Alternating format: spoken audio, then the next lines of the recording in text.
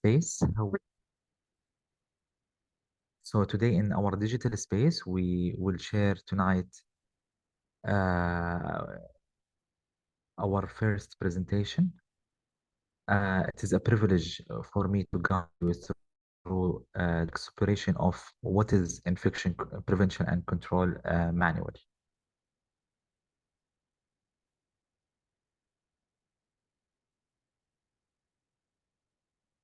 So let's move.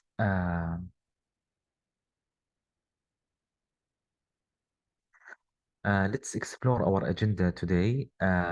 We will begin with an overview on the importance of the Infection Prevention and Control Manual. مدة المحاضرة صراحة أتوقع أنه it will not be long, بس I'm planning to take a break at I think 8 o'clock or 8:15 maybe for Aisha prayer, and it will be like around 20 minutes break. Then we will continue our lecture. So we will stop at any time just for the break, and then we will continue. So as we were saying, we will start with an overview of the importance of the Infection Prevention and Control Manual. Then we will delve into why this manual is not just a document, but a cornerstone of healthcare safety. And we will examine a crucial role of leadership in IBC implementation and how leaders shape the culture and efficacy of the IBC practices. Transitioning to the content of the IBC manual, we will provide a closer look to its structure, starting with the table of content, moving to specific policies and procedures that forms the manual's core. We will underscore the significance of the foundational references for IBC excellence, emphasizing the manual's evidence-based backbone. Our discussion will also touch upon the critical aspect of ensuring IBC relevance through continuous updates and the importance of the uninterrupted access to IBC guidelines, ensuring that the manual remains a living, accessible document in the face of evolving healthcare challenges. And lastly, we will focus on shifting to empowering the staff with IBC manual and spotlighting the essential role of continuous learning and competency in IBC practices. As we conclude, we will engage with practice questions and opportunity to reflect on the information shared, fostering a deeper understanding and discussion on the practical application of the IBC manual in our daily efforts to prevent infection and protect both patients and healthcare professionals. So the question is, why is the Infection Prevention and Control Manual? يس للأسف المحاضرة كلها حتكون بالإنجليزي. Why is the Infection Prevention and Control Manual indispensable in healthcare? So today we take a closer look and we will go through a journey to understand how this manual transcends its pages, becoming a vital tool in ensuring the highest standard of safety and quality in patient care. It is more than a document, it is fundamental strategy for preventing and a guide for our collective commitment to excellence. The Infection Prevention and Control Manual lays the groundwork for infection prevention and control practices within the healthcare setting. It acts as a blueprint, meticulously outlining the path we follow to mitigate the risk of infection transmission.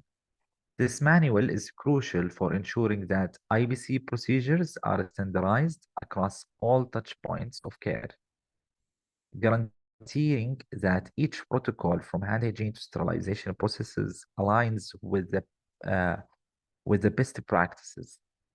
Such standardization is the keystone in our endeavor to shield both patients and healthcare providers from the invisible threats that certain or that lives in the healthcare environment. Education and continuous training of our healthcare workforce are anchored with contained within the pages of this manual. It serves as an educational cornerstone, enlightening everyone from clinicians to other staff on the critical importance of infection prevention measures. Um, I think I think with the future um, vision, I think they are doing sharing of those slides through YouTube. I'm not sure you can talk with them and ask them if those slides can be shared or this presentation can be actually shared. So the manual instills a culture where rigorous infection control practices are not just followed by but embraced, creating uh, an environment where patient and staff safety is the highest priority. So in the face of infectious diseases outbreak, the manual transforms into our command plan. It offers clear, actionable protocols for isolation, case management, disease containment, empowering us to act swiftly and immediately. This preparedness is indispensable for halting the spread of infection and restoring the manual important role in our strategic responses to public health emergencies. Also, the manual ensure that our adherence to and compliance to both national and international regulation. This adherence is not merely about meeting the legal obligation, it's about affirming our commitment to excellence and trust in healthcare delivery. It illustrates our unwavering dedication to maintaining a care environment that meets the highest standard of safety and quality. As it is essence, the infection control manual symbolizes our pledge. So it make our pledge as a simple to protect the well-being of patients and healthcare work alike. It reflects our dedication to fostering an environment that is not only healing, but also proactive. This dedication is what distinguishes us as leaders in healthcare, committed to the highest ideal of patient care and safety. And importantly, the manual is a dynamic, evolving document. It is continuously updated to reflect the latest scientific evidence and advancements in the IBC. This ensures that our practices are not only current, but also based on the strongest empirical evidence, demonstrating our commitment to innovation and continuous improvement in the healthcare.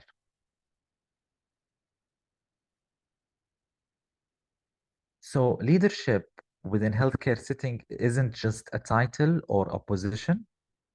It is a cornerstone of a vision for achieving IBC excellence. Leaders sets the stage for this vision by demonstrating uh, uh, a steadfast commitment to infection control, ensuring that IBC is not just a policy, but a priority that goes through every level in the organization. The support and enforcement of IBC policies by leadership are critical. It involves not only the development of comprehensive policies, but also the allocation of necessary resources. Uh, and also allocation of the resources in its time and the personal resources, the financial resources, etc. So it ensures these policies are efficient and effectively implemented. Leaders enforce compliance also, not through mandates alone, but also by modeling the behavior and practices they exact to see, creating an environment where adherence to IBC guidelines is the norm, not the exception. A culture of safety and quality is the bed of effective IBC. Leadership fosters this culture by promoting open communication, encouraging the reporting of incidents or near misses, and viewing these as opportunities for learning and important improvement. In this culture, every member of the healthcare team feels empowered to contribute to infection control efforts, knowing their voices are heard and valued. Education and advocacy are also vital. Leaders champion ongoing education and training to IBC practices, understanding that the IBC manual is a living document, as we said, that evolves. And finally, accountability and the drive for continuous improvement is actually the hallmark of effective leadership in the IBC. Leaders establishing mechanisms for monitoring compliance and outcome using data to drive decisions and improvements. They recognize the importance of regularly reviewing and updating the IBC manual, ensuring that it reflects the latest evidence and best practices. Through accountability, leaders underscore their commitment to not just maintain but elevating the standards of care. So in hospital setting, the IBC manual includes comprehensive protocol tailored to high-risk departments. These guidelines are meticulously designed to address the complexity and high stake of emergency care, intensive treatments, and surgical procedures, ensuring that infection control measures are both stringent and effective. For outpatient clinics where patient turnover is high and spaces are often shared, the manual is customized to tackle these unique challenges, to offer strategies uh, for managing patient flow and maintaining hygiene in waiting area and examination room. So they minimize the cross infection risks. Also, in the context of long-term care facility, the IBC manual takes on a different focus, and it is adapted to protect vulnerable residents population living in a close quarters, emphasizing preventive measures that can be seamlessly integrated into daily routine without compromising the residents' quality of life. Crucial to the manual effectiveness is its dynamic nature. Regular updates ensure that it remains aligned with the latest research and global health recommendation. So this process of continuous improvement allows healthcare facilities to customize the manual guideline, ensuring that they are relevant and practical and tailored to their uniqueness or to their type of healthcare setting. Either it is a hospital, as we said, or let's say it is a clinics or long-term care.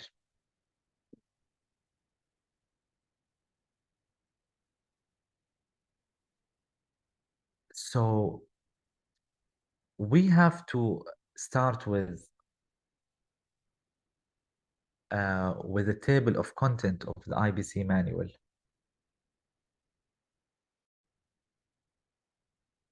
So أول محاضرة حتكون على الانفكشن كنترول مانوال. It will discuss, as we said before, how it is made, what is the importance of the manual, etc. So we finished the introduction part, and we will go through now what is the table of content of the IBC manual. So regular updates align with the hospital policy. In the journey of the upholding the highest standard of infection prevention and control, the architectural blueprint of our IBC manual emerged not merely as a reference document, but a strategic tool meticulously designed to navigate the complexity of the healthcare safety. Central to its utility and effectiveness is the table of contents.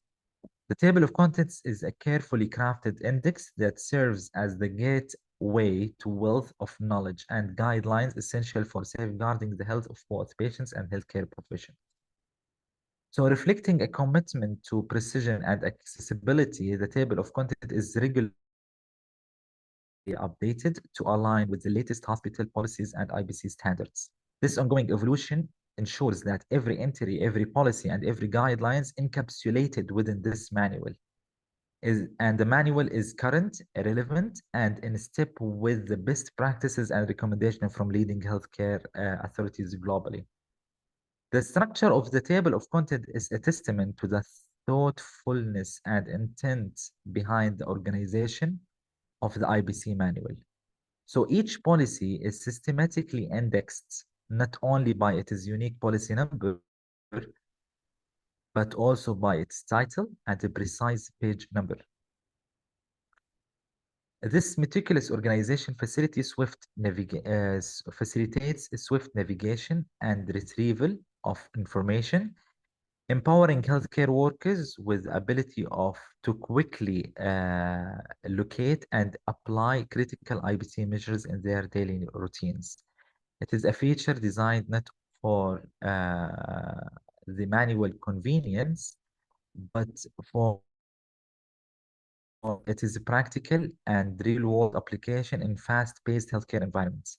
So beyond the ease of access, the division of the manual into distinct sections ranging from, for example, administrative policies to supportive services, mirrors the multifaceted approach required to effectively manage and prevent infection. So administrative policies sets the stage, offering the overarching framework and vision for the infection control efforts hospital-wide. Departmental policies and procedures drill down to the specific, delineating responsibility and practices tailored to the unique dynamic of each department. Isolation procedures provide the protocol for effectively segregating infectious risks, crucial in preventing the spread of pathogens. Environmental health emphasizes the role of a clean and safe environment as a foundational to patient and staff safety. Support services highlight, for example, the collaborative efforts required by all departments. So to summarize it, a table of content actually is really important because it will make everything for you easy to access the information you need. And the table of content should not only have the policy number, but it should be navigated through policy number and the title of that policy and the page number of that policy. So whenever you are in need to access those policies in that manual, you will have a quick access and organized structure. You know it is updated, you know it is aligning with your current policies and procedure in your hospital. And it is always good that you segregate your policies in that manual according to their relatedness.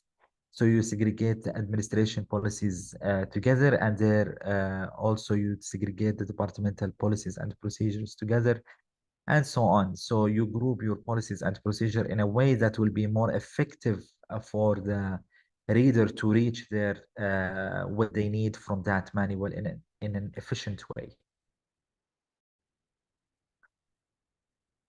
So as we progress to the heart of our IBC manual, we reach the cornerstone upon which our infection prevention and control efforts are built, the policies and procedures section. This segment is the manual soul, and it details the guidance and the protocols that empower our healthcare workers to not only understand but master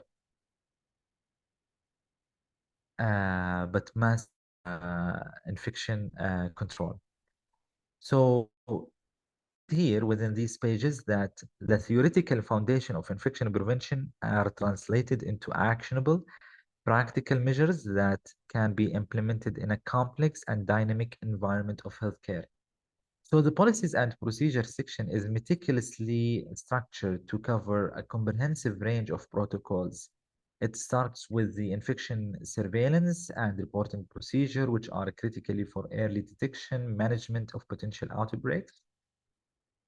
And later on, we will go through in the policies and procedures to hand hygiene protocols, which forms a bedrock of our infection prevention strategies. recognized universally as one of the most effective methods to prevent for preventing healthcare-associated infection. These guidelines are detailed with precision, ensuring that all staff understand the critical moments of hand hygiene. Then we go to the PPE policies and cleaning and disinfection, sterilization, etc. Waste management, disposal protocols. So what truly sets our IBC manual apart, however, it is dynamic nature. It is a living document, as we said, regularly reviewed, updated, reflect the latest evidence, and this commitment to continuous improvement actually do signify our dedication to excellence and our unwavering resolve to protect both patients and healthcare workers from the threats of infection.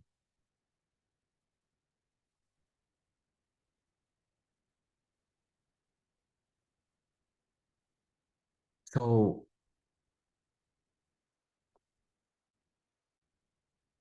moving forward, we to the foundational references of IBC excellence.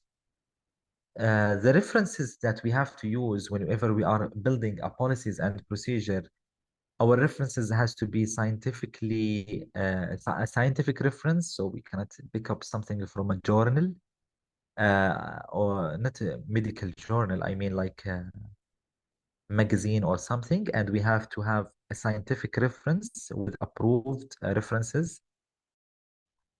It should be incorporated, our guidelines, it should be incorporated with from MOH, GCC, CDC, WHO, APEC, and we should ensure the credibility and reliability of the IBC practices. So moving forward, ensuring that ensuring that IBC relevance through continuous updates, we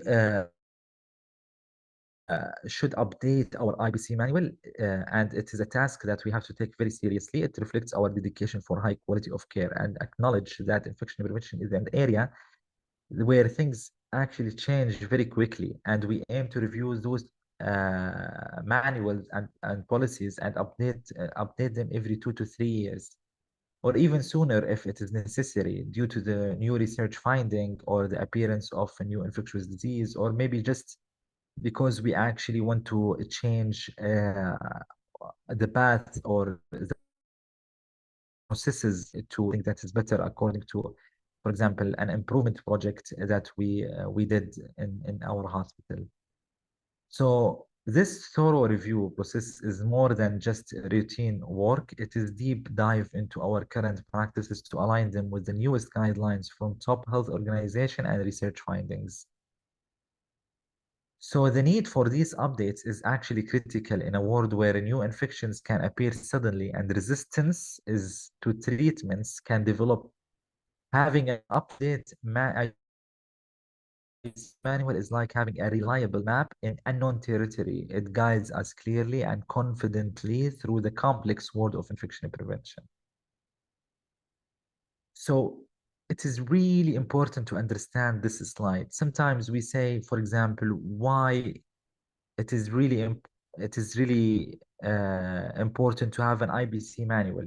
Already we have our policies and procedure, and we are in a in a in we are in time or where technology take over papers, and we don't actually use much papers in our hospitals. But still, sometimes in certain scenarios where electronic systems fails and where we cannot actually reach our policies in the electronic forms, it is really important sometimes that you think about what is my backup plan. And in the backup plan, you have to understand that you should, as an IBC department, you should have at least a printable or printed version of the IBC manual. And the IBC manual, as we said, it includes all the policies. It is well organized, well written, it talks about all IBC policies and procedures. So if, for example, for any reason there is inaccessibility to the IBC policies and procedure and guidelines electronically, at least we know that we have a printed version in the IBC department where we can have it as our reference in times where disasters happen. We don't know, for example, if we might have a disaster in our hospital that will affect our, for example, electronic system. Maybe our servers will be shut down, or maybe there will be a problem with the electricity, or a problem in outside, in for example, hurricanes, etc. You at least can know that you still have the infection control manual around you, and you can access it through a printed format. So the advancing IBC through manual-based training program underscore the critical role of IBC manual, not just as a set of guidelines, but as a comprehensive educational tool within the healthcare institutions globally.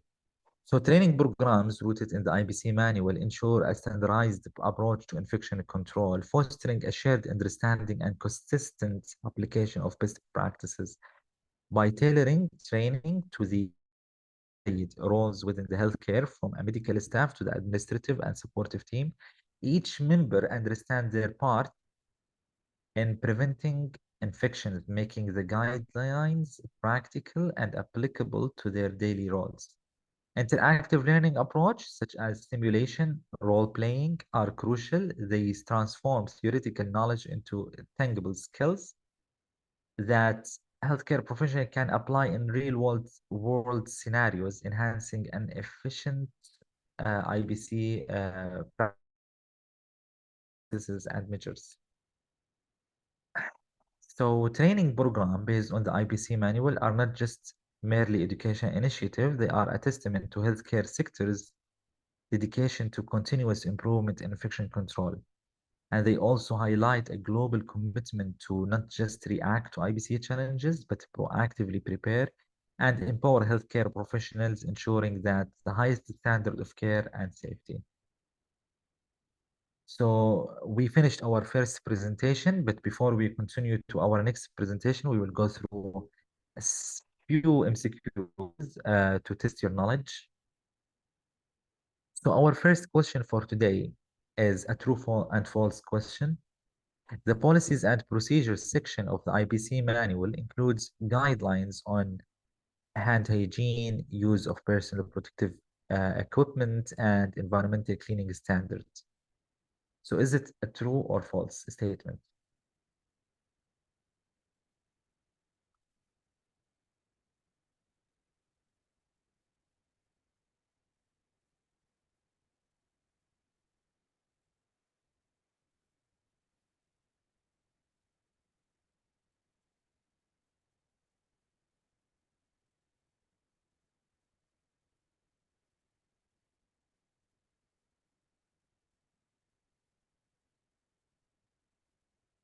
So the correct answer is true. Actually, the policies and procedures section of the IBC manual actually include guidelines. Of course, it has to include something regarding hand hygiene, PPE, and cleaning standards, cleaning and disinfection. So question number 2 is an MCQ question. Which of the following is not typically considered a foundational reference for the IBC manual? So is it the CDC or WHO or popular media articles or Ministry of Health protocols?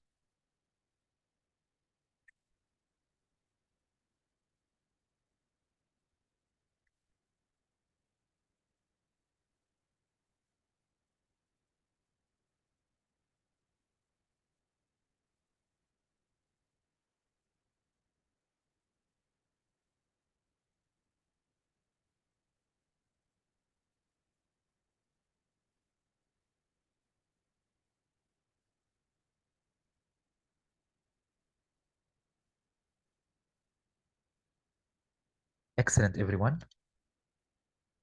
So we will move to our next question. Our third question is a true and false statement. It says the IBC manual should be updated only when new diseases emerges. Is it a true or false statement?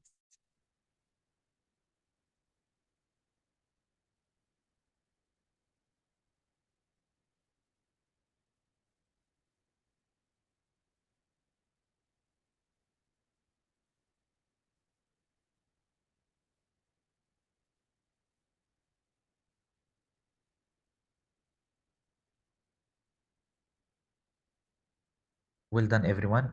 False. So the next question is, which strategy ensure uninterrupted access to IBC guidelines, especially important during power or failure? So option A, relying solely on digital copies. B, keeping a backup copy on an external hard drive. C, having a printed copy available. D, memorizing the guidelines.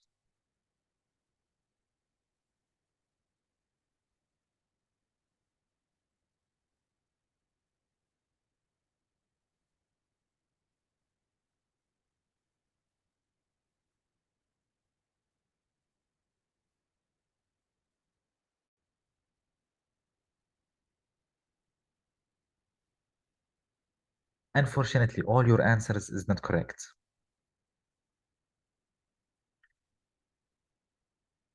So the correct answer for this question actually is C. Uh, when we are, for example, expecting a power failure or system failure, we will not, we might not be able to access any document electronically. So we might, for example, lose the internet if you have it on your internet, on your OneDrive, for example. Or maybe we will lose the electricity in our hospital. So also we will not be able to access those policies and procedures in an electronic form or in the servers of the hospital. So it is even in the MOH guidelines, it requests that the IBC manual, it should be also available in the infection control department as a printed copy, and it should be updated and reflecting the IBC policies and procedures. So having it having a printed copy available in the IBC department actually is really important to ensure uninterrupted access to other IBC guidelines in the time where we have power or system failure. Next question, and it is our last question for this lecture. How often should the IBC manual be reviewed and updated to ensure its relevance? Every 5 to 10 years, or only when a new infection is discovered, or every 2 to 3 years, or as indicated by new evidence, or once it is initial publication? One at its initial publication.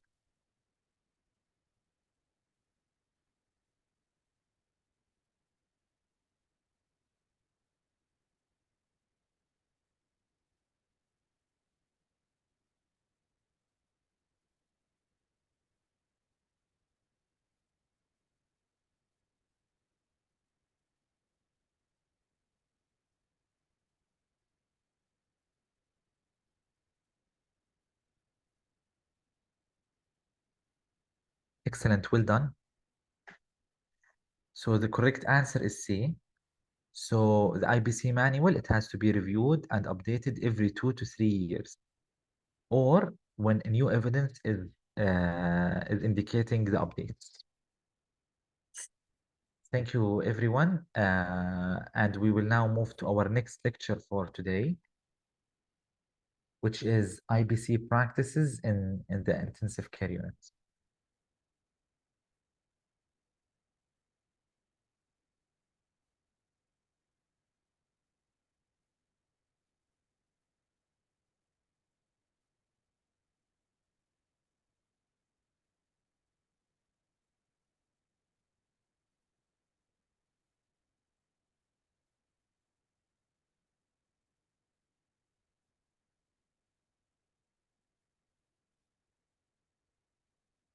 IBC it stands for Infection Prevention and Control.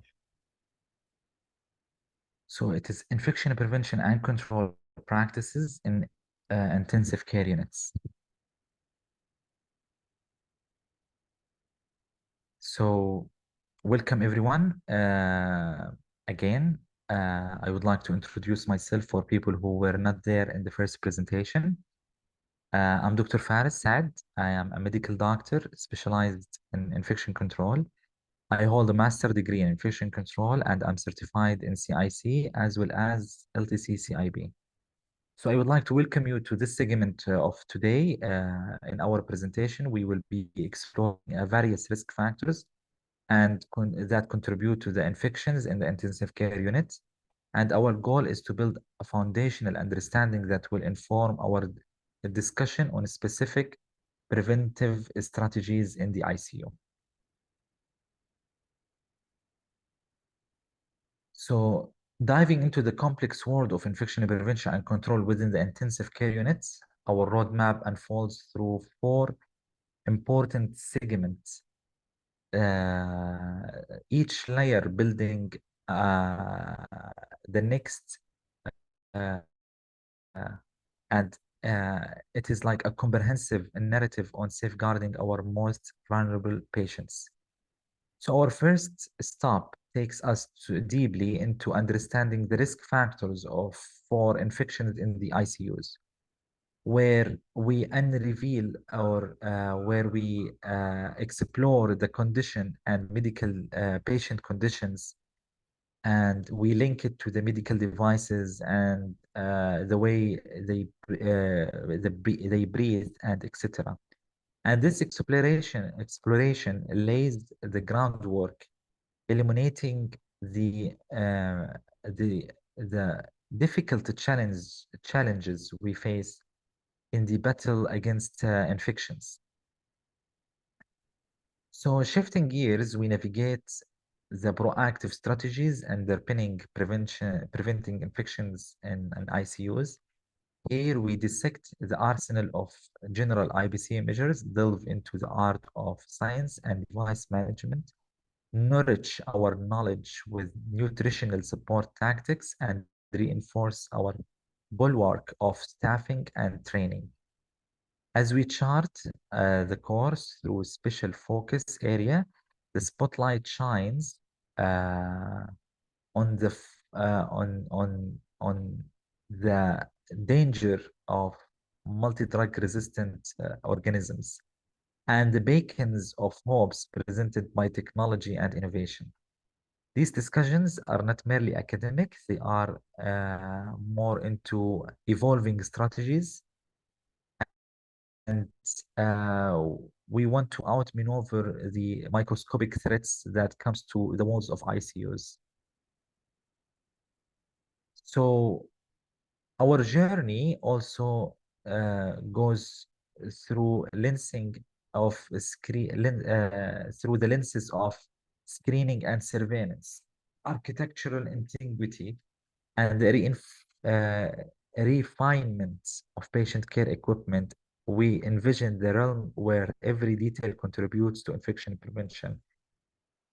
Our final flourish of our expedition is the practical questions, as we did in the last presentation, where we will just go with 5 practical questions to test your knowledge. So the battle against these infections is fought on multiple fronts, reflecting the diverse origin and the significant impact they have on patient health and healthcare system. ICU infections does not or not stem from a single source, rather they arise from a complex interplay of factors. These includes the inherent vulnerabilities of our patients. So our patients, they are vulnerable to certain conditions. For example, is it necessary for them to have a device, invasive device like a central line or urinary catheter or a ventilator? Sometimes the necessary but invasive devices we rely on for life support, and sometimes the environment of ICU itself can cause us a complex or a source for the infection. So we can say that the infection can goes into three main categories. Patient vulnerability, sorry, four main categories. The origin of those organisms and the nature of those organisms, like multi-drug resistant organisms that are resistant to antibiotics, or certain organisms like, for example, spore forming organisms like tuberculosis, where they are stands the difficult environment and can even be resistant to certain chemicals and uh, conditions in the environment. So, and the second part is the patient vulnerability or the patient condition. Some of our patients are not as uh, healthy as they should when they come to the hospital. So some of them might have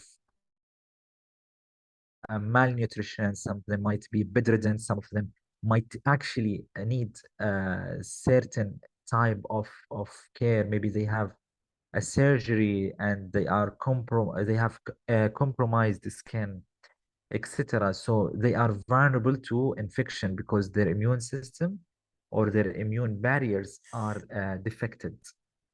And the third part is it includes uh,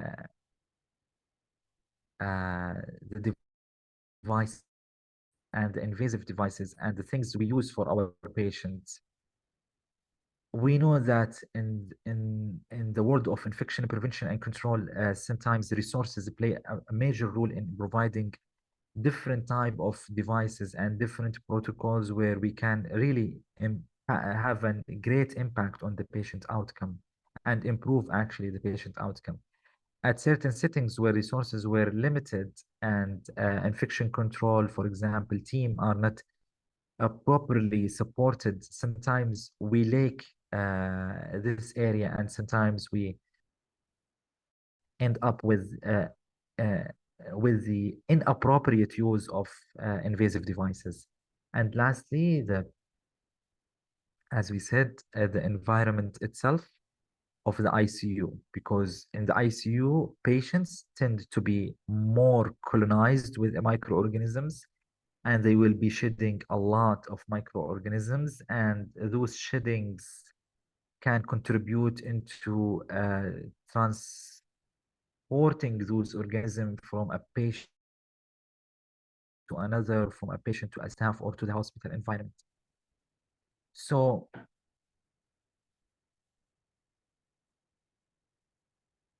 so we can actually summarize it into three: patient-related factors, device-related factors, environmental and staff-related factors. So first, we have the patient-related factors, which revolve around the inherent of vulnerabilities of our patients due to their medical condition, nutritional status, immune status, or system functionality. Next, the device-related factors, which come into play, highlighting the risk introduced by necessary but invasive medical devices that breach the body natural defenses. And lastly, the environmental and staff-related factors remind us of the critical influence of our practices, the environment we maintain, and the protocol we follow in mitigating or exacerbating the risk of infection. So by categorizing these risks, we will not only have a better understanding, but also we will tailor our strategies to be more effective to shield our patient and to protect them from potential infections. Not only our patients, actually, we will shield also our staff and environment. So we will explore each of these categories in details and covering specific challenges and opportunity for improvement in our ongoing quest to enhance the patient care and safety within the ICU.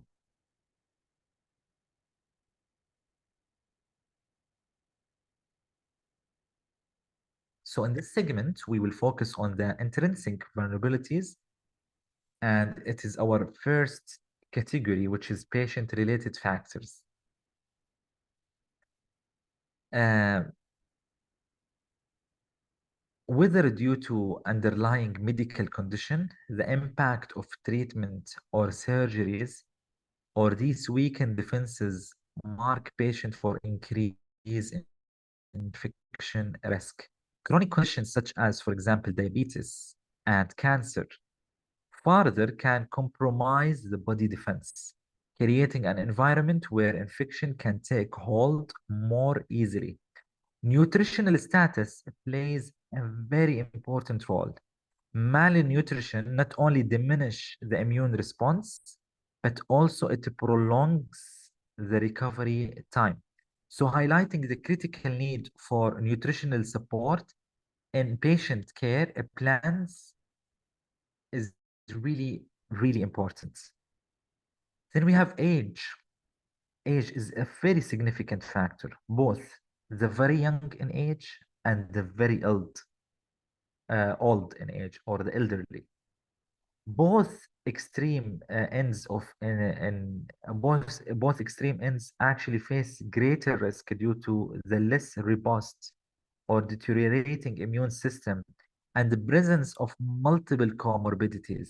Lastly, we must consider those with genetic and acquired immune deficiencies. Some of those patients actually have a genetic immune deficiency, or, or other might have an acquired immune deficiency. Those will be battling against those infection, and their battles will be uphill from the start.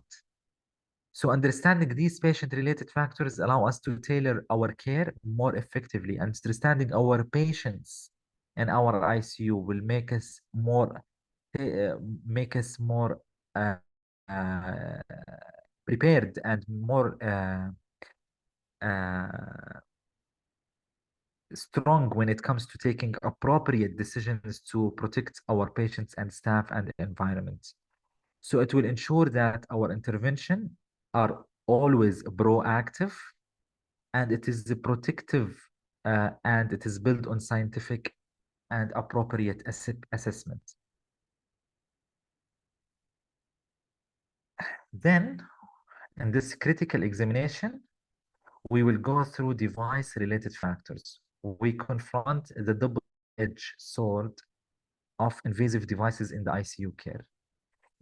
We say double-edged sword because it can be a good thing to the patient, or maybe it can be a bad thing to the patient. It can cure them or it can kill them. So these devices, while essential for life support and monitoring, sometimes it opened the doors for infections to enter the body. Central to our discussion, the vascular devices, like, for example, central venous catheters, which are very important sometimes. And yet, even sometimes that they are really indicated and very important, they still pose a high risk for bloodstream infections, especially when it is not meticulously inserted and maintained. Urinary catheter, the predominant cause of UTIs in ICU, underscore the importance of evaluating the necessity of prolonged use to mitigate the infection risks. Mechanical ventilation, a lifeline for patients with respiratory failure, brings the challenge of ventilator-associated pneumonia, highlighting the need for strict adherence to preventive protocols. And the common thread among these devices is their disruption of the body's natural barrier. So all those devices will disrupt the natural barrier, because when we are talking about, for example, the central line, it will puncture the skin, and the skin is one of the mechanical or natural barrier against infection.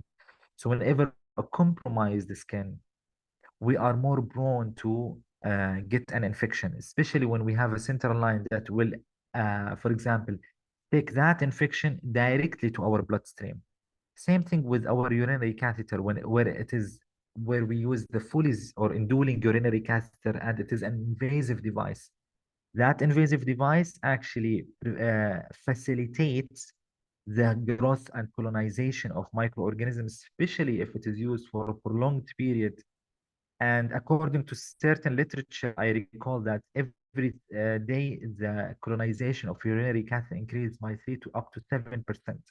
So by the end of the month, you will reach an area where your urinary catheter is 100% colonized with microorganism, and those microorganisms will have an easy access to your urinary tract system and will cause you an infection. Same thing goes with ventilator.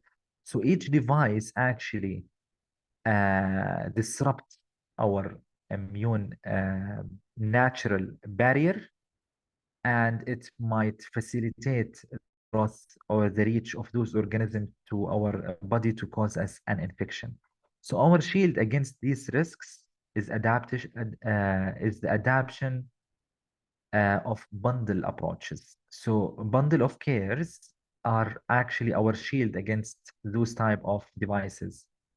A bundle of cares is a comprehensive set of evidence-based practices that guide the insertion and maintenance of those devices. And these strategies have been instrumental in preventing or decreasing the incidence of the device-related infection, making a significant advance in our ongoing battle against ICU infections. So by understanding these device-related factors and implementing strict preventive strategies, we can safeguard our patient from additional risk during their most vulnerable times.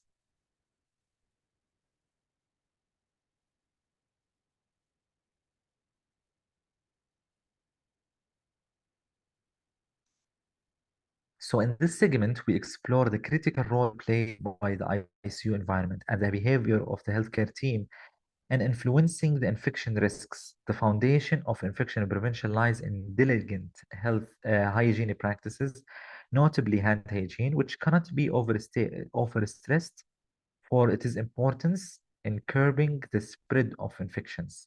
Equally crucial is the cleanliness of ICU itself, where regular and comprehensive cleaning regimes are vital in maintaining a safe environment for our patients. However, the effectiveness of these practices hinges on the staff through continuous education, training, and adherence to IBC guidelines.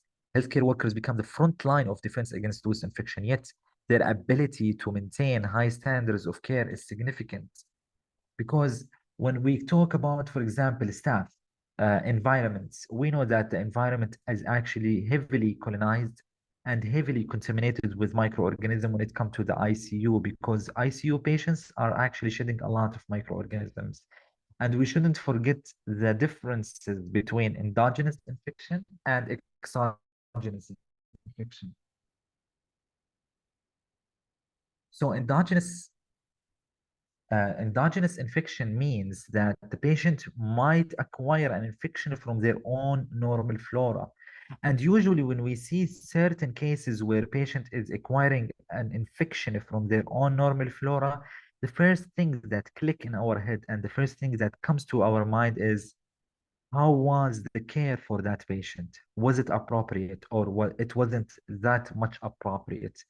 Think about, for example, a patient who is having a ventilator and he is having a tracheostomy, and that tracheostomy, uh, they have to do like a frequent suctioning for that patient. Let's say that they forgot to do the suctioning for that patient.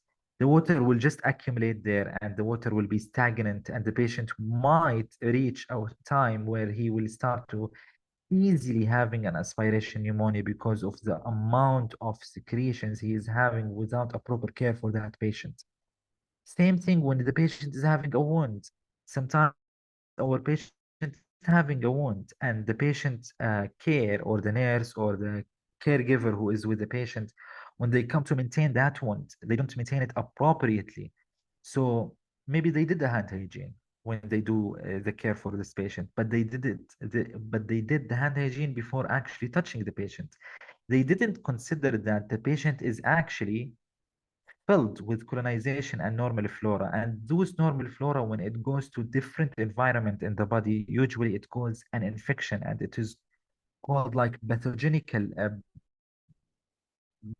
opportunistic infection, and they become pathogenic. And those organisms might become crazy, because actually you remove them from their home and they are starting to have a new house for them, and they will multiply in large number, causing an infection to the patient. So for example, let's say he is having a wound, and the care for that wound was really inappropriate. So there was no proper cleaning of that wound, no proper dressing for that wound. The dress is really damped, and it was left for a couple of days, and it became very contaminated. And the staff is just ignoring that dressing and is not actually changing that dressing. So the patient will start to have endogenous infection because of their own normal flora. And they will be starting to have an infection because of the improper care that was provided by the healthcare workers.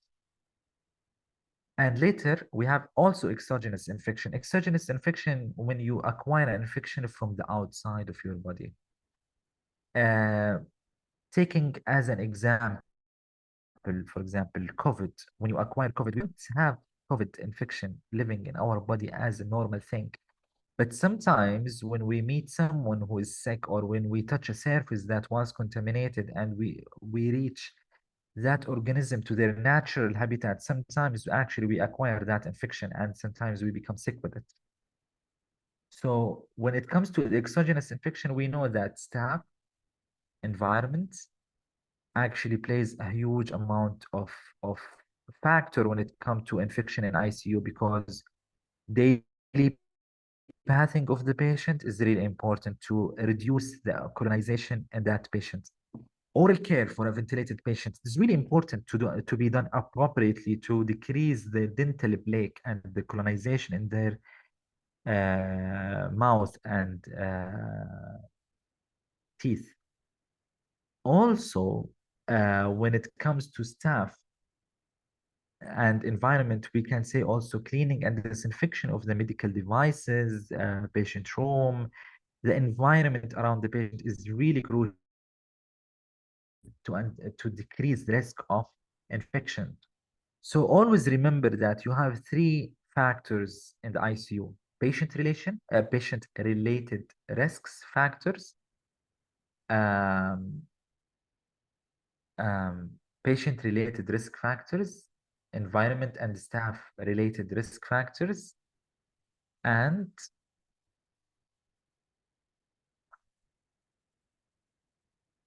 uh, device-related risk factors.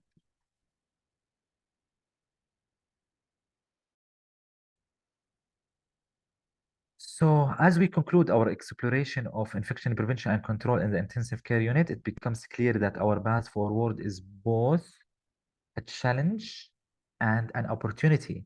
It demands a comprehensive approach that integrates our deep understanding of the myra, understanding the risk factors that is is going along with the commitment of evidence-based practices. So our journey toward excellence in IVC require us to be ever vigilant, constantly educating ourselves and training our team is not only followed, but champion those protocols.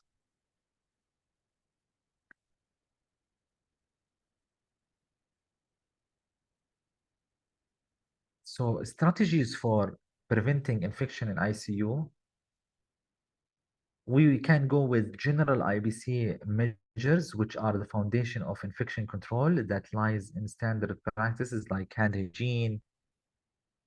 Can you hear me now better?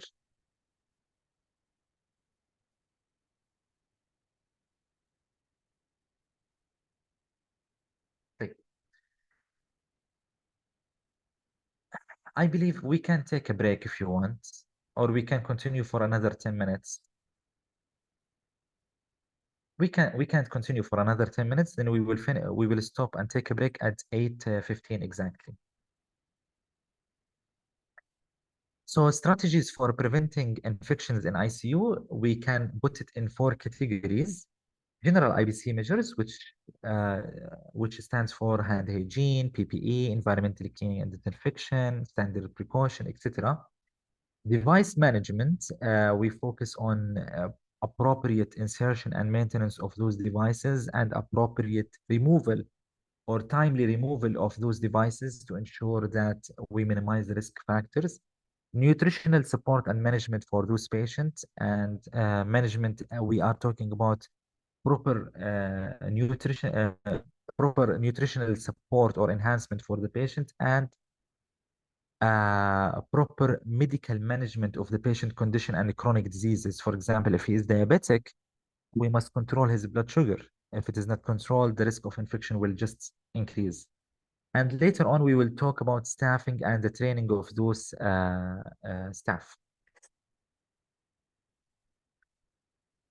So general IBC measures, we say before that in an intensive care unit, our commitment to patient safety and infection control is grounded in strict infection prevention and implementation of infection prevention and control measures, which aligned with the critical framework of standard precaution. These universal safety measures are designed to minimize the risk of transmission of pathogens, protecting both our patients, healthcare worker, and also protecting our environment.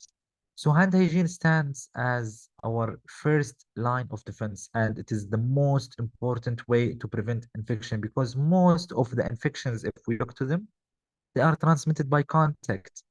If you pick most of the diseases that comes to your head, the first way of transmission is just by touch. So touching everything can lead to grabbing all the microorganisms and spreading them into the environment. So hand hygiene can actually easily eliminate that risk and it can take it, even that it is a simple act, but actually it can have a great impact in fighting the infection in the healthcare setting. Then we have equally important is the use of PPE, personal protective equipment. And by appropriate donning protocol and doffing protocol, the healthcare worker actually can shield themselves and shield their patients from infectious agents, a practice that is essential in every patient interaction within the ICU. Environmental cleaning and disinfection extends our infection control effort beyond personal safety to the broader ICU environment. So regular and meticulous disinfection routines ensure that our care setting does not become a reservoir for infectious agent. And lastly, aseptic technique is the critical procedure and the standard procedure precautions that is encapsulated encapsulated our commitment to maintaining sterile condition and clean condition during invasive procedure. So in our continuous commitment to preventing infection, we will go through the central line associated bloodstream infection bundles, which are insertion and maintenance bundles. And those bundles provide or offers a blueprint for excellence. This comprehensive bundle encapsulates a series of evidence-based practices meticulously designed to mitigate the risks associated with central lines from the insertion to the removal. The insertion bundle initiates with stringent hand hygiene. It starts with the hand hygiene, and it's followed by maximal barrier precaution. And when we are talking about maximal barrier precaution, we have to apply that maximal barrier precaution for both our patients and our staff. So our patient will start, we will cover our with a full sterile large drape that cover the whole patient from head to toe.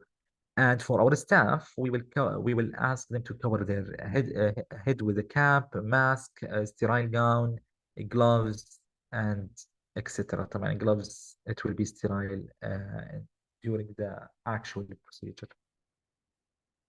Um, then we transition to maintenance. Then we transition to the chloroxidine skin antisepsis. So with chlorhexidine skin antisepsis, we apply 2% chlorhexidine in alcohol for skin preparation with consideration for the patient age and weight to choose the appropriate formula because we cannot use chlorhexidine with neonates less than 2 months. And lastly, optimal catheter site selection. If the patient is having a central line that is not intended to be used for dialysis, the preferred access site is actually the subclavian vein, followed by the internal jugular, followed by the femoral. And for patients who are having a dialysis central line, subclavian actually is contraindicated. So the preferred site is the internal jugular, followed by the femoral.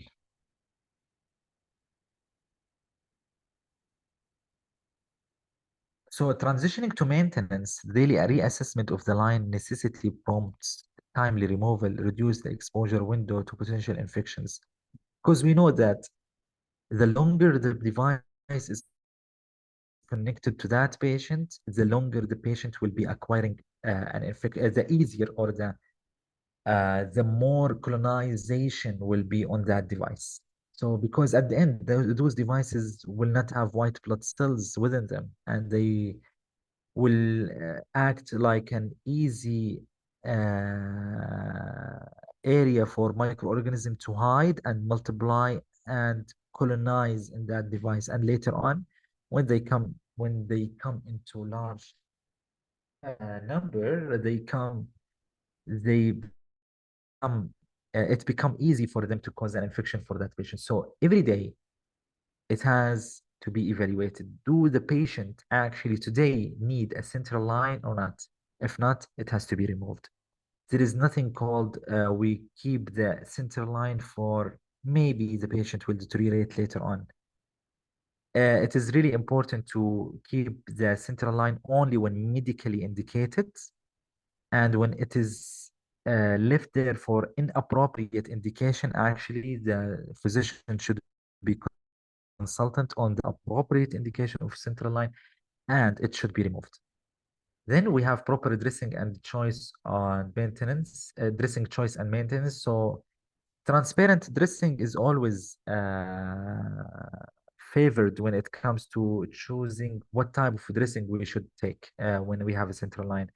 Transparent dressing is our favorite choice. But if the patient is oozing from his central line or bleeding from his central line,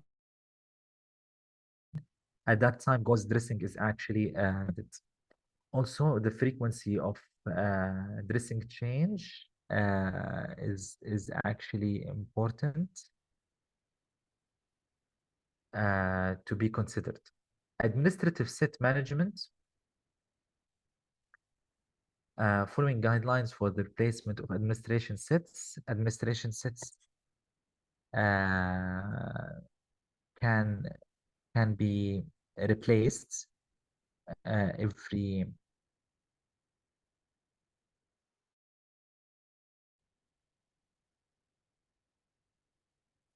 um, let's go back a little bit. I think I skipped something. So the appropriate time to change the transparent dressing is every 7 days. While if we have a gauze dressing, we should replace it, sorry, every 48 hours. And we should replace it immediately if it is soiled or dampened or loosened.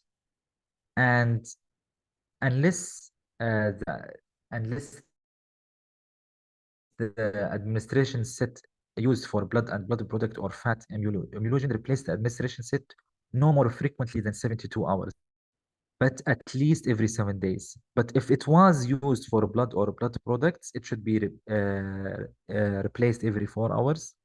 And if it was used for TPN or intralipids, it should be replaced every 24 hours. And if it was used for chemotherapy, it should be replaced if after each use. And the caps should be changed no more than often than every 72 hours whenever the administration set is changed. continuous hygiene and education, reinforcing hand hygiene and education, healthcare, educating the healthcare providers on maintenance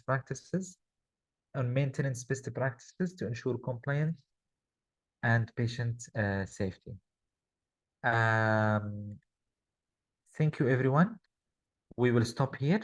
We will take a break to pray, العشاء prayer, and we will come back after, let's say, 20 minutes. Is it okay with everyone? So we will come back at 8:35. Thank you very much, everyone. Take a break, pray, and we will see you soon. Bye-bye.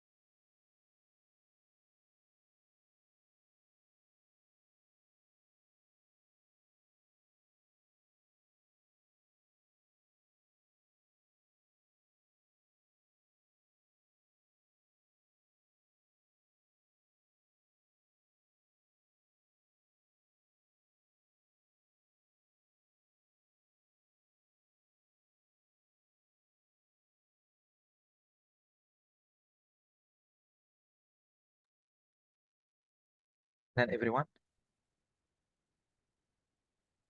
welcome back. Shall we continue? موجودين؟ ممتاز. So moving on, we will continue discussing the cavity prevention, either with the insertion or maintenance bundle. Um, in this meticulous care landscape of the intensive care unit, our proactive approach to preventing catheter-associated urinary tract infection or cavity embodies to commitment to excellence and patient safety. And the cornerstone of this approach begins with the strict application of the urinary catheter reserved only for when application of urinary catheter. And the urinary catheter reserved only when absolutely necessary, a practice that underscores our principle to minimize the patient exposure to potential infection risks. So sometimes we ask when the Foley's or indwelling Foley's urinary catheter actually is necessary. It is a very important question, and sometimes it is inappropriately used for our patients. Some of the staff, sometimes they just give the patient a urinary catheter just because that the patient is really shamed or feeling embarrassed when he or she is using, for example, the urine pan or the collection pot for urine or spigot. Not sorry, not the spigot. Um, so whenever they are using it, sometimes they feel uh, not okay with it, and they just ask the physician or the nurse to have a fully catheter, which is totally not appropriate. And it is not an appropriate indication because it carries a lot of risk for those patients. And as we said earlier in our presentation, that unduling urinary catheter, when it is connected to a patient, it will gain 3 up to 7% on a daily basis of colonization. So for patients who is using a Foley's catheter or enduring catheter for a long duration, almost a month, for example, the amount of colonization for those microorganisms will reach a maximum, which is around 100%. And the possibility for those patients to acquire an infection in the UTI is actually really, really high.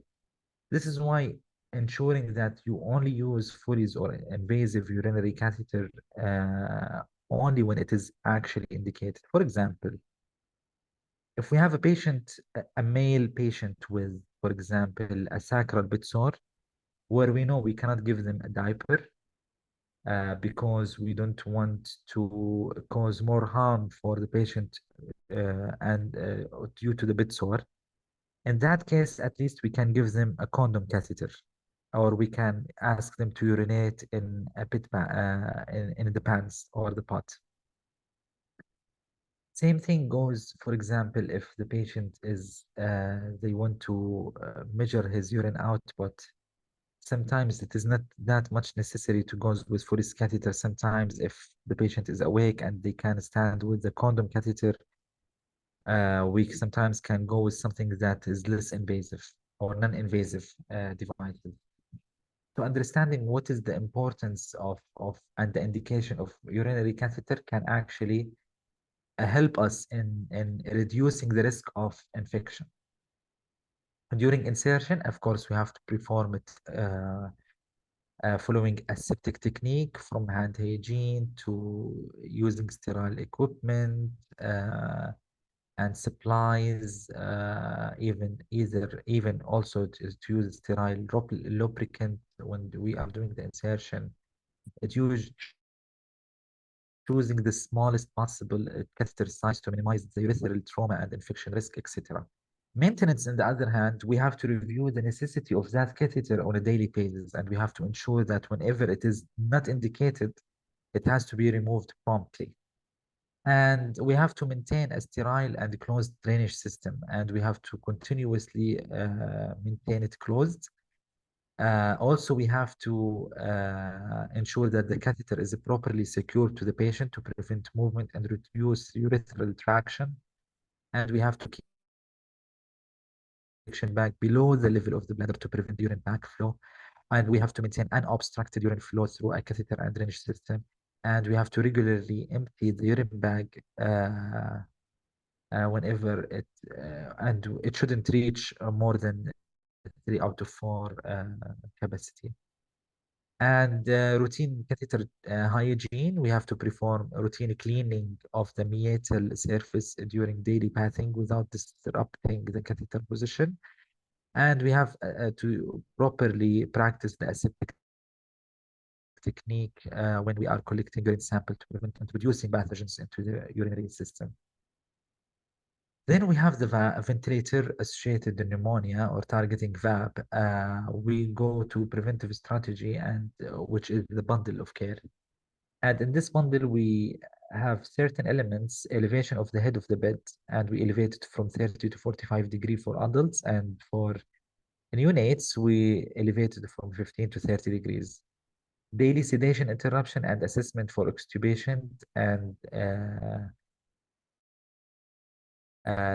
this is exactly to remove the device at early stage and ensure that the muscles of the lungs will not go into a phase where they are too weak to be functional again, even if the patient regain their health.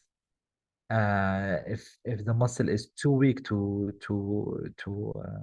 function, they will have a prolonged days in ventilation due to just trying to regain the strength of the lung muscles. This is why daily sedation interruption is really important, and daily assessment to extubate the patient is actually very, very important. Also, peptic ulcer prophylaxis is important for ventilated patients. Deep venous thrombosis the same. And daily oral care with the chlorhexidine is also important, and it is done for all patients except patient under 2 months of age or patient who are allergic to chlorhexidine. In the new guide that is still not, I think, published by the MOH, but it is published outside, they do not recommend to use chlorhexidine in the daily oral care anymore.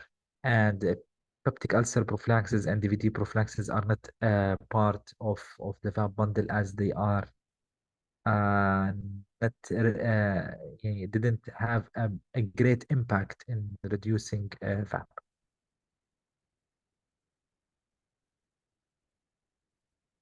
In the intensive care environment, we said that patients face critical health challenges, among that nutritional support, which emerge not just as a supplement to medical treatment, but also a cornerstone to comprehensive care.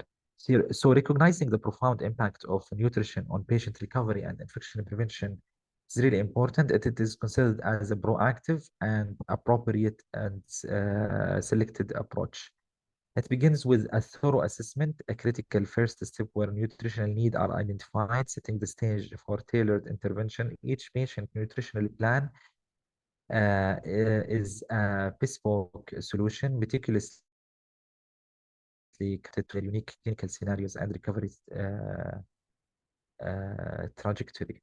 This individualized strategy often involves a preference of enteral nutrition, leveraging the new natural gastrointestinal route to support gut integrity and optimize nutrient absorption.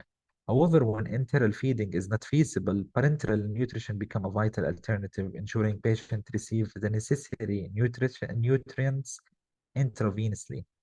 And beyond macronutrition, we also focus on micronutrient supplementation, targeting specific deficiencies that could impede immune function, that delay the wound healing. The nutritional strategy is not the effort of a single practitioner, but also the result of interdisciplinary collaboration, integrating insights from the dietitians, physicians, nurses, pharmacists to forge the unified front in patient care.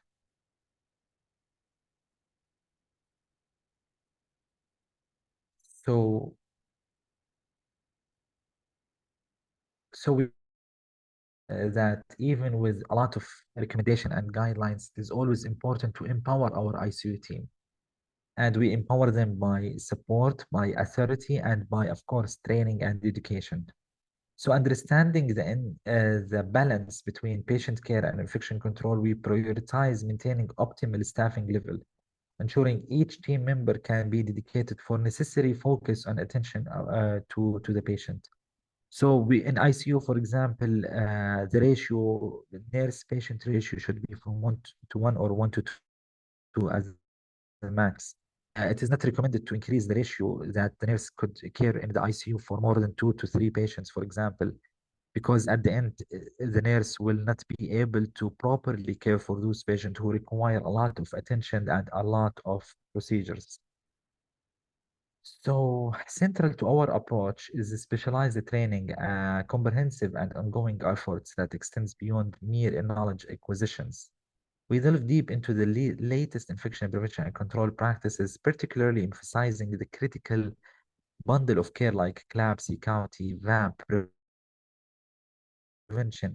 And the importance aspect of this training is that the incorporation of competency evaluation. It is really important to have the training and have the competency evaluation. Training alone sometimes is boring. Training alone sometimes is not that beneficial. It is really important to make sure that they do a reverse demonstration for you and there is a competency evaluation for those staff in order to make sure that they actually do understand the values and how it is appropriately evaluated when it comes to CLABSI, County, and VAP.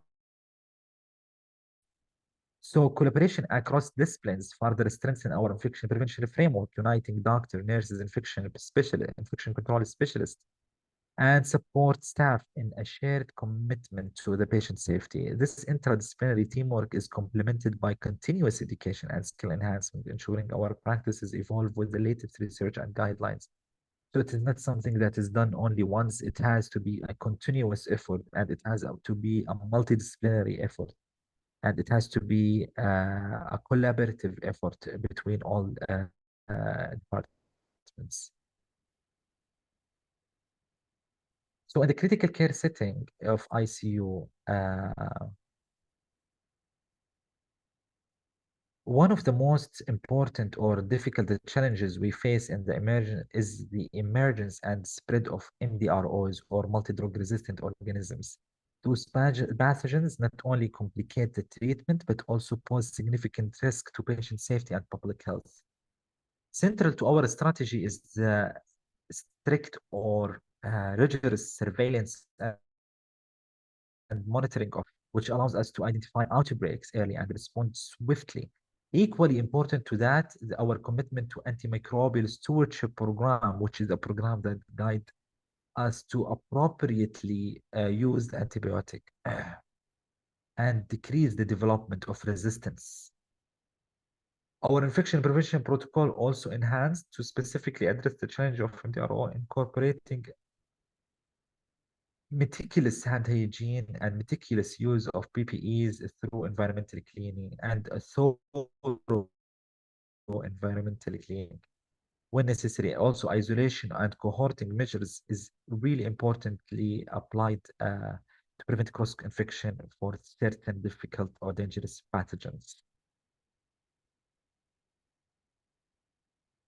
So as we navigate to the complexity of infection prevention in the intensive care unit, technology and innovation emerge as a powerful allies in our quest to safeguard patient health.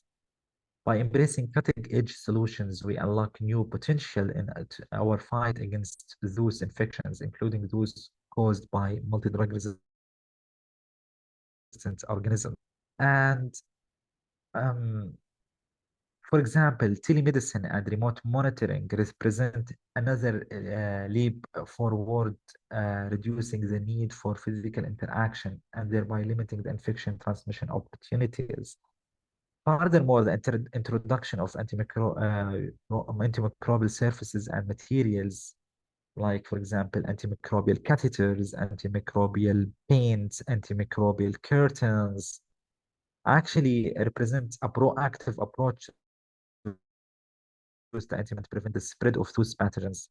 Robotics and automated systems for disinfection and medication delivery not only enhance the efficiency but also minimize the risk of a human error and direct contact. And further, later on, it safeguards both the patient and healthcare worker. So technology is actually is always in our advantage when it comes to infection prevention and control. So surveillance and targeted screening in the ICU. The surveillance of device-related infection, which is a targeted surveillance, and the targeted screening for dangerous pathogens such as multi-drug resistant organism or Candida auris, like for example MDRO, like MRSA, VRE. Those actually we aim to increase and improve in our defense and ensuring a proactive stunt to fight against those infections, and that poses significant risk to patient safety. From the moment of admission, our targeted screening protocol uh, goes into action, identifying potential carriers of MRSA, VRE, or Candida auris, etc. This early detection is really important, allowing us to tailor isolation precaution and treatment strategy effectively. Also, our vigilance extends to the continuous surveillance of device-related infection, and this focused surveillance empowers us to swiftly identify outbreak patterns, assess the effectiveness of current preventive measures, and adapt our strategies to further minimize the risks associated with medical devices. Central to this effort is our collaboration approach, bringing together expertise from various disciplines to ensure a comprehensive and coordinated response and to make them our champions in leading the decrease or the proper practice to decrease the infection transmission in the ICU. So recognizing this, we have embarked on strategic enhancements aimed at architecturing an environment that inherently support our mission to minimize infection risk and provide exemplary patient care. Central to our design philosophy is our delineating of designated zones within the ICU by clearly defining clean and contaminated area. We create a physical blueprint that naturally mitigates cross-contamination risk, a simple yet effective strategy to safeguard both patient and healthcare worker. Hand hygiene is also a cornerstone, PPE, and moreover, our commitment to patient safety to further exemplify is further exemplified by our provision of isolation rooms and cleaning and disinfection will properly minimize the unnecessary contact of and contamination. Our last slide for this presentation is regarding advancing through equipment and environmental innovation. And we can say here that antimicrobial coated catheters or, for example, other devices might actually be a factor to minimize the risk of device-related infections, but it is costly. Sometimes we have chlorhexidine impregnated dressings for central line that will minimize the risk of infection at the insertion site.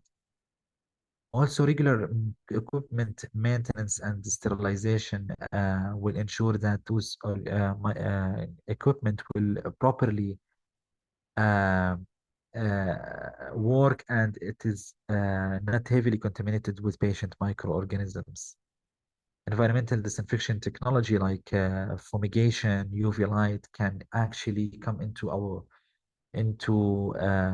advantage when it comes to eliminate or reduce the amount of microorganism in the ICU.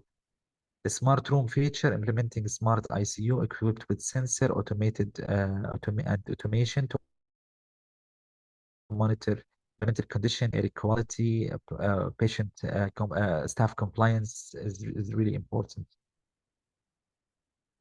And the selection of furniture in the ICU is really important to be selected and to be easily cleanable, non-porous, and ergonomic design. Let's go to the testing our knowledge with our first question for today.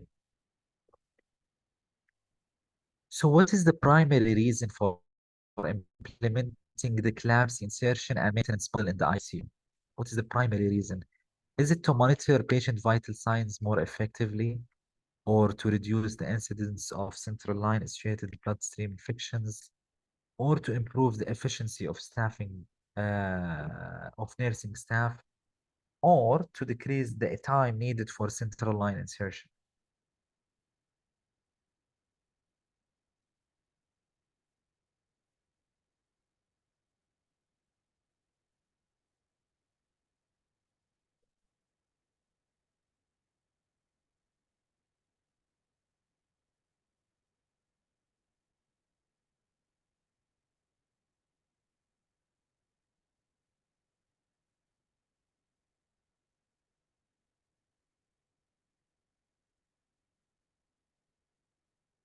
Excellent, everyone. So the correct answer is D. So the primary reason to implement a CLABSI insertion and maintenance bundle is to reduce the incidence of CLABSI. So we will not have a lot of CLABSI. We will decrease the incidence of CLABSI. It is not about the time for insertion. No, the time will be maybe the same. It is not about decreasing the time. It is not about making the nurse staff more efficient. Efficiency comes in multiple meanings. So it is not the primary goal of or reason for CLABSI insertion and maintenance bundle. The primary goal why we have those bundle is to decrease the CLABSI rates. Next question, which of the following is not a component of the county maintenance bundle?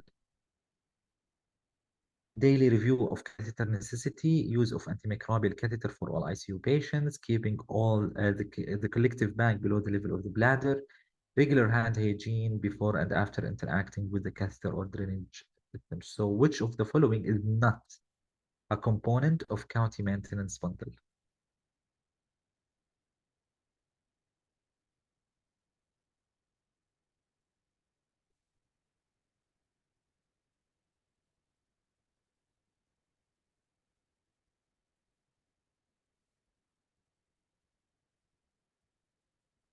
Well done, everyone. Excellent. It is the use of antimicrobial catheter for all ICU patients. Moving to the next question, what is the recommended elevation range of the head of the bed to prevent ventilator-associated pneumonia for adult patients? Is it 0 to 15 degree, or 15 to 30, or 30 to 45, or 45 to 60 degrees?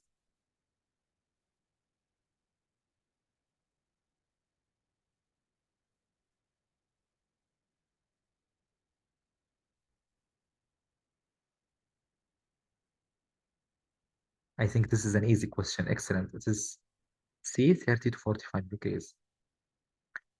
Moving to our next question, in managing urinary output for ICU patient, which scenario appropriately justifies the use of an indwelling Foley's catheter over a non-invasive method like a condom catheter, for example? So scenario one, a patient who is fully conscious and has occasional incontinence. Option B, a patient requiring accurate hourly urine output monitoring due to severe acute kidney injury. Option C, a mobile patient with a mild urinary tract infection preferring not to use the bathroom. D is a patient who is embarrassed by using a bedpan during hospital stay. So out of those choices or scenarios, which patient actually needs or it is justified for him to use indwelling Foley's catheter?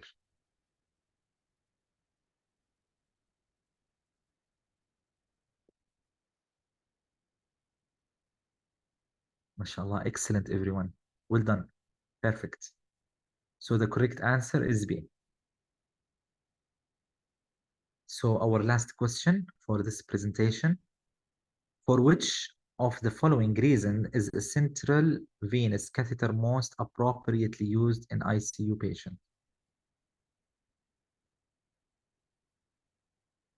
Frequent administration of a blood product and medication that require a central line due to high osmolarity, or we use a central venous catheter because it is permanent solution for all ICU patients to avoid peripheral IV insertions, or only for patient comfort to reduce the number of needle stick for routine IV medication, or for all IV fluid administration regardless of the fluid type and patient condition.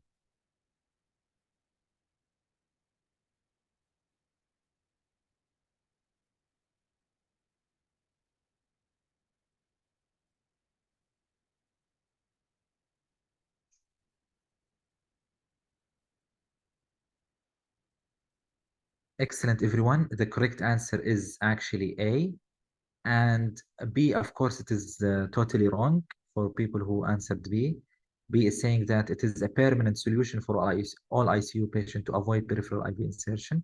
No, we don't recommend to use devices. We recommend to remove the devices unless it is medically indicated. And option A shows that frequent administration of a blood product and medication that require a central line due to high osmolarity.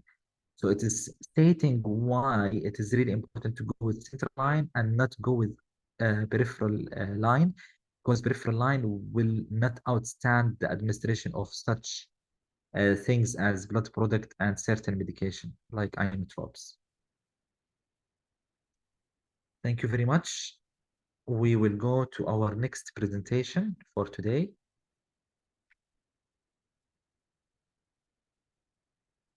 Which is preventing infection in OR and delivery rooms.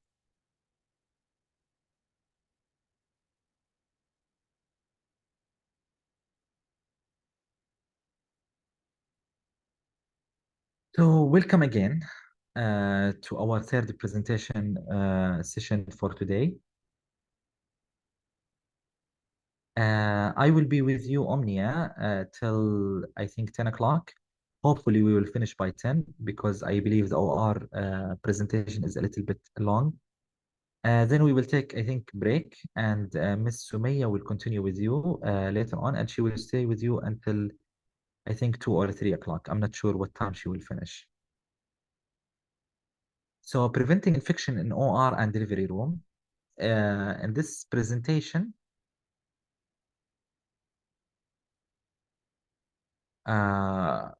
we will reflect the complexity of infection prevention in surgical environments from the first step into the unrestricted zones, where other outer world transition into our surgical haven, to the meticulous strategies of traffic control and environmental management safeguarding our operating rooms.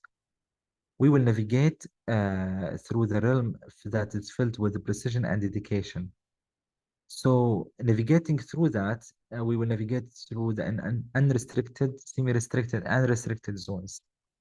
And we will uncover the layer of protection that each care area provides and emphasize the importance of maintaining those barriers to infection.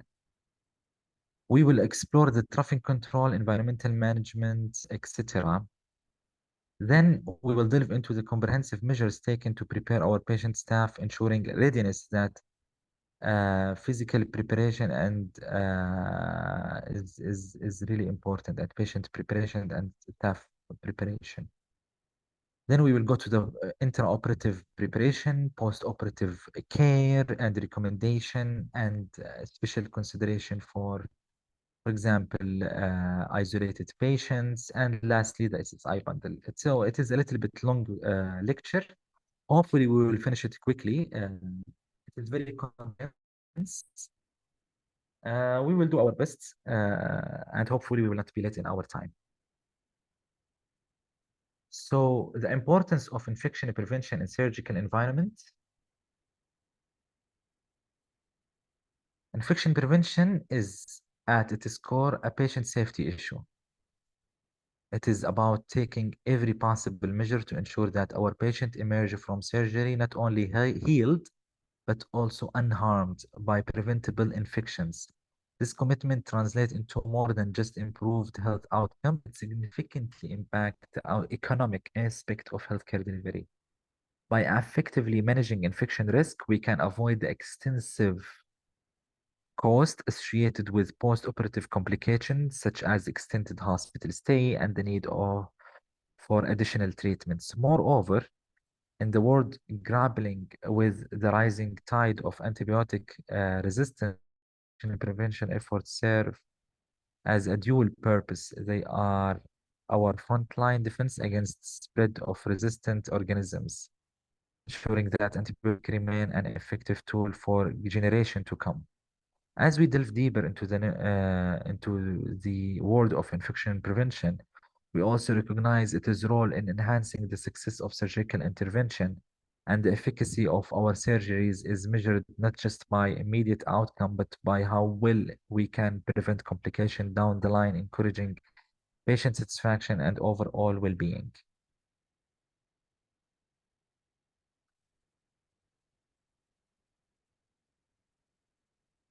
So as we progress to understanding the structure and the procedural backbone of infection control within the operating rooms, let's focus at the start on a critical aspect or critical concept, which is the OR zones. Those zones are not just physical spaces, but are a strategic layer of defense against infection, each with its own sets of rules and protocols aimed to minimize the risk of contamination. So we start with the unrestricted zone, the threshold of our surgical environment. It serves as the initial filter. Here, the transition from the everyday hustle to bustle to a more controlled setting begins. It is where we start to shed the outside world metaphorically and literally as we prepare to enter the realm where the stakes of infection control are significantly high. Moving inward inside the OR, we encounter the next zone, which is the semi-restricted zone. Think of this as a buffer zone where the commitment to infection prevention takes a more visible form through the donning of surgical attire. This zone marks a significant escalation in our infection control efforts. Then we go to our next zone, which is the last one, which is the restricted zone, and it uh, represent um, um, the heart of the surgical sterility. Um, Entry is reserved for those who are fully prepared and thorough with surgical scrub and donning of sterile gown and gloves. So we will go through them one by one, and then we will go through the traffic patterns and control, and what is the role of infection prevention and control.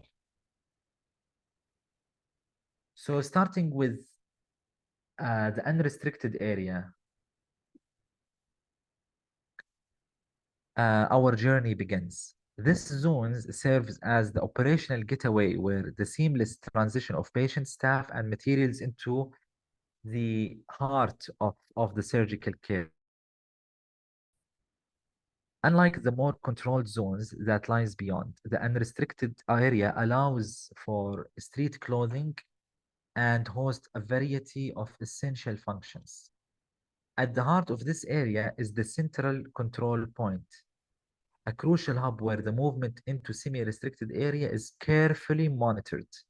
This point ensures that while accessibility is maintained, it is never at the cost of safety or order. Despite its openness, the unrestricted zone is bound by policies that limit public access, a testament to the balance it strikes between being welcoming and maintaining the integrity of the surgical environment. This zone is home to vital components that support the surgical process.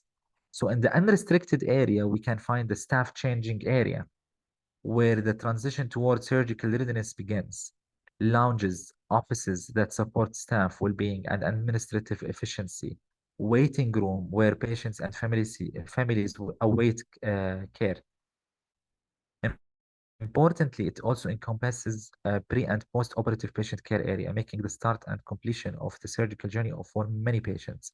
The unrestricted area might be the least restrictive in terms of access and attire, but it is by no means the least important. It sets the stage for the rigorous infection control measures that follow, highlighting the principle that every layer of our surgical environment contributes to patient safety and care excellence. Next, we navigate to the semi-restricted area, a critical buffer. And it is the zone where we balance between accessibility and surgical sensitivity, or sanitization, or surgical sterility. And this area serves as a crucial buffer, supports the core activity of surgical care while upholding the principle of infection control and prevention. The semi-restricted area is characterized by its role in peripheral support. It houses the essential supplies and facilities needed for surgeries, including clean and sterile storage, area for instruments like dirty utility, and sterile uh, storage for sterile instrument storage. Each component ensures that the highlighted standard of cleanliness and readiness are met. In this area, or in this zone, it is required to have a surgical attire by everyone. The staff to accompany the patient must adhere with a strict dress code, including covering of all the hair, including the facial hair. This and the requirement underscore the importance of focus on infection prevention and control as we move closer to the heart of the surgical operation. Another cornerstone in this area is the hand scrub stations that will lead us to this restricted area later on, which is the operating theaters. The semi-restricted area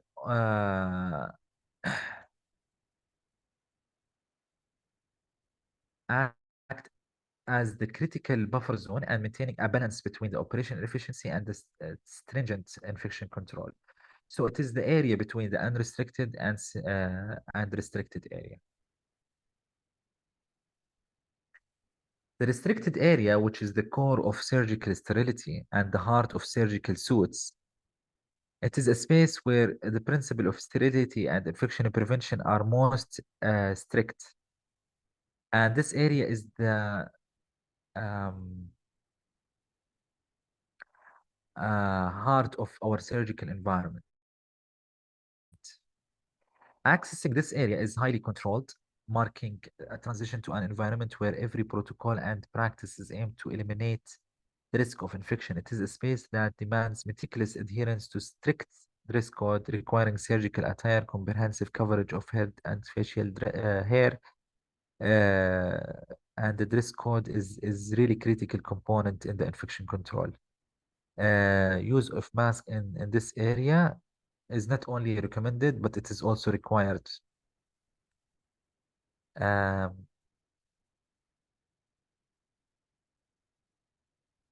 and this area will be only controlled or accessed by the authorized people or the people who are in relation to the surgery. So traffic control is really important.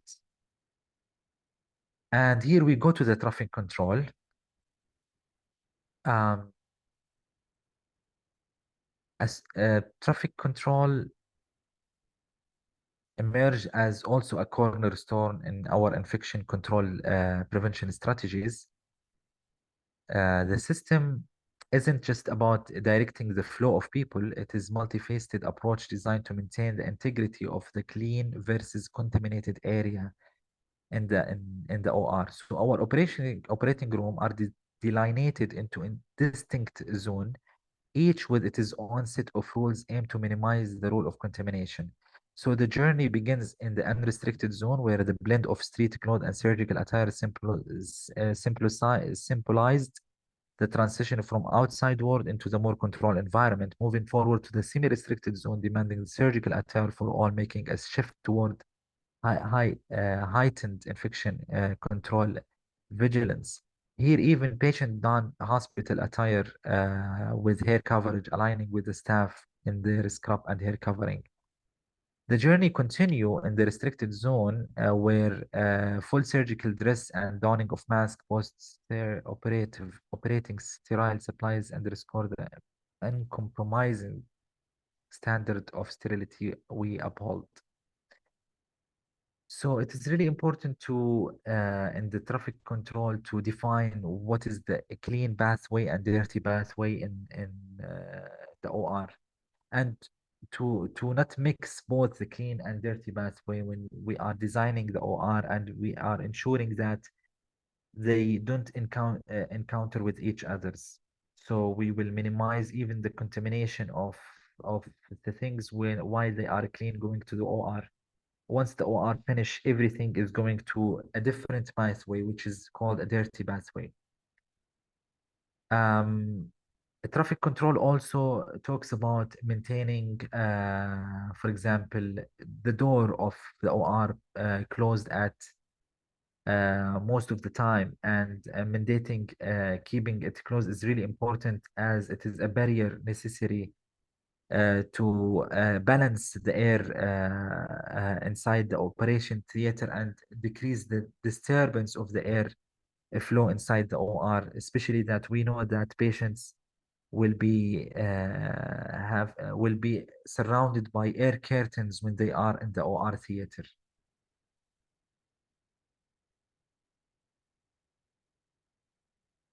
So, in delving deeper into the construction or design of the operating room, we uncover the advanced strategy employed to increase our defense against loose infection. Our operating theater are engineered not merely as spaces for surgical procedure, but as a shield against infection, where every detail from airflow temperature is meticulously calibrated for safety.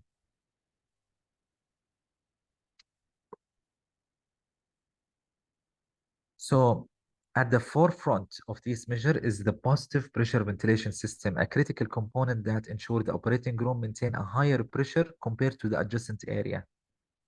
And it has to be plus 2.5 Pascal and above.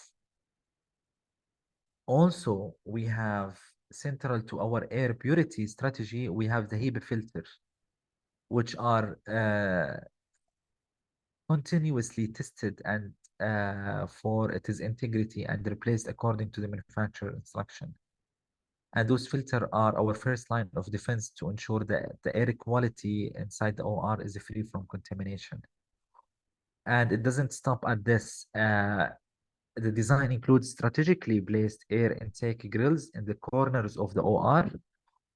So the air will go in unidirectional from the air curtains that is above the patient, and it will go downward and outward till it reach the exhaust grills where the air will be exhausted in the corners.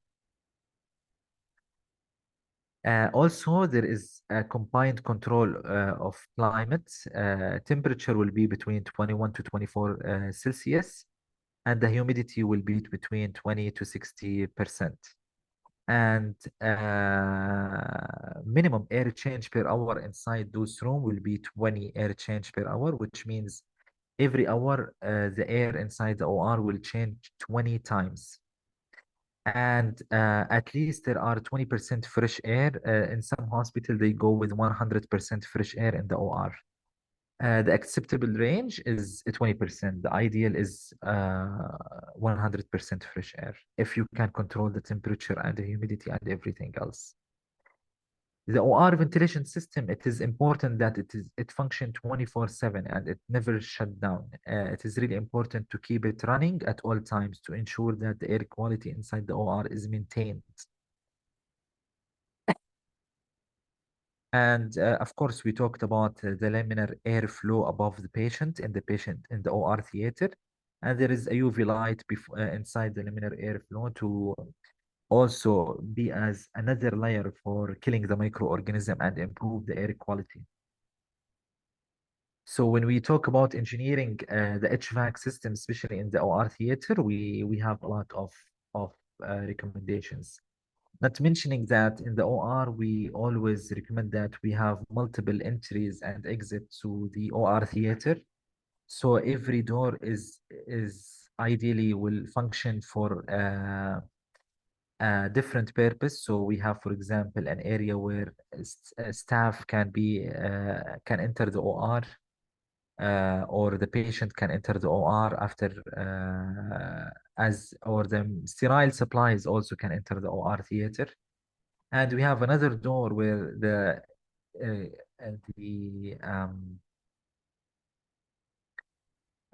waste and contaminated instruments can exit the OR theater, not being encountered with the clean area. So pre-operative preparation. In here, this section is really important, and it is comprehensive, and it has a meticulous protocols. And for our patient, uh, preparation extends beyond the physical. It encompasses a series of tailored screening to identify potential health concerns. For example, um, we screen our patient for certain infections like hepatitis C or B. Sometimes we screen them for MRSA. We screen them for certain colonization and infection before they undergo into the OR in order to properly control it and, if possible, treat it. Parallel to patient preparation, the readiness of our surgical team is paramount, from surgical hand scrub to donning and appropriate surgical attire. And actually, we will go into pre-operative preparation in more details in the next slide. So let's go to the next slide. We will start with patient preparation, ensuring safety before surgery. Pre-surgical screening identifies and treats infections like UTIs and screen conditions like HIV, hepatitis B, C, MRSA, particularly those who are going into high-risk procedures. A glucose control aim to pre-operative blood glucose control level below 200 milligram per deciliter for diabetic patients to enhance wound healing and immune function. Smoking cessation, advise the patient to stop smoking at least 30 days before surgery to improve the recovery and reduce the complication rates. Hair removal, if it is necessary, it should be performed by using electrical clippers or depilatories agent rather than razors to minimize skin irritation and infection. Pre-operative bathing involve at least 2 showers with antiseptic soap to reduce the microbial skin flora. One will be the day before the surgery, and the second one will be at the day of surgery.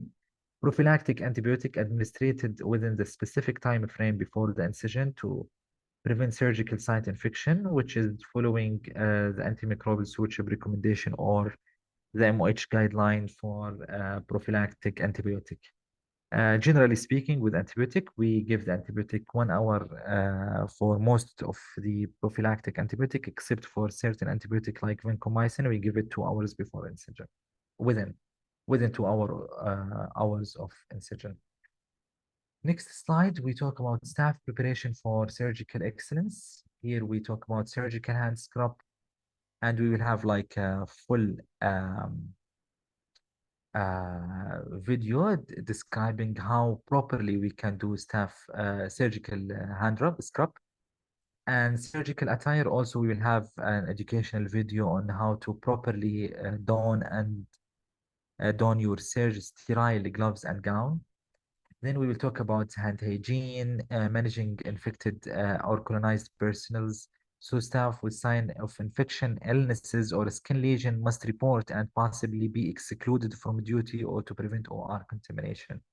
PPE compliance adherence to personal protective equipment guidelines, including gown, gloves, mask, eye protection to safeguard against bloodborne pathogens, and ongoing education competency assessment, regular training session to ensure all staff are updated on the latest infection prevention technique and protocols. So in the following video, we will delve into the meticulous process of the surgical hand scrub using the brush stroke method. This essential procedure is a cornerstone of our preoperative preparation, ensuring that every member of the surgical team minimize the risk of contamination to the sterile field. Pay close attention, please, to the technique, as it is very important and a critical skill that underpin the safety and success of every surgical procedure. Enjoy the video. Is for training purposes only. Surgical site infections, or SSI, remain a prevalent threat to patient safety. Proper surgical hand scrub or rub techniques are essential to decreasing. This video provides instructions on anatomical surgical hand scrub procedure using the brush stroke method. If done correctly, the procedure should take 3 to 5 minutes. Before beginning the surgical hand scrub procedure, you must remove all jewelry from both hands and arms. Inspect your skin and nails. Ensure your skin is free of any cuts and wounds.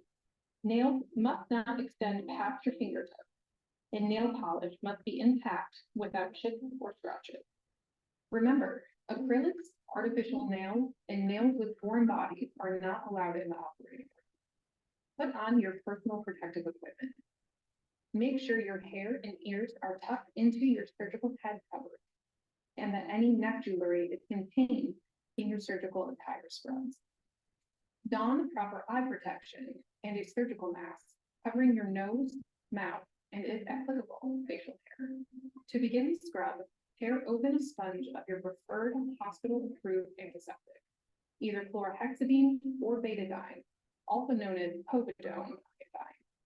Place the open packet on the shelf above the sink with the tear facing the ceiling. You must pre-wash your hands and arms only if this is the first case of the day or if your hands are visibly soiled. Use the soap from the dispensers located within the scrub sink or in a separate container above the sink. Then use the disposable nail and clean under your fingernails under running water. Dispose of the nail pick in the trash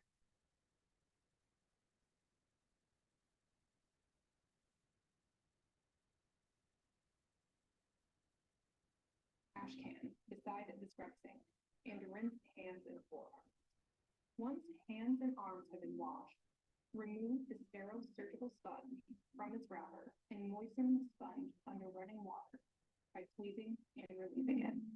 With fingertips together, use a light but firm pressure to stroke the nail in a back and forth motion with the abrasive brushed side of the sponge, approximately 30 pounds.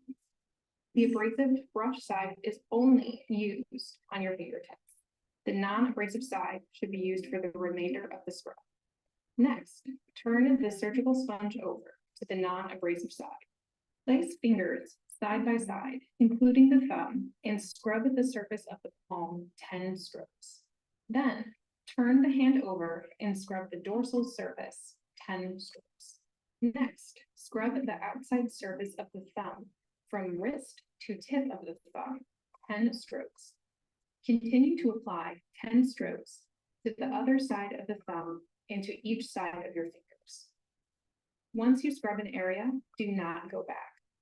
Now that you scrubbed your hand, it's time to scrub your arm on the same side. Mentally divide the forearm into thirds from wrist up to 2 inches above the elbow. When scrubbing each third of your forearm, apply 10 strokes to the top, bottom, and both sides of each section. Like before, once you scrub an area, do not go back. Repeat the scrub on the other hand and arm. Once both hands and arms are complete, discard the surgical sponge in the trash can beside the scrub. Start rinsing at your fingertips and continue to the hand, forearm, and elbow, moving in one forward direction through the water. Always keep your elbow at a right angle and hand raised above the level of your elbow. Do not move arms back and forth in the water. If you need additional rinsing, completely remove your arm from the water stream and re-enter at the fingertips until you reach the elbow.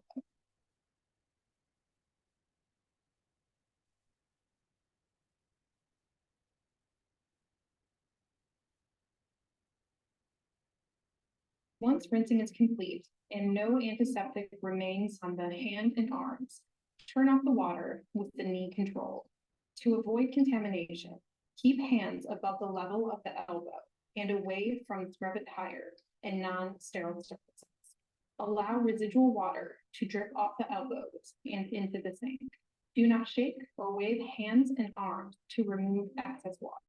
Walk backwards through the operating room door and dry hands and arms with a sterile towel before donning a sterile surgical gown and gloves.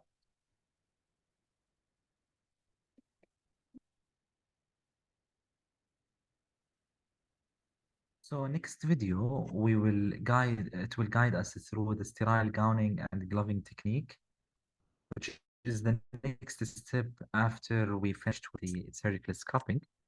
And it is a very important aspect in our commitment to maintaining the sterile technique in the operating rooms. So please take a closer look into the technique and focus on understanding the appropriate technique for maintaining the sterility of the PPE, the sterile PPE, when you are donning your sterile gown and gloves. Hello, and welcome to another AMBOSS tutorial. In this video, we'll show you how to put on a surgical gown and gloves. First, let's go over the technique of gowning and gloving with minimal assistance using the closed glove technique. Make sure to check that you have the correct glove size and that the packaging is intact. The gown is often one size fits all. Open the gown packet and drop the package wrapped in paper onto a clean table. Open the gown pack by only grabbing the edges of the paper to maximize the sterile field. Make sure to really only touch the corners while doing this. The paper surface you've created in front of you is now your sterile field. You can now drop the sterile paper packaging of the gloves onto it as well. Do this by opening your glove package and letting the inner sterile packet drop onto the sterile field without touching it.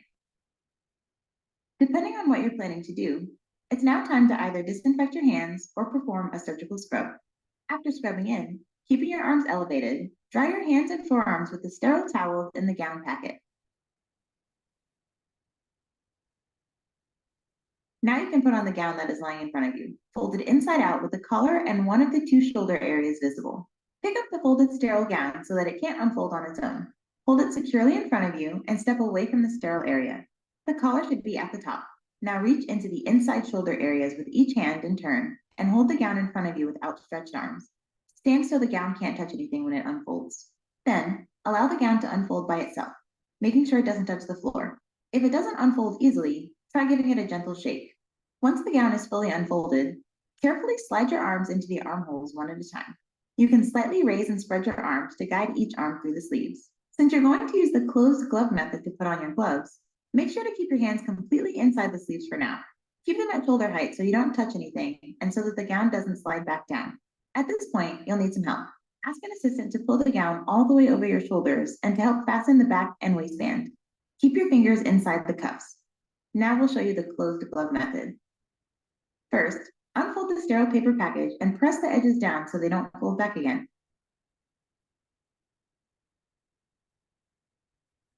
Grab the right glove with your left hand.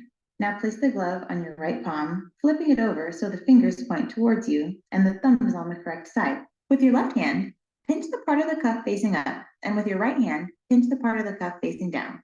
Next, use your left hand to pull the glove over your right hand and the gown sleeve. When you pull back the gown sleeve, the glove will pull back with it and let you slide your hand into the fingers. Done. Do the same with the left glove. Turn it, put it on your left palm, grab part of the cuff facing down with your left hand and the part facing up with your right hand. Pull the glove over your left hand and sleeve, pull it back with the gown and slip into the glove. Finally, the surgical gown has to be secured. If you'd like to look at this straight away, just skip to the last section of this video. Otherwise, We'll first look at how the whole thing works when you have an assistant to help you gown and glove. The sterile gown will often already be held open for you by an assistant after you scrubbed in, especially in the OR setting. All you have to do is slip your arms into the sleeves, and the gown is pulled up over your shoulders and closed at the collar and back. The wrists should remain covered by the gown. Keep your hands in front of your chest so you don't accidentally touch anything and the gown doesn't slip back down. Now it is time to get your gloves on. The assistant will often stretch the right glove open for you so you can easily get your hand in. Slide your hand in with the thumb adducted, then spread your fingers slightly. The assistant will then pull the glove all the way over your wrist and the gown sleeve. Next, the left glove will be handed to you. Stretch the cuff open with your right hand and pull it on. Again, keeping your thumb adducted initially as you slide your hand in. Now, secure the gown. The technique is always the same, whether you have self-gowned or gowned with assistance. Grab the paper tag hanging at waist level and pull off the left tie. Hold that tie firmly in your left hand and hand the paper tag to your assistant. Then do a counterclockwise turn, making the tie close the gown. Grab the end of the other tie, taking care not to touch the tag itself. Pull the tie off the tag, tie a bow, and your gown is secured. Now that you have your gown and gloves on, it's best to keep your hands clasped to your body at chest height while you're not actively using them. Great! Now you're fully gowned, gloved, and ready to go.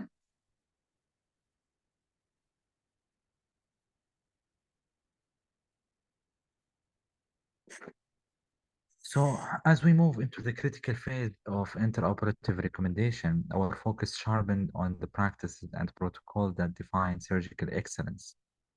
This section is dedicated to the strategies that ensure not only the successful completion of surgical procedure, but also the maximization of patient safety and minimization of infection risk. One of the key aspects that we will delve into is the maintenance of normothermia. Keeping our patient at the normal body temperature during the surgery is crucial for reducing blood loss and enhancing tissue oxygenation and ultimately improving the outcome of the surgery. We will also explore the vital process of skin antisepsis. Proper skin preparation before incision can significantly reduce the microbial load and decrease the risk of surgical skin infection. So our discussion here will extend to the surgical technique and wound management practices that prioritize gentle tissue handling when we are inside in the middle of the operation of the patient to not cause tissue damage, effective hemostasis, and carefully management of foreign bodies all aim to reduce infection risk.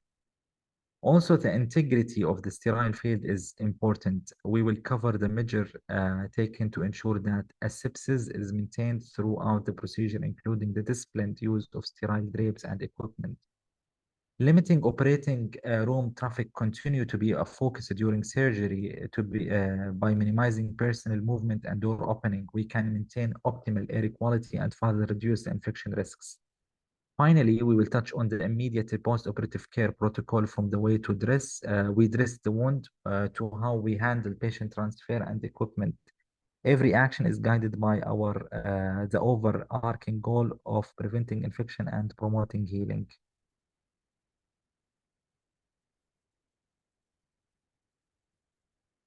As we transition to the crucial phase of post-operative care and recommendation, our focus shifts to the strategies that ensure our patient journey toward recovery is as smooth and complication-free as possible.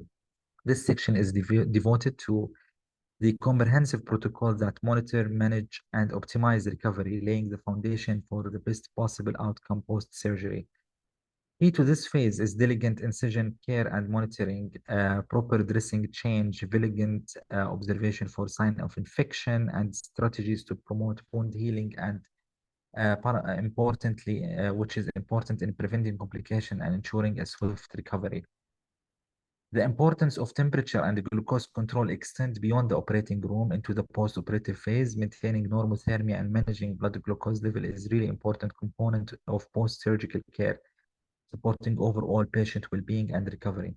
Effective pain management not only ensure patient comfort, but also play an important role in minimizing the risk of complication. By actively managing pain, we encourage faster recovery and facilitate the return to a daily activity.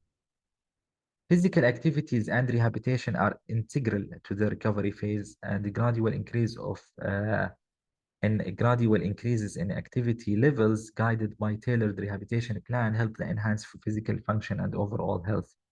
Nutritional support is another cornerstone of post-operative care. A well-balanced, rich diet rich with nutrients and supports wound healing and can significantly impact the speed of quality of recovery. Lastly, follow-up and patient education is really important, ensuring patients are well informed about their care plan, sign of potential complication, and when to seek medical advice empowers them to actively participate in their recovery process. As we progress further, we recognize that every patient, procedure, and situation brings unique challenges and needs. This section is dedicated to explore the tailored approach and protocol that addresses these specific aspects, ensuring that our surgical care is as comprehensive and individualized as possible. From managing patients in isolation to mitigate the risk of cross-contamination to the meticulous handling of surgical specimen, each consideration is vital for maintaining a high standard of care and safety. Blood management, a critical component of surgical care, focuses on minimizing the blood loss and optimizing the transfusion practices, which is important for patient recovery.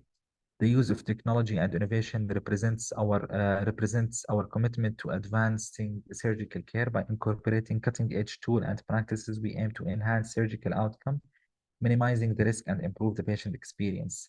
Moreover, recognizing and respecting culture and ethical consideration is fundamental to our approach. It is essential that we align our care with the diverse values and beliefs of our patients, ensuring that every individual feel respected and valued throughout their surgical journey.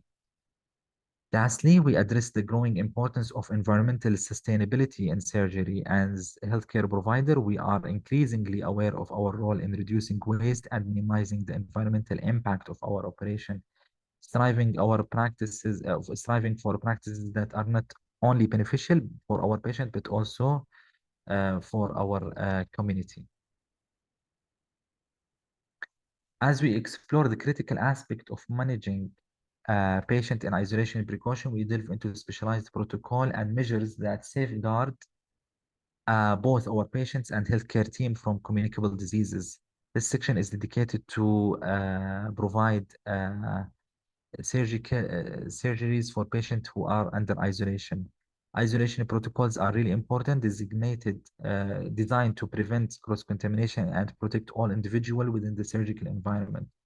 And it includes meticulous attention to the use of PPE, which are essential for maintaining a sterile field, ensuring the safety of both staff and patients. Also recognizing the importance of scheduling the surgery, we discussed the strategies to minimize the exposure risks, such as timing surgery for infectious patient at the end of the day or when the OR can be appropriately prepared and cleaned afterward. Environmental control play a crucial role with enhancing cleaning and disinfection protocol. It ensures that every surface, instrument, and piece of equipment is meticulously sanitized to prevent the spread of infection. Team communication and training is very important, and it's the vital component for our approach. We are ensuring that all members of the surgical team are well versed in isolation procedure. We foster an environment of safety and preparedness. Throughout this process, we remain deeply committed to patient dignity and support, balancing rigorous infection control measure with a compassionate care, and we ensure that our patients feel respected and cared for even under the stringent isolation precaution. Lastly, we underscore the importance of vigilant post-surgical monitoring. Patients previously under isolation precaution require careful observation for any sign of infection, ensuring timely intervention and support during their recovery. Managing a patient who is under airborne isolation is another challenge in the OR environment. So the best thing is to schedule this procedure at the end of the day or during minimal OR activity, and only do it when it is actually necessary. And if it is an elective procedure, we can just postpone it until he is no longer infectious. The presence on the OR is strictly limited to essential staff, ensuring a focused and minimized team to reduce exposure during critical phase such as intubation, extubation, and use of portable HEPA filter is a cornerstone practice, which help us in improving the optimal air quality in the OR. Further proactive measures include the integration of bacterial filter within the breathing circuit of anesthesia machine and the mandatory use of approved surgical respirator by all team members, specifically avoiding those with exhalation valves to protect the sterile field. Post-operation recovery is managed with the highest level of caution, preferred recovery in negative pressure isolation room or at minimum a single room that is equipped with a portable HEPA filter. Throughout the procedure, the door of the OR will remain firmly closed and there is a strict policy against altering the ventilation of that theater, ensuring that we maintain controlled and safe environment for everyone involved.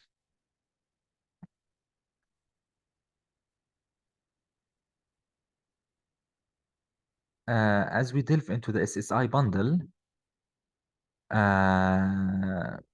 the SSI bundle represents a synthesis of evidence-based intervention, including appropriate hair removal prior to surgery, timely administration of antimicrobial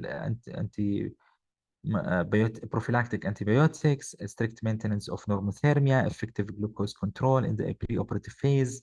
Each component is chosen to its impact on reducing the risk of SSI. By implementing this measure, it is only the beginning. The true strength of this approach lies in our commitment to continuous improvement. By utilizing detailed surveillance forms and tracking event data, we can monitor our compliance with these practices, identify areas where improvement are needed, and adjust our strategies accordingly. Collaboration across disciplines is the cornerstone of this process. Surgeons, nurses, anesthesiologists, and infection control specialists and other healthcare professionals work together, sharing insight and experience to refine and improve every aspect of our infection prevention efforts.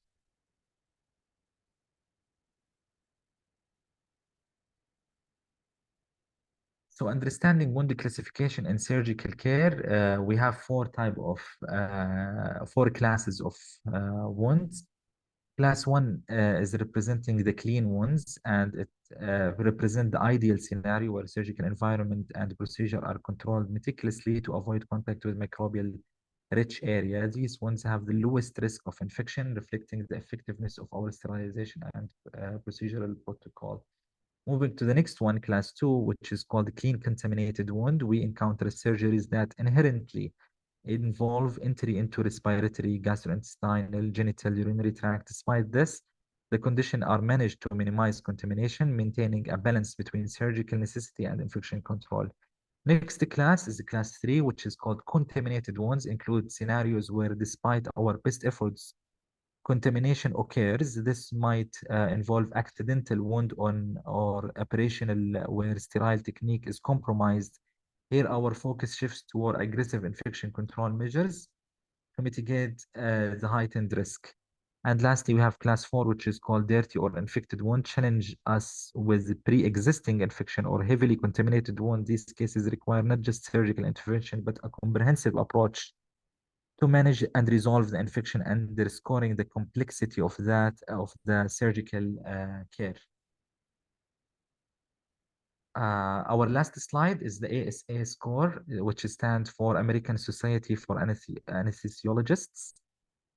This score stands as an important tool for preoperative assessment, offering a standardized method to evaluate the patient physical status and associated surgical risk. This score system enables us to tailor our approach to each patient, ensuring that we are fully aware of the potential challenges and we are prepared to address them. So ASA1 represents the ideal scenario, a normal healthy patient embarking on a surgical procedure. Those patients typically have the best outcome due to the absence of complication and systemic disease. ASA2 refers for patients with mild systemic disease. These conditions, while present, do not significantly limit the patient activity. They include well-controlled disease, such as hypertension or diabetes without systemic effects. ASA3 patients who are severe, who have severe systemic disease that limit their activity but not immediately life-threatening. Example includes stable angina or moderate to severe asthma. These conditions require careful management to mitigate surgical risks. Moving to a higher level of concern is ASA4 patients who have severe systemic disease that poses constant risk to their life. Disease such as severe heart failure or advanced pulmonary renal or liver dysfunction fall into this category, demanding meticulous planning and monitoring throughout the surgical process. And lastly, we have class ASA5, patient who those considered more moribund, facing an imminent threat to life throughout surgical intervention. These cases are the most challenging, requiring not just surgical expertise, but comprehensive care to navigate through the delicate balance between the urgency of surgery and the risk involved. Thank you, everyone. We will go to our Q&A section, and we will be a little bit fast in our Q&A section because still I have another lecture with you. So which area in the operating room allows the street clothes and serves as the interface between the hospital general area and the surgical suite? Is it semi-restricted area, restricted or unrestricted, or none of the above?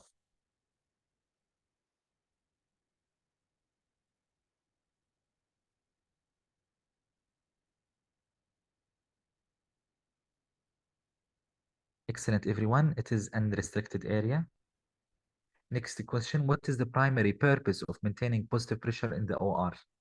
Is it to keep the room warmer or to prevent airborne infection from entering the room or to eliminate the need of HEPA filter or to reduce the effectiveness of anesthesia?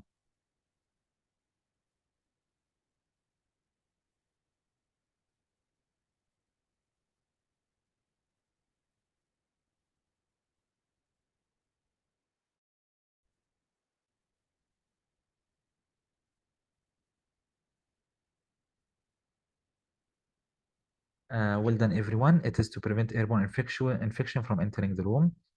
Next question, which of the following is not a component of surgical site infection bundle? Is it use of prophylactic antibiotic or hair removal using razors or maintaining a normothermia or appropriate hair removal?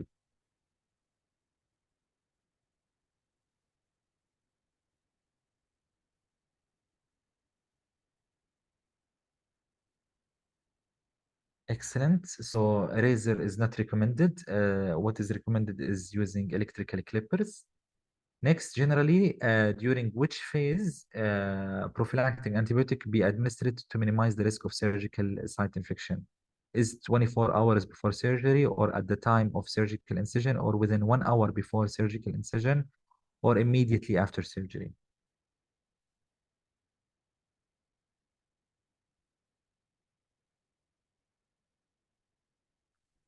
So the correct answer here is within 1 hour before surgical incision, especially if we are talking about, for example, cefazolin. Last question is for diabetic patients undergoing surgery, maintaining serum glucose level below what value is recommended for post-operative glucose control? Is it 200 milligram per deciliter or 126 milligram per deciliter or 100 milligram per deciliter or 180 milligram per deciliter? So what is the recommendation to maintain, at which level we have to maintain the glucose, serum glucose level?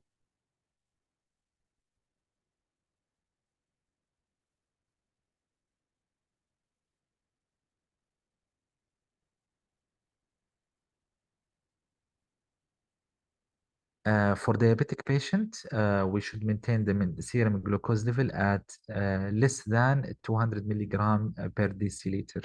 That's the recommendation to maintain the control. At the end, they are diabetic patients. Thank you, everyone. We will go to our last presentation for today.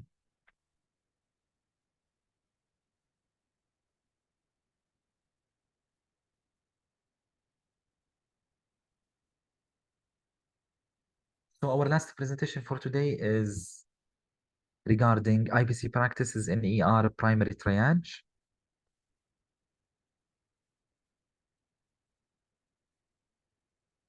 As we navigate through our agenda today, we will begin by grounding our understanding in the importance of the IBC in emergency settings.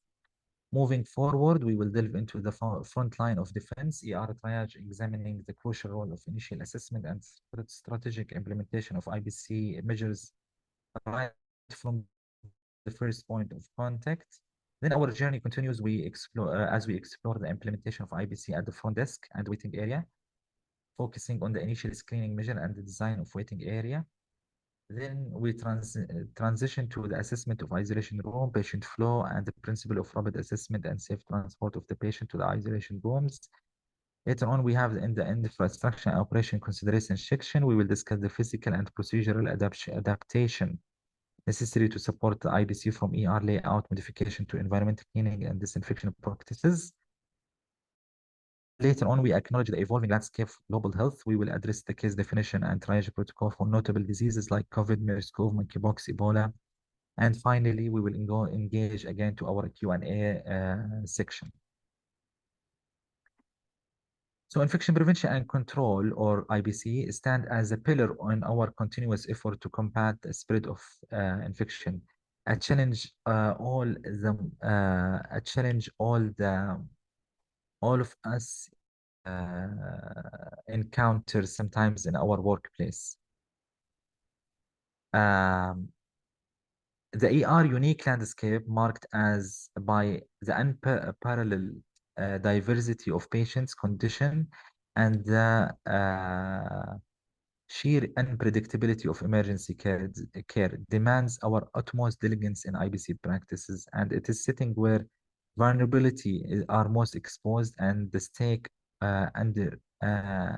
undeniable high and underscore the need for an unwavering commitment to infection control protocols. This commitment not only fortifies our defense against the transmission of infectious diseases, but also encapsulated our dedication to protecting the very heart of the healthcare system. Effective IBC in the emergency settings goes beyond mitigating immediate risk. It resonates through the corridors of our healthcare facility, influencing patient outcomes, staff well-being, and the overarching of public health landscape.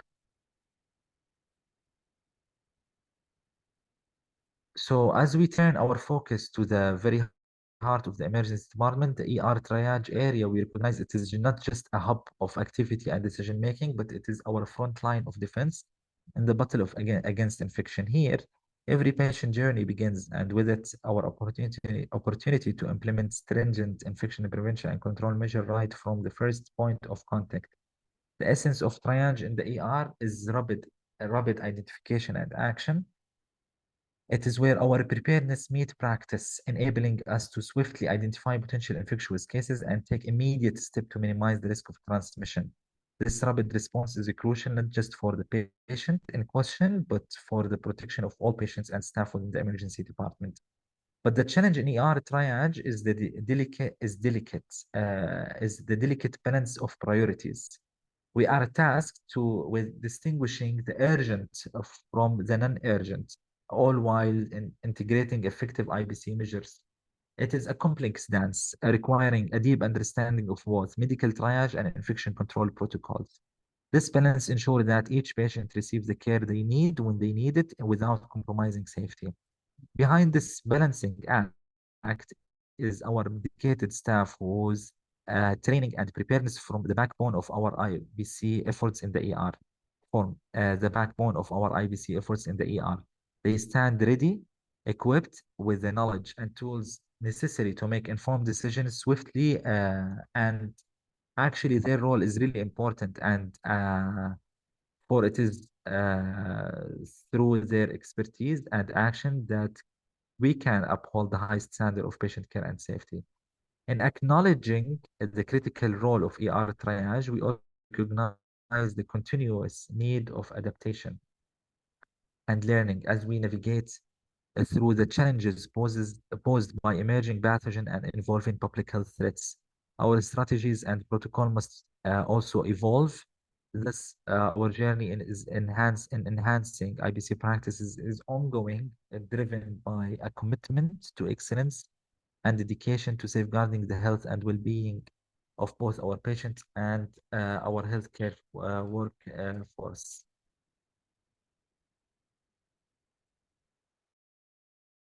So as we approach the crucial first step in our emergency department, the entry port serves not just as a physical threshold, but as a critical juncture where our commitment to infection prevention and control is put into immediate action. The initiation of comprehensive screening protocol right at the entrance underscore our proactive stance towards safeguarding health. By meticulously assessing symptoms and exposure history, we are not merely processing information, we are actively filtering potential threat, ensuring our emergency department remain safe and we maintain the high quality of care for all our patients and staff. To augment the efficacy of our screening measures, we turn to visual alerts and information displayed. So it is recommended to have visual alerts and information displayed prominently across the entry points, leveraging both signage and digital screens. And mindful with our diverse patient population, we convey crucial IBC measures and expectation in both Arabic and English. This dual language approach ensures that our message of safety and vigilance resonate with every individual stepping into our emergency department, fostering an environment of awareness and inclusivity.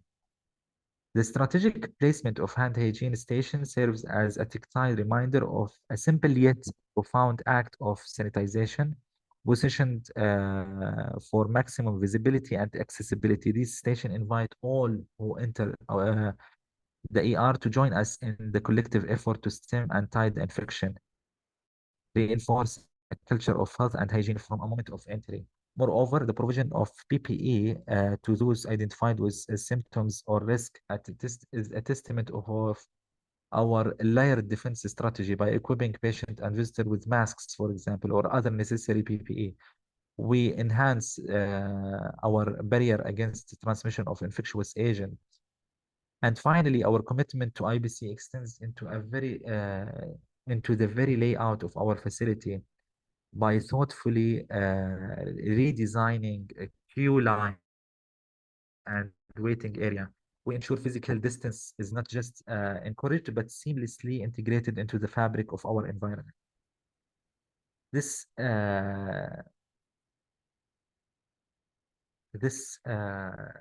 spatial reconfiguration minimizes the risk of airborne transmission among those waiting, a crucial adjustment in our ongoing battle against infectious diseases. So in redesigning our waiting area with infection prevention and control, we have meticulously crafted spaces that prioritize the safety and well-being of every individual. Our approach centers on a fundamental restructuring to ensure that every aspect of the waiting area serves as a purpose in our IBC efforts. Key to this redesigning is the strategic placement of seating with chairs anchored or fixed to the floor and spaced no less than 1.2 meter apart. This arrangement isn't just about physical space, it is a proactive measure to significantly reduce the risk of person-to-person transmission within these common area because those patients are still in the waiting area and they are still in the category of suspected patients to have infectious disease. At the heart of our redesigning waiting area lies the respiratory waiting area, a space curved out with a singular purpose to serve patients presenting with respiratory symptoms. This area is not just a section of the waiting area, but a dedicated zone outfitting with portable HEPA filter that work tirelessly to clean the air of potential viral particles. Importantly, this area is reserved exclusively for those with respiratory symptoms, ensuring they are segregated from other patients to minimize cross-contamination risks. Complementing our spatial and environmental control, hand sanitizer stations are strategically placed and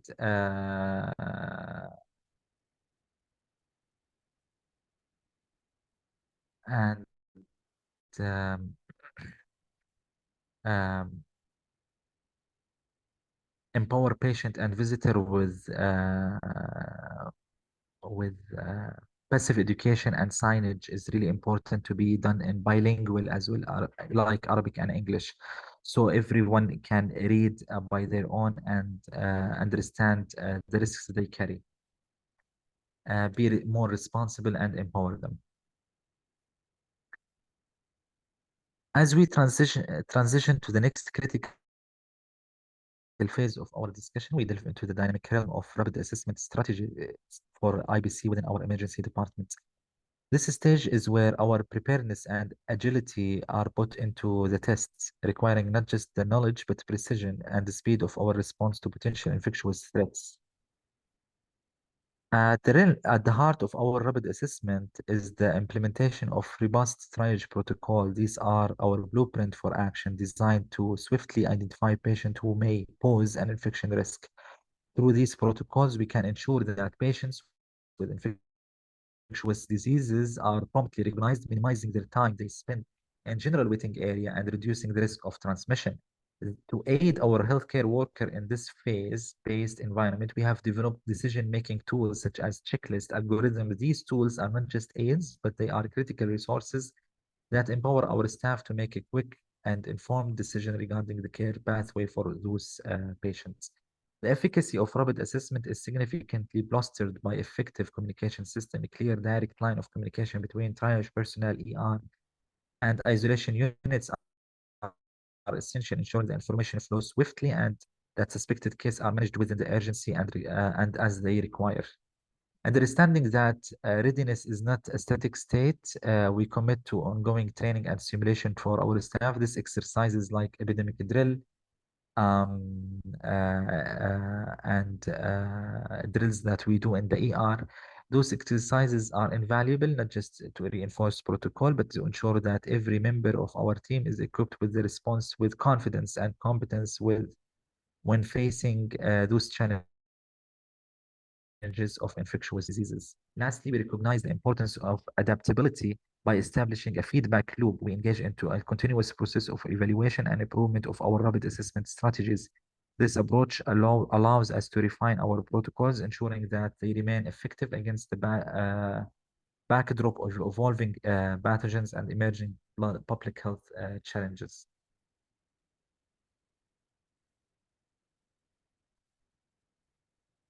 As we navigate through the critical aspect of transporting the patient to isolation area within our emergency department, it is important that we do so with the utmost adherence to infection prevention and control practices. This process is not just about moving the patient, it is about ensuring that movement is safe and limits the exposure risk to others in the hospital. Our transport protocols are meticulously designed to ensure safety of at every step, from the initial decision to isolate. We engage dedicated pathways, thoughtfully mapped out to minimize the contact with the general hospital population. These pathways lead directly to the isolation areas strategically located near entrance, further reducing the risk of exposure and making the transport process as efficient as possible. The role of barrier precaution cannot be understated during this process. Both the transport staff and the patient should don a mask when necessary. Additional proactive gear to create a barrier against transmission is also sometimes necessary. This is a simple yet effective measure that significantly contributes to the safety of everyone involved. Dedicated transport team trained to specifically in the IBC measure is a critical component in these strategies. Their expertise ensures that patients are moved safely and efficiently, adhering to the highest standard of care and infection control. In our commitment to excellence in infection prevention and control, the isolation area within our emergency department stand as beacon of safety and vigilance. These essential zones are not just designated spaces, they are the embodiment of our proactive stance toward health and safety. Maintained through rigorous and frequent cleaning and disinfection schedule, our isolation area are always at the ready, and isn't merely about reacting to potential contamination.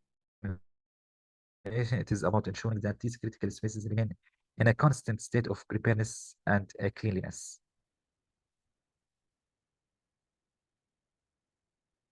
As we delve into the infrastructure and operation consideration essential to enhance the infection prevention control in our emergency department, it becomes evident that the physical environment plays an important role. Our journey toward IBC excellence is deeply intertwined with how we design and adapt our ER layout and facilities. The strategic redesign of the ER layout is more than an architectural endeavor. It is a critical IBC measure by creating clear pathway for patient flow uh, and establishing segregated zone based on the risk assessment.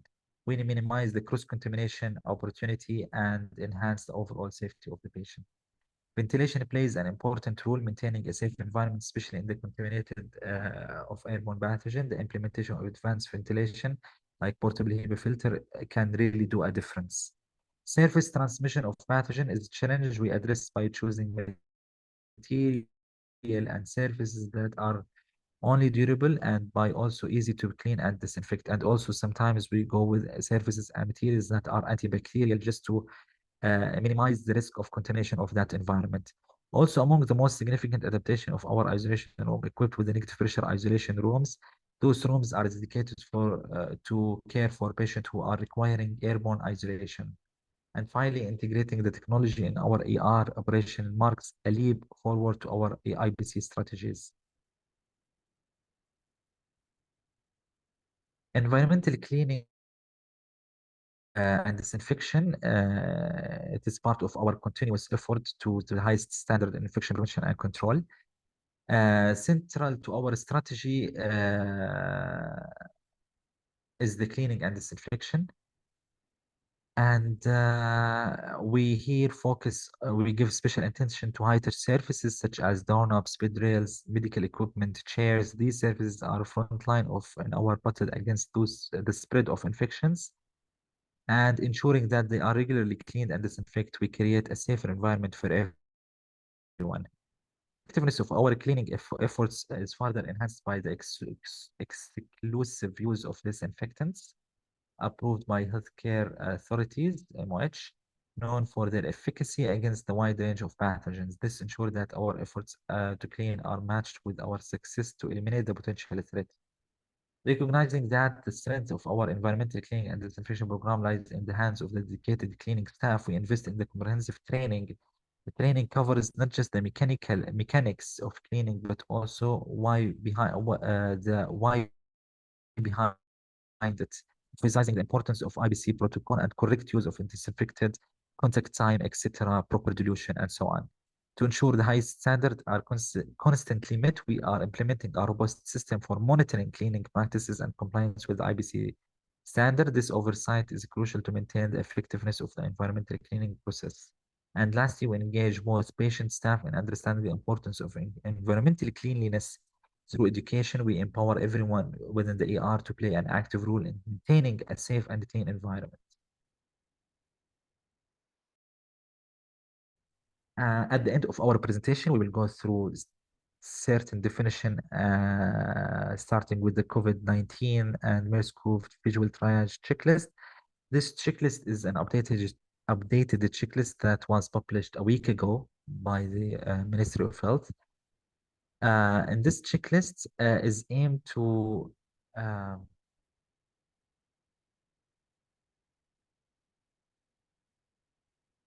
in this checklist, our aim is to make sure that we segregate our patients from other healthy patients.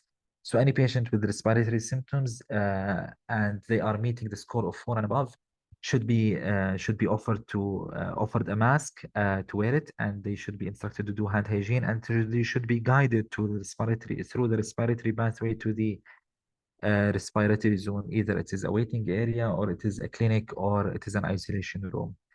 So the respiratory checklist has two parts. The first part is the exposure risk, while the second part is the clinical signs and symptoms. In the exposure part, we ask the patient if they have any recent travel history abroad for the last 10 days, or if they have a contact with a confirmed COVID-19 or MERS-CoV in the last 10 days before their symptoms started, and or if they have been in exposure to camel or their camel products And when we are talking to exposure to camel products here, we are talking about exposure to the camel, for example, milk and meats, but not any meat and not any milk. If they have been exposed to meat that is still not cooked, raw meat, that is an exposure. Or if they have been exposed to unpasteurized milk, that is an exposure. Otherwise, if the milk is pasteurized and if the meat is cooked, there is no exposure and there is no risk for those viruses.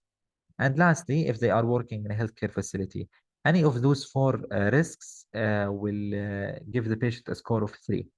Moving on, we go to the clinical signs and symptoms, and here we have our first sign and symptoms if the patient is having a fever or recent history of fever. And here we are approving the subjective fever, where the patient is feeling feverish even that he didn't measure it. Sometimes we consider it as 4. Cough, we count only cough and shortness of breath if they were a new onset or worsening onset. So a patient, if he has a cough, we will ask them if this cough is worsened or it is a new to them. If it is a new, we will count it. If it is worsening, we will count it. But if it is, he is usually coughing, maybe he is a smoker or he is asthmatic patient. So the cough, it didn't worsen and he didn't develop a new cough, then we will not count it. Headache, sore throat, runny nose, then nausea, vomiting, diarrhea, both 0.4 and 5 will be counted as 1. And lastly, if the patient is adult and having any chronic renal failure or chronic heart failure or immunocompromised patient, we will give the patient a score of 1. If the patient is having if the patient is having a score of 4 and above, as we said earlier, he will be segregated. Then we will come to the case definition where the physician will take the decision if the patient is actually suspected for COVID or not by meeting one of those definitions. First definition is when the patient who has acute respiratory illness, sudden onset of at least one of the following fever, is either measured or by history or cough or shortness of breath, and there is no need for an epidemiological link. At this scenario, the physician should swab the patient for COVID. Second definition is when the patient have sudden onset of at least one of the following: headache, sore throat, runny nose, nausea, diarrhea, and loss of taste and smell. And in the last 10 days, he has met one of the following: either has the contact with a confirmed case or working on or attending in a healthcare facility where a confirmed COVID-19 patient is admitted. Last case definition, when we have any admitted adult patient with unexplained severe acute respiratory infection, either community acquired pneumonia or hospital acquired pneumonia, the patient should be swabbed for COVID. Second definition we have is the MERS-CoV definition. Is for adults we have 4 definition, but for children we have only definition 3 and 4. For adult, first definition starts with if the patient is having severe pneumonia with severity score more than 3 and above, equal to 3 and above, or he is having adult respiratory distress syndrome based on clinical or radiological evidence. Severity score of 3 and above, it is called CERB score, which is called CERB 65. CERB 65 stands for C is for confusion, U for urea, nitrogen. Yeah, I think I forgot CERB. R for respiratory rate more than 25. I'm not no, respiratory rate above 30. Urea nitrogen above 7 mmol. If the patient is confused, B stands for blood pressure. If systolic is below 90 or diastolic below 60 or equal to 60. And lastly, if the patient above 65 in age. So each one of those equal 1 point. And if the patient is having 3 point or above, he is considered as having a severe pneumonia. Second definition is when the patient is having an explained deterioration of a chronic condition of a patient with congestive heart failure or chronic kidney disease or a chronic kidney disease on hemodialysis. Unexplained deterioration where we cannot find the reason is an indication for swabbing the patient for MERS-CoV. Third definition and fourth definition, they are linked to epidemiological link where they have been exposed to a confirmed case of MERS-CoV or visited a healthcare facility that has a MERS-CoV or being in contact with camel or camel products when the camel products like raw meat or unpasteurized milk or urine. In this scenario where we have a biological link, we have the third definition where which is applicable for children and adults: acute febrile illness with temperature equal or above 38 with or without respiratory symptoms. Or our last definition where we have a patient with gastrointestinal symptoms like diarrhea or vomiting, and they have leukopenia or thrombocytopenia. Next, we will discuss the monkeypox suspected case definition. Suspected case definition is a definition that meets the clinical criteria, and the clinical criteria for the monkeypox is when we have a patient with unexplained rash, either it is macular, papular, vesicular, pustular, and one of or more of the following is present: either the patient is having a high fever of 38.2 and above, above 38.2 Celsius, or he is having lymphadenopathy, intense headache, back pain, malaria, or fatigue and lack of energy. Next is the Ebola suspected case definition. Illnesses in person who has both consistent symptoms and risk factors as follow. Clinical criteria, which include fever that is greater than 38.6 Celsius and additional symptoms such as severe headache, muscle pain, vomiting, diarrhea, abdominal pain, unexplained hemorrhage like from gingival, nasal, cutaneous, petechia, bruises, ecchymosis, gastrointestinal, rectal, gross or occult blood, urinary, gross or microscopic hematuria, vaginal or puncture site bleeding. And the patient must have a epidemiological risk factor within 21 days before the onset of symptoms, such as being in contact with the blood or other body fluid of a patient known to have or suspected to have Ebola, or residence in or travel to an area where Ebola transmission is still active, or direct handling of dead or alive fruit bats, monkeys, chimpanzees, gorillas, forest antelope, and other animals that are from disease endemic areas. Malaria diagnostic should also be part of initial testing because it is common cause of febrile illness in person who traveled history to the affected countries. Thank you, everyone. We will go to testing our knowledge with question number 1. What is the minimum distance recommended between chairs and waiting area to ensure physical distancing? Is it 1 meter, 1.2, 2 meters, 2.5?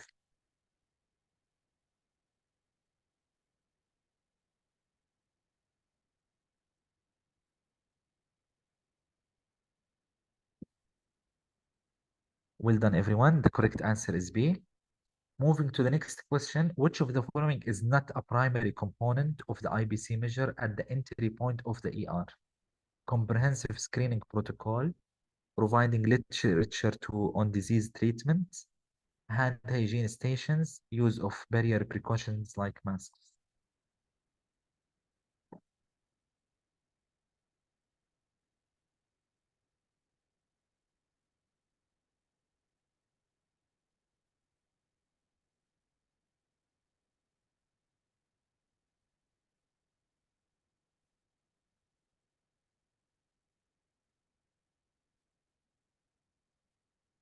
So the correct answer is B, providing literature on disease treatment because he is still at the entry point. Yes, we do screening for those patients. We screen them sometimes. Visual triage assessment is that we question them for certain diseases, certain signs and symptoms, histories, etc. Sometimes we ask them to go through our entry to, for example, the respiratory area, and that is part of the screening protocol. Next, what type of room is essential for the care of patients with airborne infectious diseases to prevent the spread of pathogen to other areas? Is this positive pressure room or standard isolation room or negative pressure room or anti-room?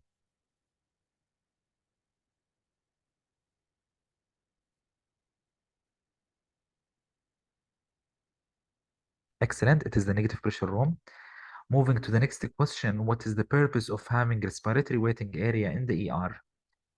To provide a rest area for the staff, to isolate patient with respiratory symptoms from others, to storage of respiratory equipment, to serve as an additional treatment area. See, I make questions easy the last presentation.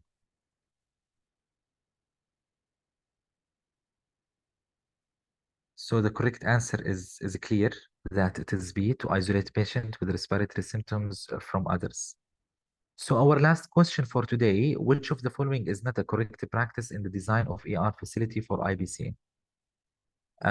Use of soft porous material that can harbor pathogens and complicate cleaning and disinfection efforts, or strategic ER design that facilitate clean patient flow pathways to minimize the cross-contamination risks, dedicated waiting area for patients with respiratory infectious diseases to isolate potential source of airborne transmission, or incorporation of non-porous, easy to clean surfaces that prevent pathogen retention and support thorough disinfection. So which of the following is not correct practice when it comes to the ER design according to the infection prevention and control?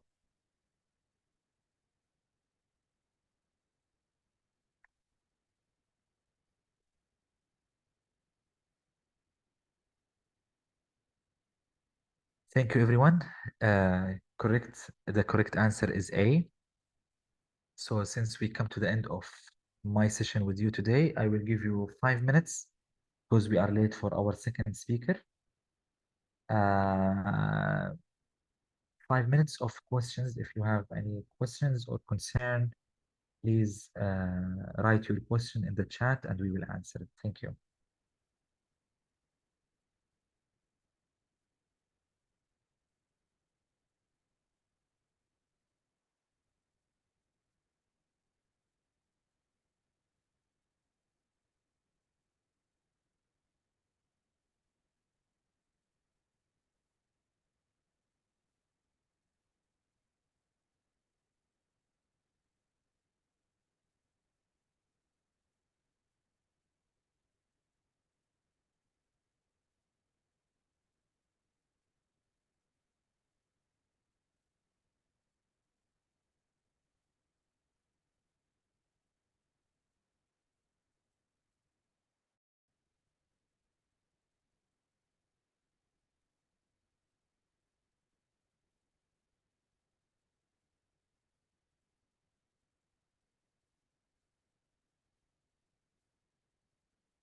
الله يبارك فيكم جميعا. Thank you everyone for your attendance.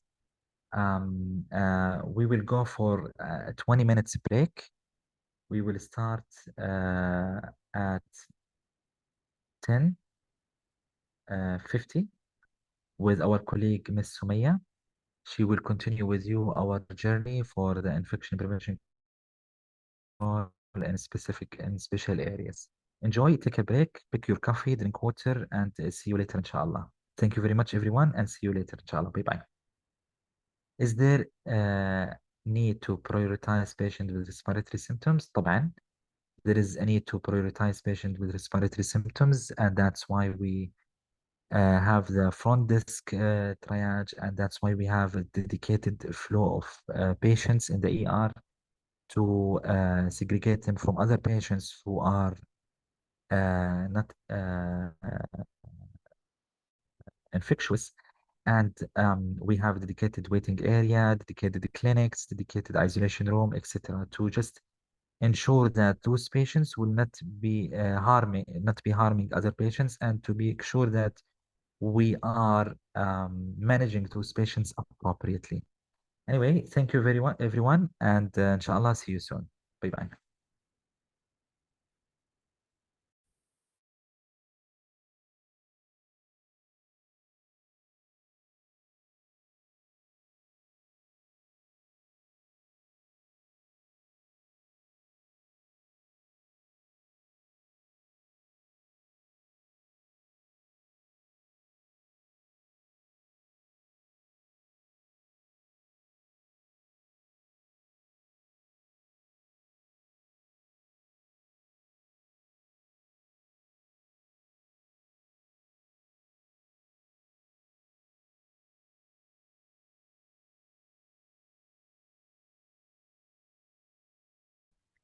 Assalamu alaikum. Welcome back, everyone.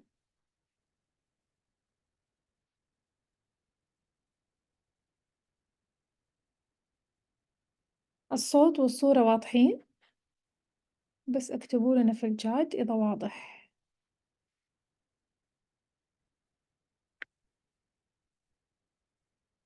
Excellent. Welcome back. Okay. Welcome back to our lecture today about preventing infections within hospital departments.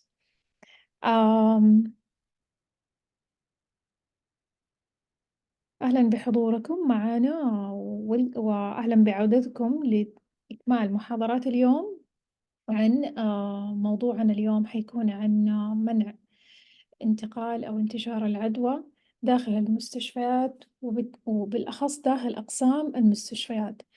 I will be with you until the end of our lectures today, maximum by 2 p.m. 2 a.m. sorry, maximum. And my name is Sumaya Jalloon. I'm infection control specialist. We will discuss 4 different objectives, and the basics will be about the standard and transmitted based precautions, and then all of the rest of the lectures will be about instructions for different type of departments who needs infection control practices. We will also have time to answer your questions, and then I will share my contact information with you for any future concerns. I will explain the lectures in Arabic and English, and I hope that you will enjoy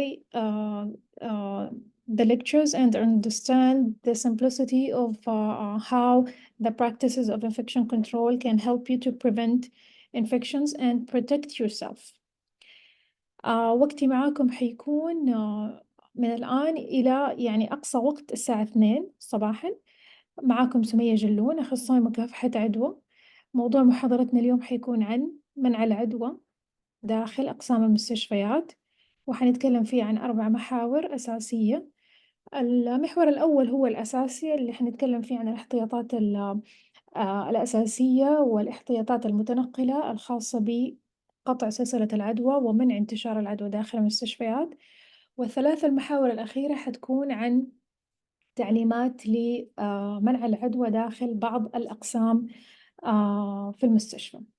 حيكون في وقت للإجابة على أسئلتكم، وبعدين حشارك معاكم معلومات التواصل في حال عندكم أسئلة فيما يخص مكافحة العدوى أو أخذ الاستشارات. وحأشرح المحاضرات إن شاء الله بالعربي وبالإنجليزي، وإن شاء الله يكون الشرح مبسط لجميع الفئات، لأن إحنا نعرف إن اللي حاضرين معانا من جميع التخصصات الصحية، فبنحاول نكون يعني على قدر من تبسيط المادة العلمية لكم، ونشرح الأساسيات المهمة لكل ممارس صحي حسب احتياجه أو كل حسب تخصصه. So our objectives today will be about standard and transmitted based precautions, and then we will talk about infection prevention practices in dental care. Later, we will talk about infection prevention practices in different units. For example, we will discuss burn units, physiotherapy, derma or Cosmo Center, laboratory, and radiology. And the last objective will be talking about prevention measures and preparedness in outpatient clinics. So the 3 last objectives will be all about instructions, what you should do. Also, before we start talking about the prevention measures, you have to reach out to your policy inside your healthcare settings or a private clinic or a hospital and review the policy of your hospital, so you will make sure that these practices are implemented very well. فقبل ما نشرح المحاضرات أو محاور محاضرة اليوم، كل ممارس صحي لازم يرجع للسياسات والإرشادات الخاصة بالمنشأة الصحية اللي هو قاعد يشتغل فيها، سواء مستشفى أو عيادة أو مستشفى حكومي أو مستشفى خاصة أو عيادة، أو حتى لو بس مركز علاج مثلا في أقسام مثلا العلاج الطبيعي والعلاج الوظيفي، ويتأكد من إنه معلومات الممارسات الخاصة أو الإرشادات الخاصة بممارسات مكافحة العدوى موجودة عنده في المنشأة، عشان ما ينفع نقول إحنا معلومة اليوم وبعدين تروح أنت تطبقها في المستشفى عندك، وبعدين يجي يقول لك سياسة المستشفى أنت ما طبقت المعلومات اللي إحنا كاتبينها في السياسة. فلازم تراجع السياسات الخاصة بالمستشفى اللي موجودة عندك. طبعا كل في مجاله وتخصصه الدقيق. كل أحد عنده حيكون ملف خاص بإرشادات مكافحة العدوى، ممارسات مكافحة العدوى، كيف نقدر نقطع سلسلة العدوى داخل أقسامنا. فمحاور اليوم حتكون عن الاحتياطات الأساسية والمتنقلة للوقاية من العدوى، وبعدين حنتكلم عن ممارسات مكافحة العدوى في أقسام الأسنان، ممارسات مكافحة العدوى في قسم الحروق والعلاج الطبيعي، الجلدية، المختبرات، وقسم الأشعة. وأيضا آخر محور حيكون عن التجهيز وإجراءات الإجراءات الوقائية الخاصة بالعيادات الخارجية ومنطقة الانتظار. منطقة الانتظار طبعا حتكون فيها عوائل، فيها أطفال، فيها كبار سن، وفيها مختلف أنواع المرضى. فإحنا بس نحتاج نحط الأساس اللي هو Standard and Transmitted Based Precautions عشان تكون الآلية واضحة للجميع. بعد كده لما حنقول التعليمات حيصير فهمها جدا سهل. So when we will talk about the basics of standard and transmitted based precautions, all of the other instructions will be very clear for each healthcare worker. To prevent infections, we have to understand the main concept of preventing infections practically by wearing precautions or applying precautions. We do have 4 important elements to prevent infections. We do have the vaccination process and continuous education process. We do have to control or focus on the medication prescribing process. And we do have the 4th element, which is precautions. احنا عندنا 4 نقاط أساسية نشتغل على أساسها في قطع سلسلة العدوى داخل المستشفيات والوقاية منها، اللي هو ملف التطعيمات، وملف تقنين صرف المضادات الحيوية ووصف العلاجات الصحيحة، وملف التعليم المستمر للممارس الصحي، والملف الرابع المهم اللي هو الاحتياطات الوقائية أو الممارسات الخاصة بالوقاية من العدوى. محاضرة اليوم عن precautions. We will talk about the precautions. What should we use as a precaution measure for preventing infections? Precautions is about preventing or applying activities and practices that will prevent infections from happening. So we have 2 types of precautions. Standard precautions should be implemented for all type of patients inside the rooms or admitted or in surgery, in screening rooms, or in waiting area, or in isolation room, or for women after delivery. All type of patients, adults, children, infants, all type of patients should be implemented for them the standard precautions to prevent infections. And the transmitted based precautions is the other type, which is specifically for only infected patients. Infected patients mean a positive result from the lab containing an infectious microorganism, and the patient has clearly signs and symptoms and his health is not well. فعندي نوعين من الاحتياطات الوقائية، هي عبارة عن احتياطات وقائية أساسية تطبق في التعامل مع جميع المرضى في مناطق الانتظار، في غرف العمليات، أو المنومين في المستشفى، أو بعد الولادة، أو في المناظير، في العلاج الطبيعي، في عيادات الأطفال، الأسنان، إلى آخره، كل المرضى. الاحتياطات المتنقلة اللي هي حتكون بناء على نوع العدوى والكائن المعدي لهذا المريض، فهي متخصصة في المرضى المنومين عندي وعندهم عدوى. العدوى معناها عندي نتيجة إيجابية من المختبر إنه هذا المريض منوم عندي وعينة وظهر فيها كائن معدي داخل عينته، والمريض هذا أيضا عنده أعراض وحالته الصحية غير متوازنة مثلا، أو عنده أعراض واضح إنه هو تعبان، لذلك هو تنوم عندي وصار عند وبين لي أحد الفحوصات إنه هو عنده نتيجة إيجابية لكائن معدي. So infection means positive result from the lab and signs and symptoms.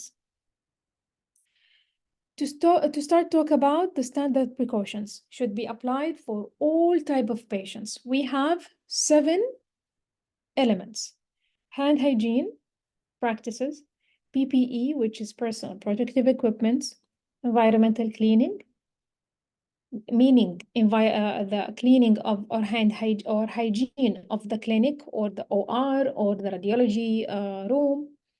Number 4, respiratory hygiene and cough etiquette. That's how you should teach the healthcare worker and the patient.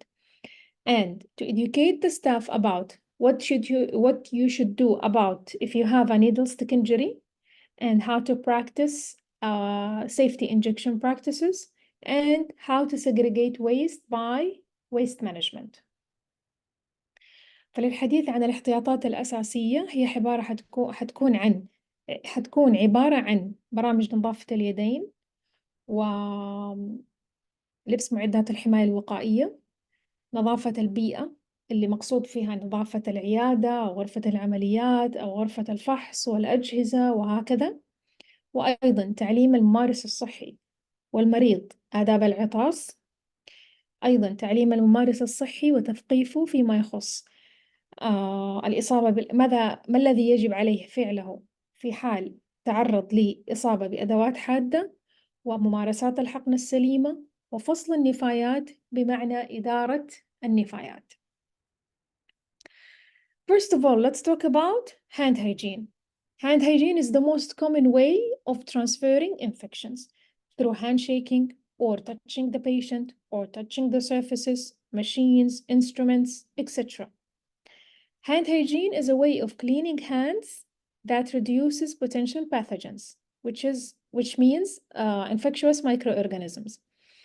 Hand hygiene is considered as a primary measure for reducing the risk of transmitting infection among patients and healthcare personnel.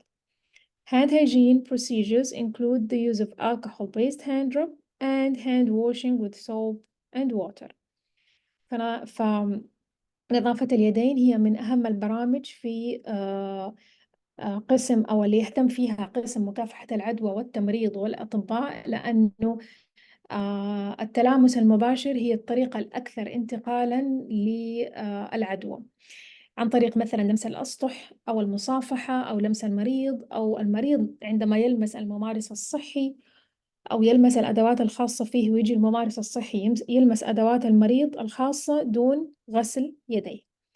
فيعتبر من الأشياء الأساسية والممارسات الأساسية اللي لابد من التركيز على التثقيف فيما يعني يتعلق ببنودها،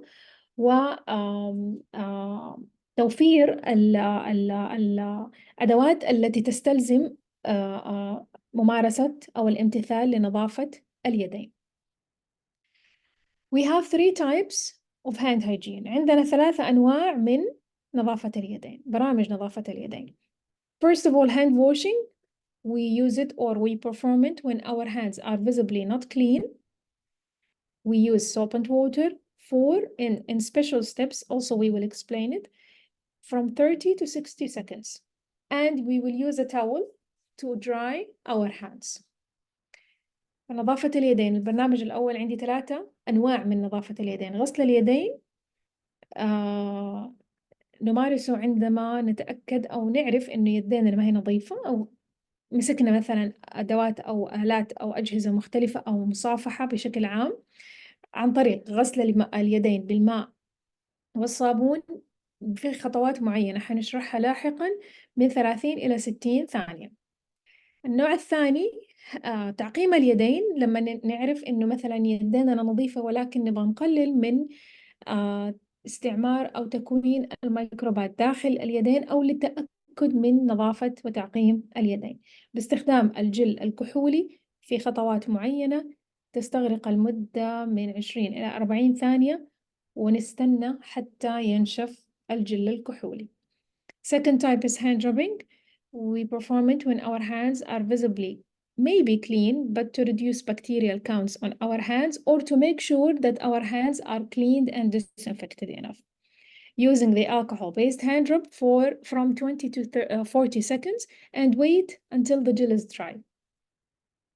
And the third type is surgical scrubbing, only for people who will work in the OR or inside OR, even if he was a respiratory therapist. He has to do the surgical scrubbing. Using water, soap, and sponge or a brush, a special brush according to the operation. The procedure will take special steps from 3 to 5 minutes. النوع الثالث من برامج نظافة اليدين هو عبارة عن تعقيم اليدين بطريقة خاصة للموظفين اللي حيدخلوا غرفة العمليات فقط، باستخدام الماء والصابون ونوع معين من الإسفنج أو نوع معين من الفرش، يعتمد على نوع العملية. العملية هي اللي حتقرر أنا إيش حستخدم أداة عشان أغسل أو أعقم يدي، والعملية فيها خطوات محددة ومعينة تستغرق من 3 إلى 5 دقائق. النوعين الأولى ثواني، تستغرق ثواني، والخطوة المهمة إنه ننتظر إنه تنشف اليدين.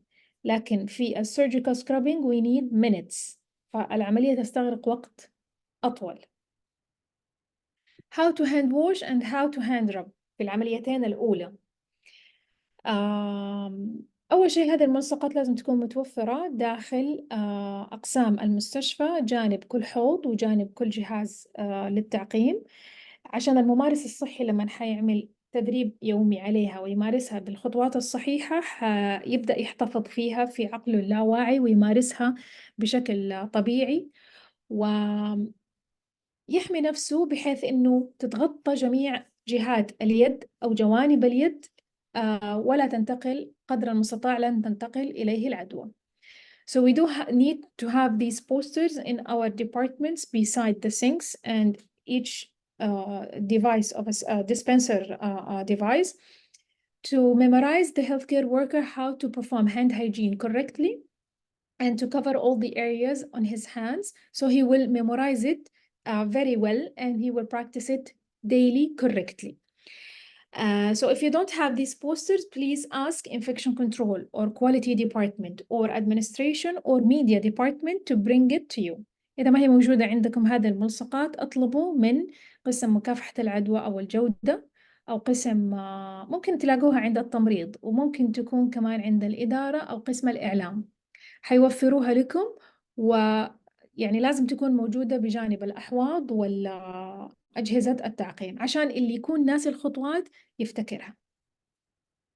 The steps is very easy by taking the amount of soap and water, and then number 2 we will rub the hand palm to palm in each process, and then we will interlace the right hand on the left hand, and then we will do the other or the opposite practice by replacing or interlace the left hand on the right hand. And then in number 5, the same. In hand washing and hand rubbing, we will rub the fingers inside the palm of the hand, and then we will not forget the thumb in number 6. And number 7 will always be washing or rubbing the fingers, the nails, sorry. And in hand washing, we have to use a towel to dry our hands. In hand rubbing, we have to wait until the gel will be dry. So when you will practice it daily, you will memorize it and you will perform it correctly always. The first element was about what type of hand hygiene, how to perform hand hygiene. Now we will talk about when to perform hand hygiene. متى أمارس نظافة اليدين؟ متى اللحظات المهمة اللي لازم أمارس فيها أو أطبق فيها نظافة اليدين، سواء كان الغسل أو التعقيم. I have to memorize that there are 2 moments before touching the patient to protect the patient from the staff. Maybe the staff will come with his microorganisms on his hands. So before touching the patient or before any aseptic procedure, I have to perform hand hygiene, which is number 1 and 2. So this is for patient safety, 2 moments before. and then I have to apply or perform hand hygiene 3 moments after touching the patient for staff safety, to protect the staff from whatever is on the patient body as an infectious. So after touching the patient's surroundings, and after exposure to any body fluids or blood from the patient. So this is staff safety. Otherwise, I can also perform hand hygiene if I want, or before touching or after touching the patient. In general, I have to perform it. I have to mandatory perform it. So 2 moments before for patient safety, 3 moments after for staff safety. السؤال في برامج نظافة اليدين تكلمنا عن الأنواع والطريقة. الآن متى نمارس نظافة اليدين؟ أفتكر إنه أيضا هذا الملصق لازم يكون برضو موجود beside each bed. لازم يكون this poster should be beside each patient bed. لازم تفتكر إنه فيها 5 لحظات جدا مهمة في تطبيق نظافة اليدين. يفضل إنه تطبق نظافة اليدين في لحظتين قبل و3 لحظات بعد. لحظتين قبل لسلامة المريض، للحفاظ على سلامة المريض من الممارس الصحي. فقبل لمس المريض أنا أمارس نظافة اليدين، وقبل إجراء يتطلب اختراق الغشاء المخاطي عن طريق إبرة أو أداة حادة aseptic procedure. لسلامة المريض 3 لحظات لتطبيق نظافة اليدين بعد، وهي حتكون لسلامة الموظف بعد لمس المريض بشكل عام، وبعد لمس أي حاجة حول سرير المريض patient surroundings، وبعد التعرض لسوائل جسم المريض أو دم خرج منه. فقسمها إلى لحظتين قبل و3 لحظات بعد. لحظتين قبل لسلامة المريض، لحظتين بعد لسلامة الموظف. Okay. What about the personal protective equipments? They are equipments that will protect the staff from infectious risk of healthcare facility. It can include items such as safety helmets, gloves, eye protection, high visibility clothing, safety footwear, and safety harnesses. It also included respiratory protective equipment, which is like the surgical mask and N95 mask. معدات الحماية الوقائية هي عبارة عن مواد أنا ألبسها عشان أحمي نفسي أنا كممارس صحي، وأحمي الممارسين الصحيين الآخرين، وأحمي المرضى من انتقال العدوى بيننا. فهذه المعدات حتكون غطاء الوجه أو القناع المكثف، أو القفازات أو النظارات أو الرداء الأصفر بطريقة معينة. المهم في ذكر معدات الحماية الوقائية هي كيف ألبسها وكيف أخلعها، لأنه حتى طريقة اللبس والخلع ممكن تكسر سلسلة أو تقطع سلسلة العدوى. فقبل ما ألبسها أحتاج أمارس نظافة اليدين، بعدين أبدأ ألبس الرداء الأصفر، بعدين حتى لو كان لونه غير، بعد كده ألبس القناع، أتأكد إنه هو محكم الإغلاق، وخاصة إذا كان N95 في حالات الإيربورن isolation.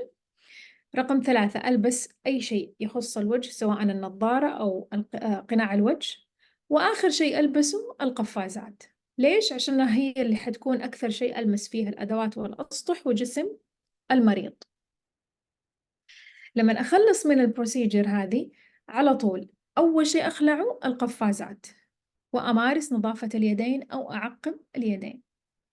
بعدين أخلع الرداء الأصفر، وآخر شيء أخلع بعدين قناع الوجه، وآخر شيء السيرجيكال ماسك اللي هو القناع اللي في الأنف اللي يغطي الأنف والفم. وكمان أمارس نظافة اليدين مرة أخرى.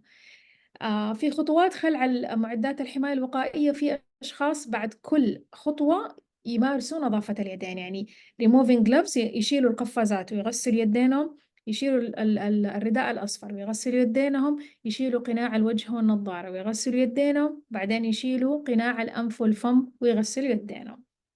So it's not recommended، ما هو موصى عليها، ولكن لحماية نفسك أيضا بشكل مكثف. So the most important element in PPE, we have to talk about wearing and removing, how to remove and how to wear and how to remove the PPE, donning and doffing, because it's a part of breaking the chain of infection. You might have a spot of an infection in your yellow gown or on your mask or in your gloves. So when wearing the PPE, you have to perform hand hygiene and then wear the yellow gown and then wear the mask and make sure it fits your face, especially if you were wearing a N95 mask. Also, then you have to wear eye protection or face shield. And last to wear is gloves, because it will be most contaminated with instruments and patient body and surfaces and machine and etc. When removing the PPE, we have to remove first the gloves. So gloves will be last to wear and first to remove. Remove the gloves and perform hand hygiene. Remove the gown, and some people will also perform hand hygiene. Remove the eye protection and face shield and then perform hand hygiene if you want. Last to remove is the respirator beside the door or in the anteroom, and then perform hand hygiene. Why we should remove the respirator the last? Because the area might contain some infectious agent in the air particles, and you have to protect yourself to the last minute. So the sequence will be wearing is gown, first hand hygiene, then wearing gown, then mask, then goggles and face shield, and then I should wear the gloves. When I will remove it, remove the gloves, hand hygiene, remove the goggles and face shield, hand hygiene, and then remove the gown or the goggles. It's okay to switch. Remove the gown and perform hand hygiene. Last to remove is the mask, and then perform hand hygiene. I forgot to tell you that the lecture today, the recorded lecture, the lecture today will be recorded and it will be submitted in the YouTube channel of Future Vision. And the slides of my lectures will be available in the free Telegram channel.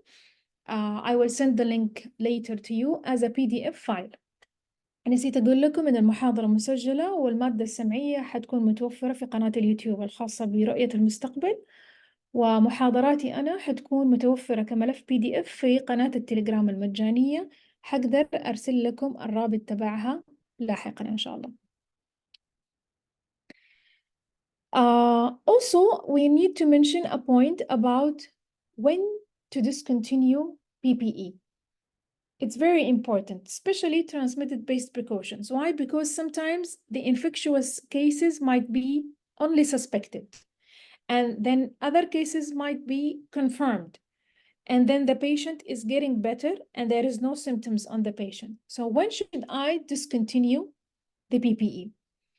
The infection control or infection prevention team should always lead the decision to discontinue transmitted-based precautions according to each patient situation. And then on the other side, I have to leave the PPE or to keep the PPE on the patient while the patient is symptomatic. That means if he's having symptoms and considered infectious, or until the completion of his treatment, the course of antibiotic or the course of treatment, and until deemed non-infectious by the IPC team. That means the physician will consult the IPC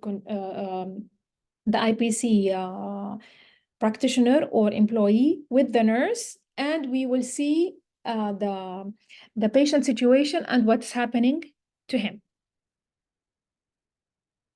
Also, we can leave the PPE on the patient.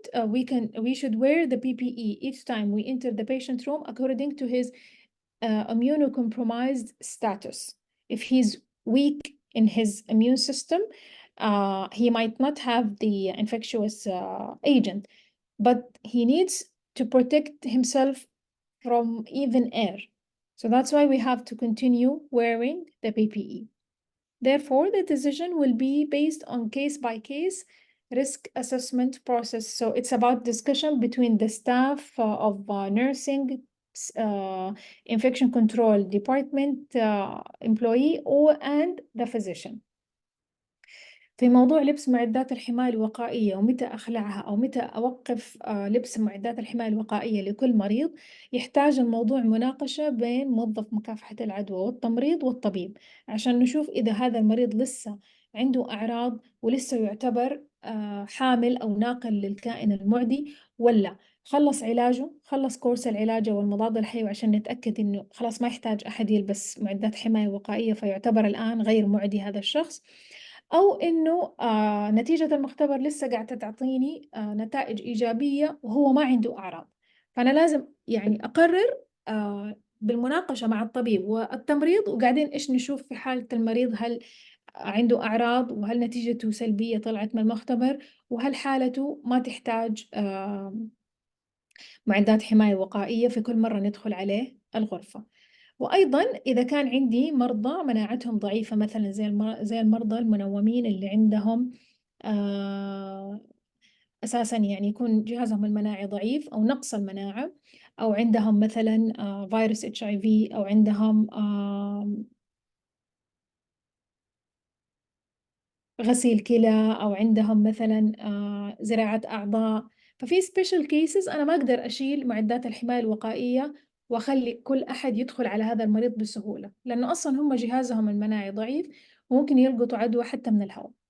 had either patient also even patient in under chemotherapy. So these considered as immunocompromised or critical patients. Patients after organ transplantation and under chemotherapy, patient on dialysis, patient in burn units sometimes في أقسام الحروق أيضا, or patient who is يعني regularly have immunocompromised situation or status.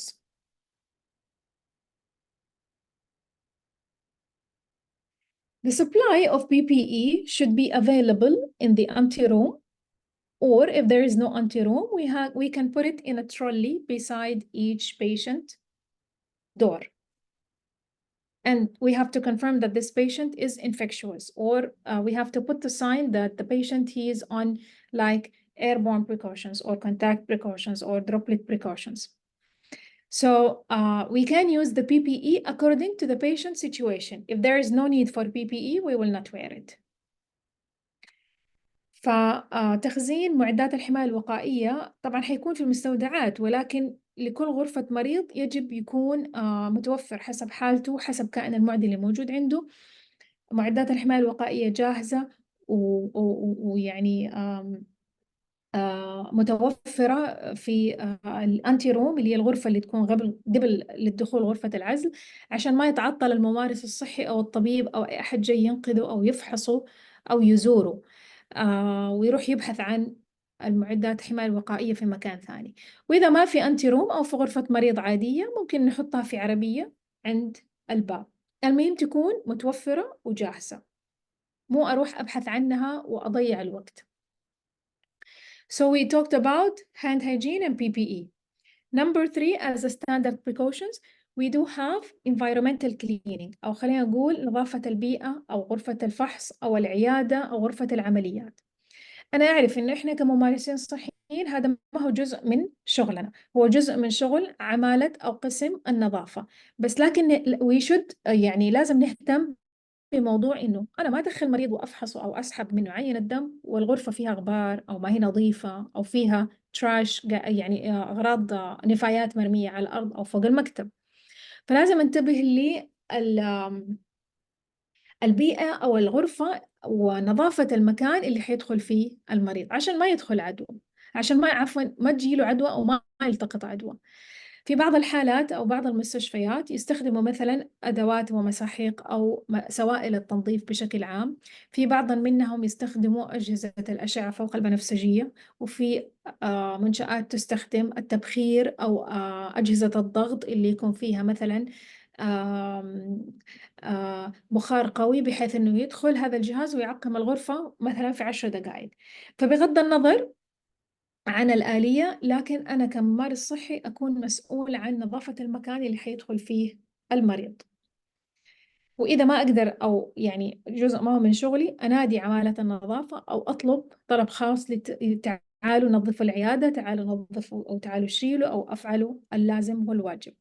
So it's not our responsibility to clean the clinic or the OR or the reception or waiting area.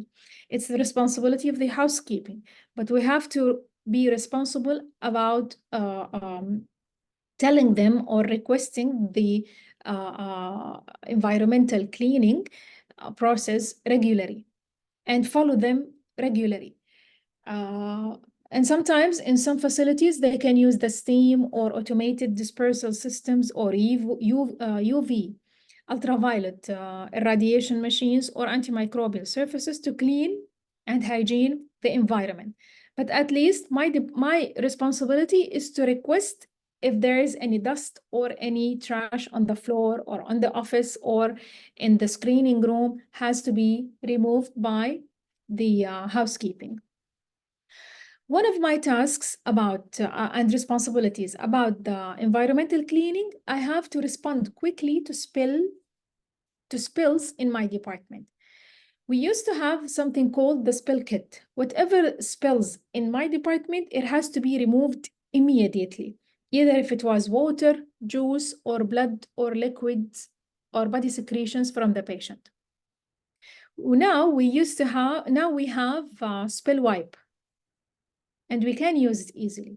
If you don't want to use it, we will move to the next slide and we will explain more. جزء من مسؤوليتي في موضوع نظافة البيئة أو الغرفة أو قسمي إني أنا أهتم بأي سائل مسكوب في القسم، سواء كان ماء أو عصير أو دم من المريض أو سوائل أو بلاسنتا اللي هو جزء من المشيمة whatever، حتى لو كانت غرفة عمليات. فجزء من مهامي إني على طول أطلب من عمالة النظافة إنهم هم ينظفوا هذا السائل بسرعة. كان عندنا شنطة اسمها سبيل كيت زمان، لكن الآن صارت سبيل وايب، الآن صارت فقط ممسحة أو منديل كبير. طيب إيش حنعمل إذا كان عندي سائل مسكوب في الأرض؟ أول شيء أنا كممارس صحي I have to put the caution sign. I have to clear the area. Please, no one will come around this area. And then I will try to contain the spill so it will not spread more. أحاول أسيطر على السائل بحيث إنه ما ينتشر أكثر. أنا إذا حطيت الكوشن ساين علامة التحذير إنه ما حد يقرب من هنا، حيكون هذا كمان يعني كافي. If I want, I can open the spill wipe and clean it directly, or I can call housekeeping to do their job. So we have 3 C's criteria: clear the area, contain the spill, and clean the spill. If you don't want, you can add a 4th C and you can call housekeeping. فأحتاج أخلي المنطقة، أحاول أسيطر على السائل ما ينتشر أكثر ولا حد يدعس عليه، وإذا أقدر أبغى I can clean، أقدر أنظفها. لكن إذا ما أبغى ممكن أكلم عمالة النظافة وأطلب منهم المساعدة الفورية الآن، لازم يتشال، لأن هم عندهم الأدوات الخاصة بأنهم يعقموا الأرض يعني يخلصونا من السائل بالطريقة الصحيحة اللي تقطع سلسلة العدوى. Number 4 in standard precautions, teaching the healthcare worker and the patient the cough etiquette or respiratory hygiene. We call it respiratory hygiene because it might be a sneeze or a cough. This is very important to all types of patients and all healthcare workers, because you might have some drops in your clothes or in the surface or in the floor, and you might have air particles containing the contagious pathogen or the infectious agent. While we are learning the cough etiquette or respiratory hygiene, the infection will be controlled more than ever. So I have to inform the patient or the staff to cough or sneeze using a tissue. If it was uncontrolled, he can use his elbow. So he can cough and sneeze in his elbow. If it was a quick one, he forgot, he didn't control it, he can cough in his hands and he can wash his hands. I have to advise him, please wash your hands or don't touch anything until you wash your hand. And if he was coughing or sneezing continuously, I have to give him surgical mask and advise him to visit the doctor. So it's very easy and simple. من النقطة الرابعة المهمة جدا في قطع سلسلة العدوى في مناطق الانتظار وغرف الفحص والعيادات وإلى آخره، تعليم الممارس الصحي والمريض آداب العطاس. آداب العطاس هي إنه يفضل إنه إذا عندك كحة أو عطسة تكح أو تعطس في منديل، وإذا ما قدرت أو نسيت أو ما عندك ممكن تستخدم كوعك فتعطس أو تكح فيه. حتى المدارس في يعني المراحل الابتدائية أو المتوسطة يبدأوا يعلموا الأطفال إنهم يكحوا ويعطسوا في كوعهم عشان ما تنتشر العدوى إذا كانت موجودة. إذا ما قدرت أسيطر على الكحة أو العطسة ممكن أكح أو أعطس في يدي، ولكن لازم أعلمه إنه يغسل يده أو ما يلمس أي شيء إلا يغسل يده على الأقل. وإذا كان يكح أو يعطس بشكل مستمر لازم أعطيله قناع، من فضلك ألبس القناع، وينصح بإنك أنت تزور طبيب الأمراض الصدرية أو طبيب أسرة أو طبيب عام على الأقل، بس نعرف إذا أنت مثلا كنت في عيادة العظام نعرف إنه أنت عندك إنفلونزا أو عندك حساسية أو عندك شيء ثاني. فهذه آداب العطاس بكل بساطة أعلمها للمريض، للممارس الصحي، لعمالة النظافة، للأطفال، لموظفين الاستقبال، لكل أحد. هنا في 3 نقاط أخيرة تكون خاصة بالممارس الصحي. لازم أعلم الممارس الصحي ما الذي يتوجب فعله عند الإصابة بأذى حادة، وممارسات الحقن السليمة، وفصل النفايات. نبدأ بما الذي يجب فعله عند needle stick injury، لما يصير في عنده إصابة بأداة حادة سواء كانت إبرة أو أداة من جهاز مثلا أو شريحة مختبر. طبعا لأنها تكون موجودة في غير مكانها الصحيح ولم يتم التخلص منها بالطريقة الصحيحة، أو لسه هو طالب قاعد يتدرب ومو عارف كيف يضبط اللي هو سحب الدم أو إخراج الإبرة من جسم المريض. وقد يتضرر منها عمالة النظافة لما الممارس الصحي اللي ما هو شاطر أبدا يرمي الإبرة في الميديكال ويست أو الجنرال ويست، فيجي المسكين عامل النظافة يشيل الكيس وبعدين يتغزغز بالإبرة. فما الذي يجب فعله في هذه الحالة؟ لازم يتعلم الممارس الصحي إيش يسوي إذا صار عنده إصابة بأداة حادة.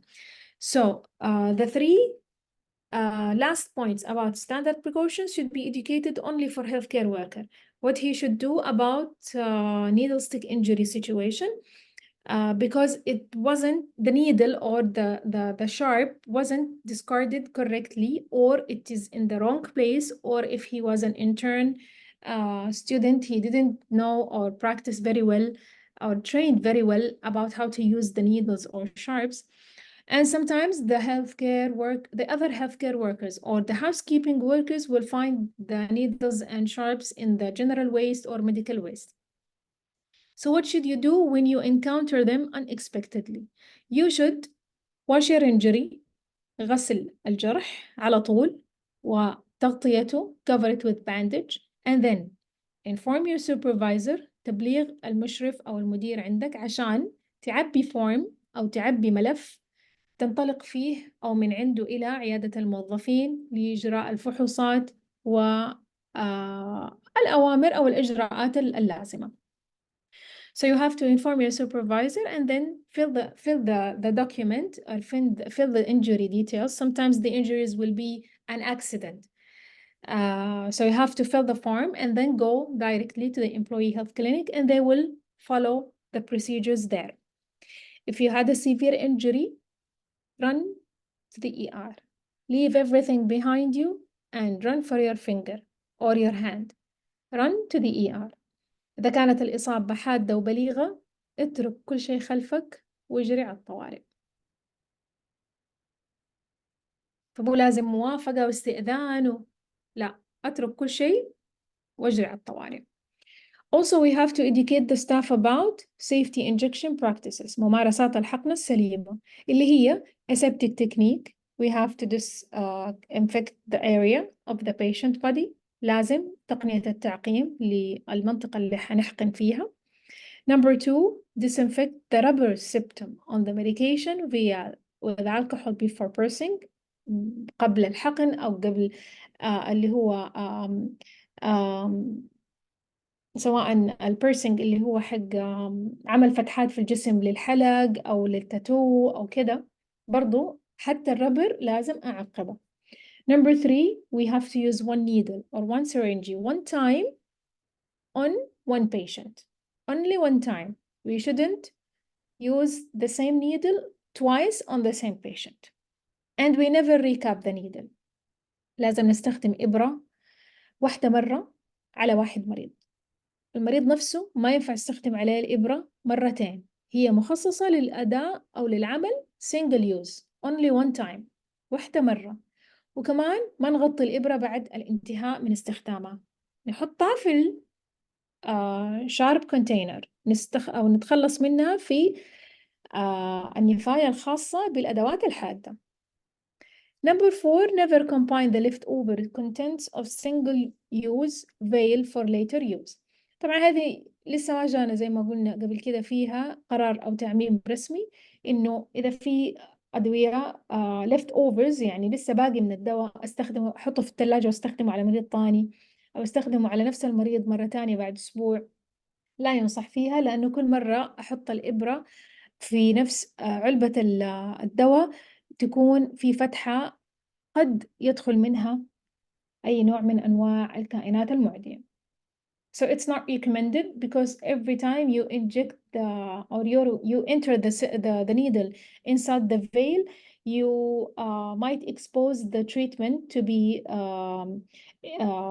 damaged, or you might give the medication a chance to have a portal of entry for microorganisms to enter inside the treatment veil. Last one is waste segregation or waste management. We have to educate the staff about removing the medical waste in yellow bag. Whatever touches the patient in yellow bag. General waste, cups, papers, everything else in the black bag. لازم أعلم الممارس الصحي يتخلص من أي شيء يخص المريض في النفايات الصفراء. أي شيء يلمس المريض في النفايات الصفراء. النفايات العامة سواء أوراق أو أكواب أو أقلام أو أي شيء عام في الكيس الأسود. Any body parts or placenta or blood in the red bag. الكيس الأحمر أحط فيه المشيمة، أعضاء الجسم خاصة بعد عمليات التجميل اللي هي المتبقي من أعضاء الجسم أو الجلد الزائد، والدم. أي شيء فيه دم كثير ححطه في الكيس الأحمر. Any sharps or needles in sharp container. أي أداة حادة تنحط في نفايات الأدوات الحادة. لما نفصلها زي كده أساعد عمالة النظافة على إنه يشيلها ويتخلص منها في المكان الصح، وتجي شركة النفايات الطبية تاخدها وتتخلص منها بالطريقة الصح. النفايات العامة تعرف تتخلص منها بطريقة، النفايات الطبية يبغى لها مثلا مواد كيميائية أو حرق بطريقة معينة، الدم والمشيمة وهذه الأشياء برضو لها آلية في التخلص حتى يعني بطريقة ما تضر البيئة. So when you will segregate waste, you will help in saving the environment and saving the time and effort and money for your company and for the medical waste company to take these waste and discard it in the correct way.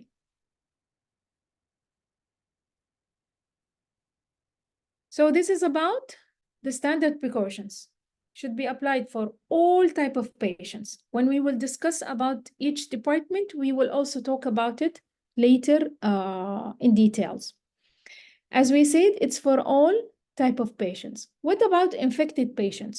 إذا كان عندي مرضى عندهم عدوى، إيش هستخدم لهم؟ إجراءات أو معدات وقائية، احتياطات وقائية.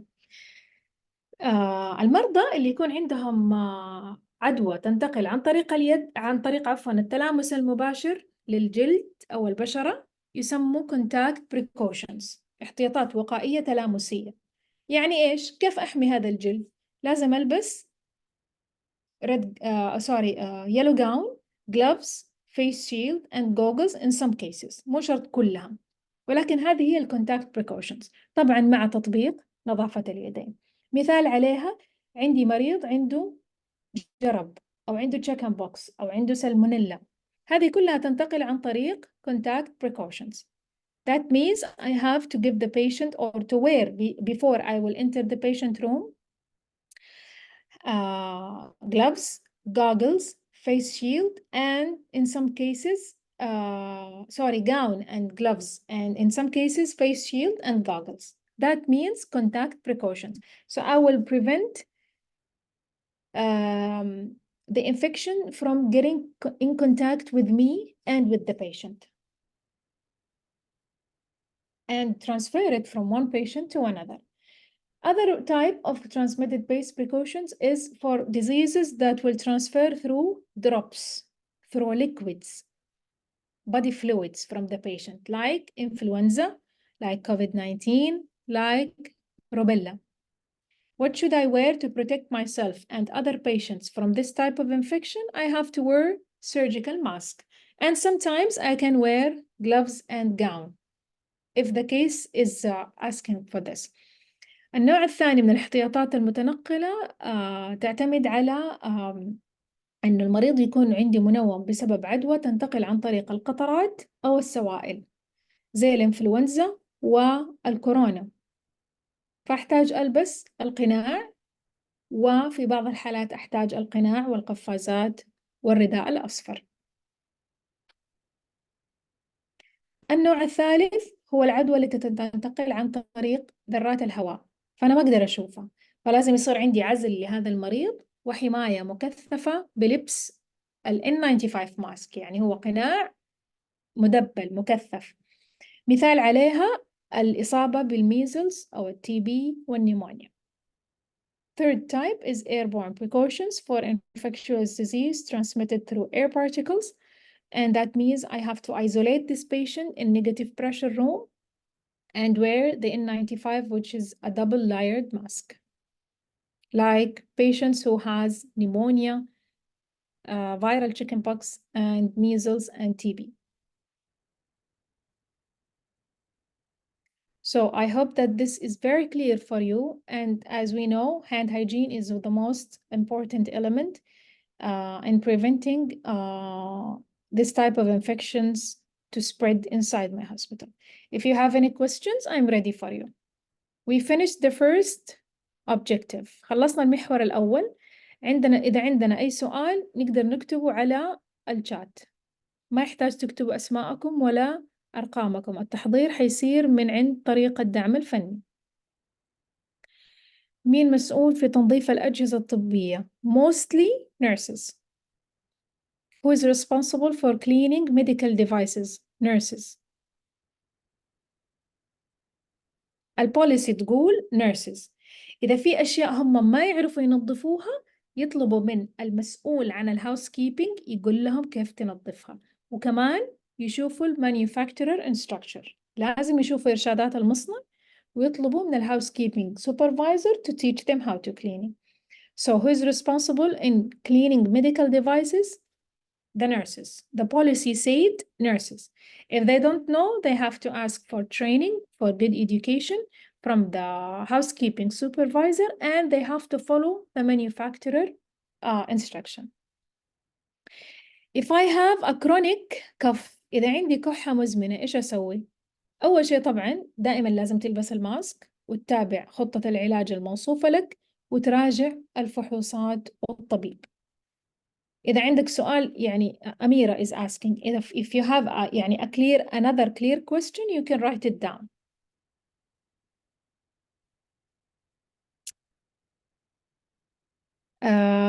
ليش النيمونيا airborne بجميع أنواعها أو نوع محدد؟ النيمونيا النيمونيا is airborne، ما في نوع محدد.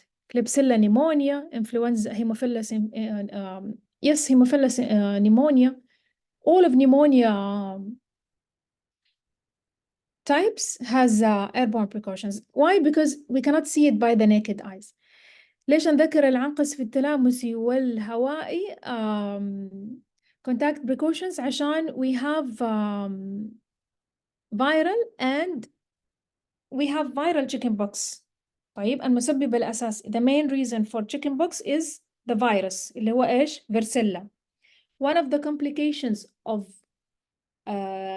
this virus on the same patient, it became another group A streptococcus bacteria. So when it will be a bacterial confirmed case of bacterial chickenpox, we have to also wear contact. So the patient will be isolated in airborne negative pressure room. And then when we will find in the result a bacterial infection in the lab result, we will also wear contact precautions.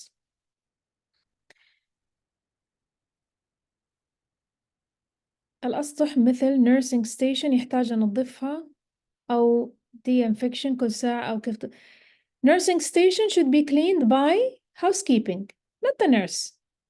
The nurse is responsible for devices عشان هم عارفين كيف هذه الديفايسز تشتغل. ممكن أحد يسحب سلك ويقطع الكهرباء أو يخرب الجهاز ويروح المريض في خبر كان. So they are responsible for devices because they know how the devices work. So no one will cut the electricity or damage the device. The nursing station should be cleaned by housekeeping.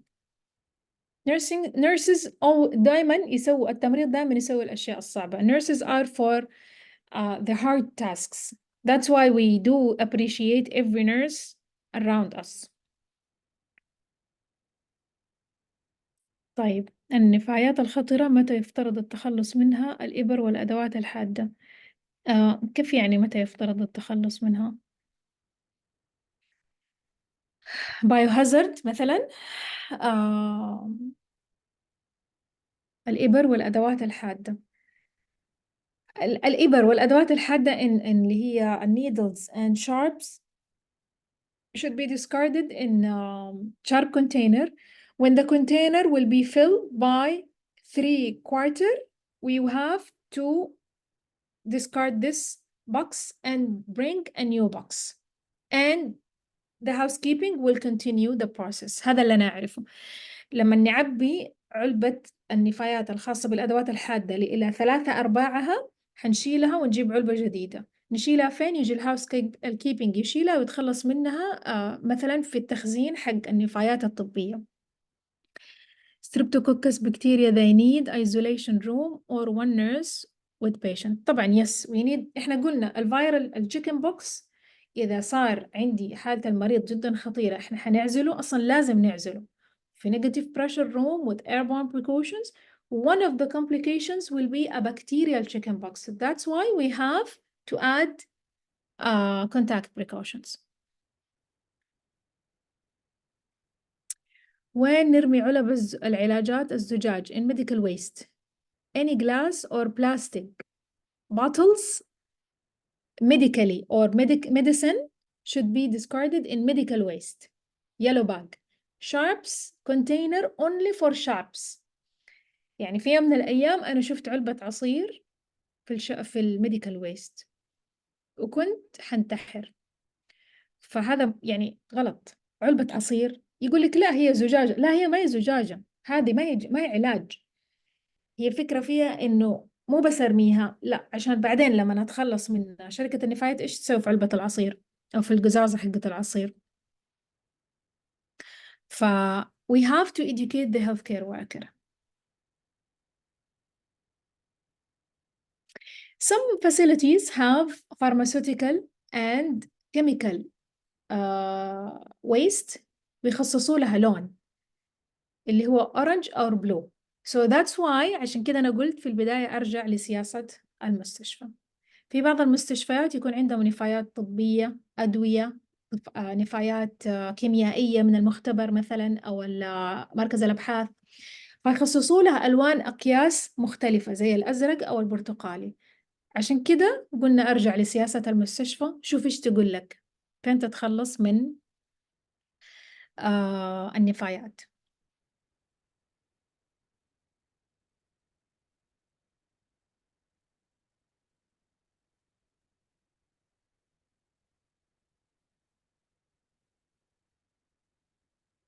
علب الأدوية ترمى في النفايات العامة. هذا يمكن تبع مثلا التحديث الأخير للويست مانجمنت في وزارة الصحة، ممكن، بس أنا ماني متأكدة منه صراحة. What makes a room negative pressure room? Can you clarify your question? What makes a negative pressure room? Isolation room, it's the negative pressure room. Write your whole question.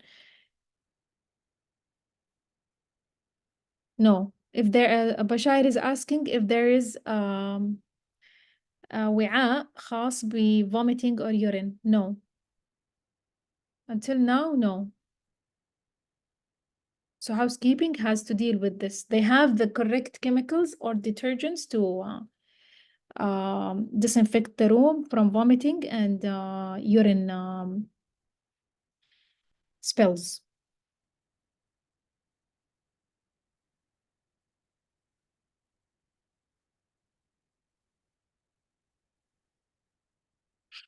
If you have question, write the whole question in one sentence so I can read it.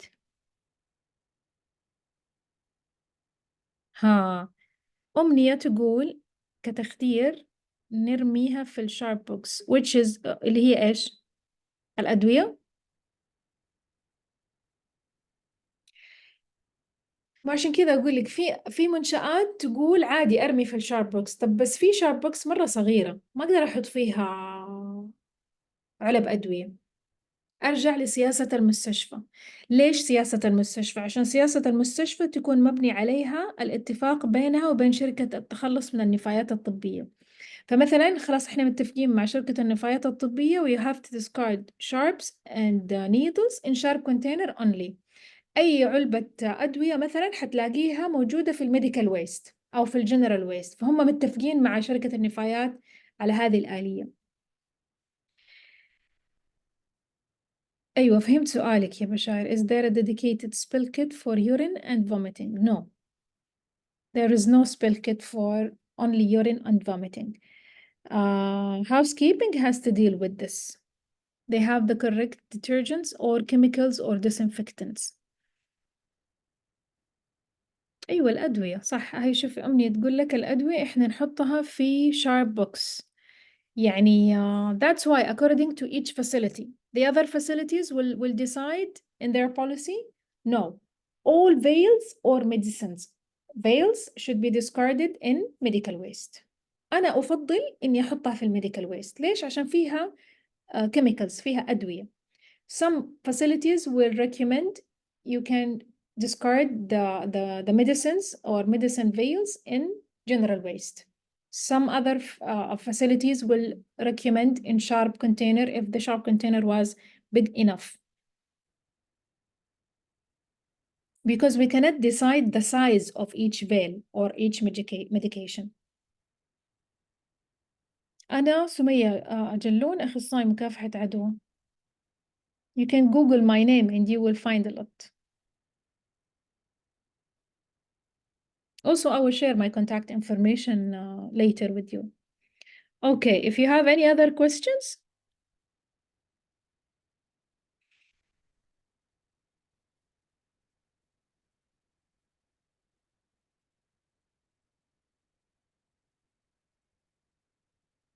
So I hope that the first objective was very clear لأنه هو الأساس. التعليمات الجاية في كل قسم حتكون خلاص يعني خاصة بكل قسم بس. Also, in the future, if you have any questions, I can share my contact information with you. And the presentation of today's lecture, you can find it as a PDF file, as I said before, in the channel, in the Telegram channel. I can share it with you later. وسامحوني إذا بنتقل عليكم في المادة العلمية، بس هي والله للفائدة، عشان أعرف إنه رمضان يعني شوية وقته صعب، لكن بإذن الله ربي يوفقنا جميعا. Let's talk about infection prevention practices in dental care.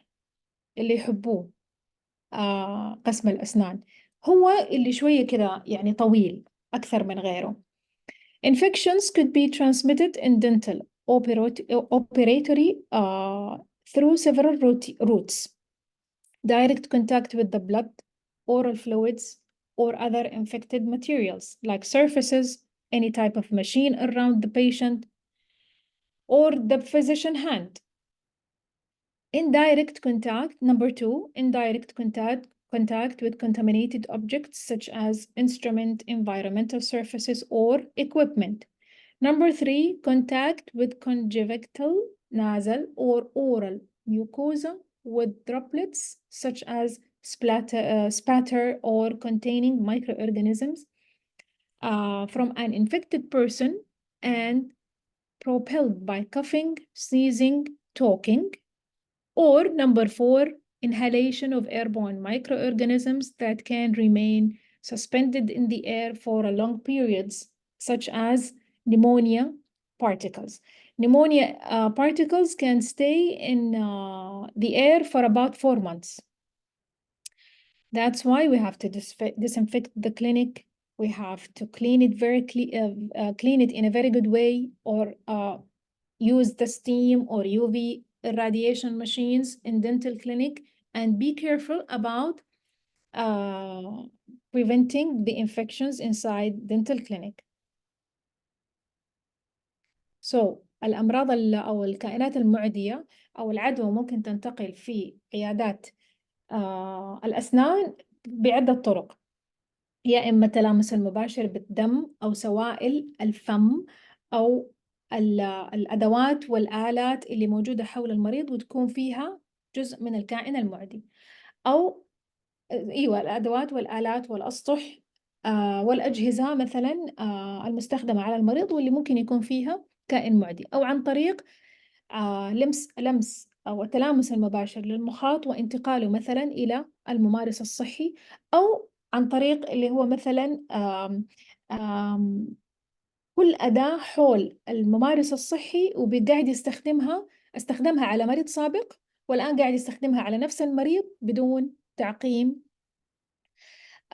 وقطع سلسلة للعدوى. أو مثلا المريض السابق كان عنده كحة أو عطاس، وانتقلت مثلا على نقطة من الكرسي أو نقطتين من الكرسي إلى الكرسي، وجاء المريض الثاني والممارس الصحي ما عقم الكرسي بين المرضى. أو عن طريق استنشاق الهواء في نفس العيادة اللي يكون محمل بذرات بعض الكائنات المعدية، لأنه مثلا النيمونيا من أكثر الكائنات الدقيقة المعدية اللي تظل ذراتها في الهواء إلى مدة تصل يمكن 4 أشهر. لذلك تكلمنا عن الانفايرمنتال هايجين، العيادة لازم تكون نظيفة ومعقمة ومهتمين بإنه فيها مواد تعقيم كافية وجيدة عشان ما تنتقل العدوى إلى المرضى. The identification of bacteria showed the presence of such organisms as Enterobacter, Escherichia coli, and Klebsiella, plus many others. فأنا عندي أساساً أنواع مختلفة جداً من الكائنات الدقيقة اللي ممكن تنتقل في عيادات الأسنان. It is widely recognized that use dental pumice is a major reservoir for bacterial contaminants in the procedent laboratory. طبعاً في عندي في كل عيادة أسنان لازم يكون في جنبهم اللي هي قسم تعقيم طبي خاص فيهم عشان يستخدموا الأدوات الصغيرة ويفتحوها ويقدروا يعقموها بالطريقة الصح، أو يجيبوا الأجهزة الخاصة بتعقيمها وتنظيفها ويدربوا موظفين قسم التعقيم الطبي لما ياخدوا مثلا العينات أو يعملوا أشعة للأسنان أو للحنك أو الفك، يكون فيه أشخاص متخصصين متدربين ومتعلمين كفاية يقدروا يعقموا هذه الأشياء بعد ما يخرج المريض، سواء كان عنده عدوى أو لسه ما نعرف هو عنده عدوى أو لا. Studies also demonstrated that during pumicening procedures, bacteria might be aerosolized and disseminated throughout the dental suite and transmitted in patients and personnel.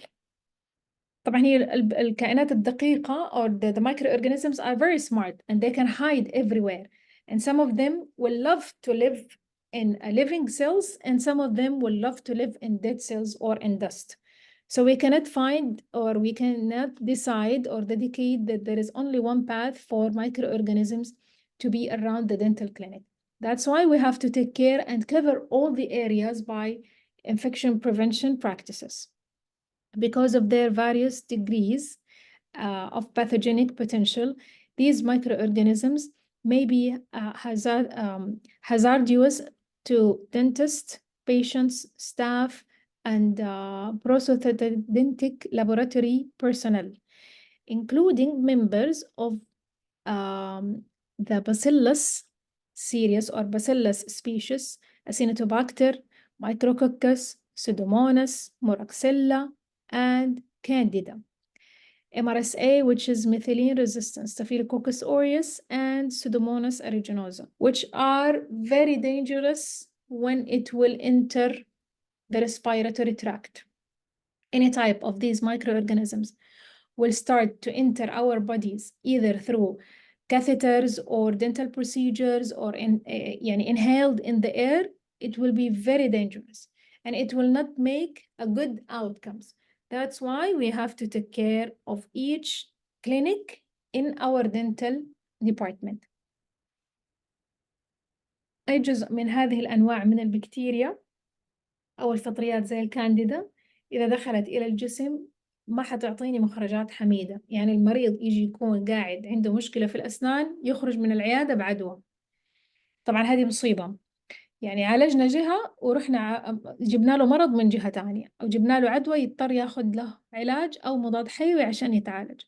فلما أفتح أي شيء في الجسم وخاصة في الأسنان ويبدأ يدخل مثلا فيه أدوات حادة أو أجهزة برد أو مثلا تركيب اللي هي العدسات هذه اللاصقة بالأسنان أو خلع ضرس أو يعني أي إجراء يخص الأسنان ما أكون معقم فيه يد المريض، عفوا يد الممارس الصحي، أو ما هو لابس قفازات أو معقم جسم المريض أو الجهة اللي حيصير فيها هذا الإجراء، أتوقع إنه حيصير عدوى لأنها منطقة جدا حساسة وسهل إنه تنتقل العدوى أو الكائنات الدقيقة فيها من الفم إلى داخل الجهاز التنفسي، لأنه هو أول واحد حيستقبل طبعا العدوى. So infection control practices in dental care will be patient screening. لازم أفحص المريض جيدا. Personal hygiene, staff hygiene or patient hygiene. لازم أتأكد من النظافة الشخصية للمريض وللممارس الصحي. طبعا للمريض هذه out of control. For patient hygiene, this is out of control, but I will try at least. And if I found or if I faced this situation, I have to educate the patient about oral hygiene, a personal oral hygiene. إذا واجهت هذا النوع من المشاكل لازم أثقف المريض بالنظافة الشخصية وخاصة للفم. Also, personal protection.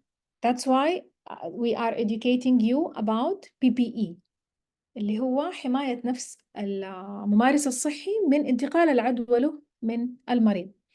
Instrument processing, and that's why I said there is a special CSSD for each dental department in each hospital or private clinic. عندنا قسم تعقيم طبي خاص بس للأسنان والأدوات الخاصة بعيادات الأسنان داخل كل منشأة صحية أو عيادة أو مستشفى حكومي أو خاص. Also surface asepsis، تعقيم الأسطح جدا مهم والأدوات أو المواد والسوائل اللي أنا قاعد أستخدمها في تعقيم أسطح عيادات الأسنان. Patient treatment, they have to follow the plan of the treatment, and they have to complete the treatment, and I have in the beginning to describe the correct medication for them, so they will not have complications or future complications. خطة العلاج للمريض لازم تتضمن إعطاء العلاج الصحيح ومتابعة الإرشادات والتعليمات وإكمال كورس العلاج. And also laboratory disinfection، تعقيم المختبر التابع لعيادات الأسنان، وتعقيم الأدوات، تعقيم الأسطح، تعقيم البيتري ديشز اللي هي صحون اللي هي يصير فيها أخذ العينات، المسحات، إبر التخدير في عيادات الأسنان إلى آخره. أي حاجة تدخل إلى جسم المريض لازم تتعقم وتتنظف قبل ما تدخل. بعد ما تخلص من المريض يتم التخلص منها في النفايات الصحيحة. خلال هذه العملية لازم نهتم بنظافة البيئة وفصل النفايات والتدريب الجيد حتى ما يصير في عندي إصابة بأداة حادة، وحماية الممارس الصحي، وأيضا حماية المريض والممرض أو مساعد طبيب الأسنان. In patient screening, we have to mention the important points, which is taking the history of the patient before entering either the operation for dental procedure or only screening. And also I have to investigate very well in this history of the patient so I can follow the procedure correctly as a dentist and prescribe any future medication if he wants or if he needs.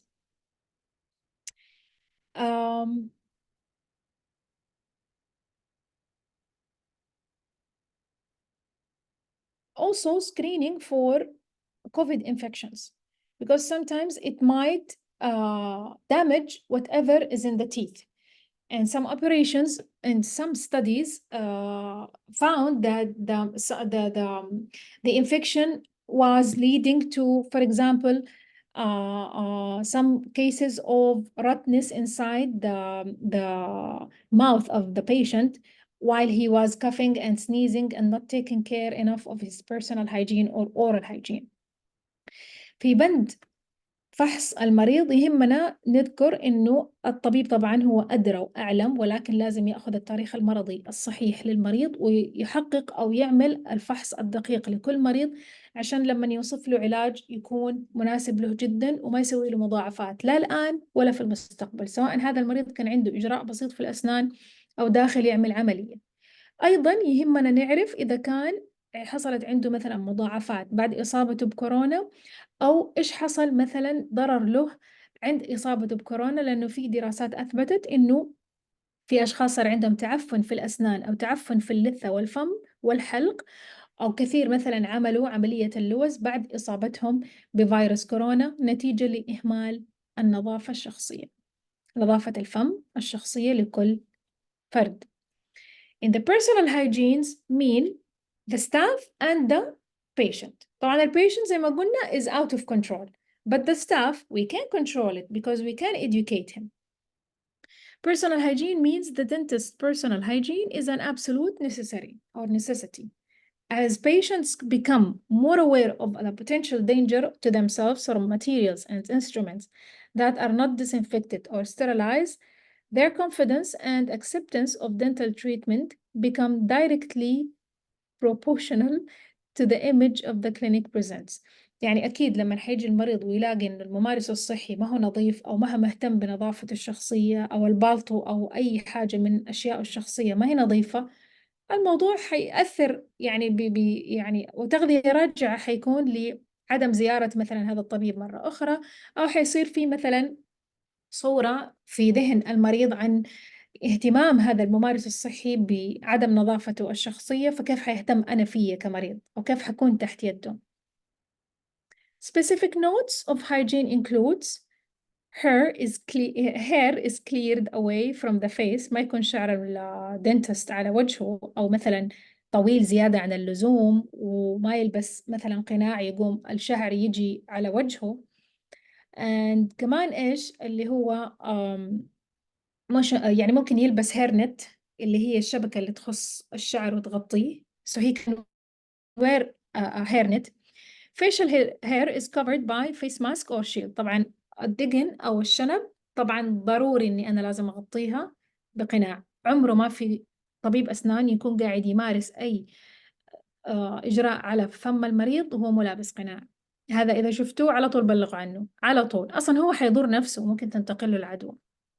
فهي should wear surgical mask or face shield or both. Also, jewelry should be removed from the hands, arms or facial area. نزع المجوهرات من الوجه واليدين ولا أي يعني إذا كان عنده مثلا حلقان في أي مكان في الوجه. And also we have to avoid fingernails or artificial nails. It's not official, it's not professional, and it's prohibited from infection control practices. Also, even though the nail polish colors are prohibited.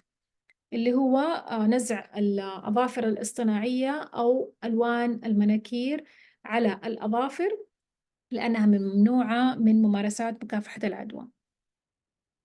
وأكيد hand washing is mandatory before and after touching the patient. In the personal protection equipment, that means we have to take care of the immunization, about immunization against hepatitis B and influenza, and wear the gloves, wear the mask, wear the goggles, wear the face shield, wear the gown, and the sharps disposal protocol is followed with particular emphasis of the use when handling blades.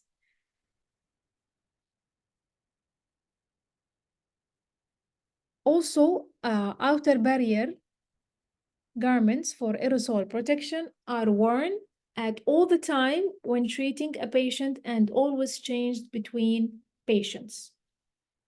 فالpersonal protective equipment هذه يعني احنا تكلمنا فيها، لكن في الدنتال clinics it's very important. إني أول شيء أهتم بتطعيم الممارس الصحي في قسم الأسنان إنه ياخد تطعيم الإنفلونزا والكبد الوبائي باع، ويهتم بممارسة نظافة اليدين، يلبس القفازات، يلبس الماسك أو القناع، يلبس حامي الوجه، ويلبس الرداء الأصفر، ويتخلص من الأدوات الحادة بالطريقة الصحيحة.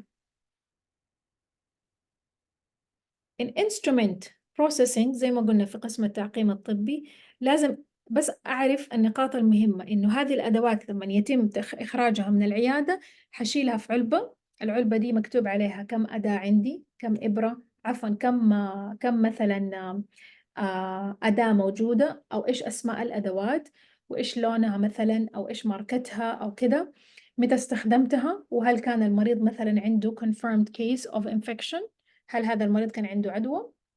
And I have to label the date. So in this box, I have to give it to the SSD department.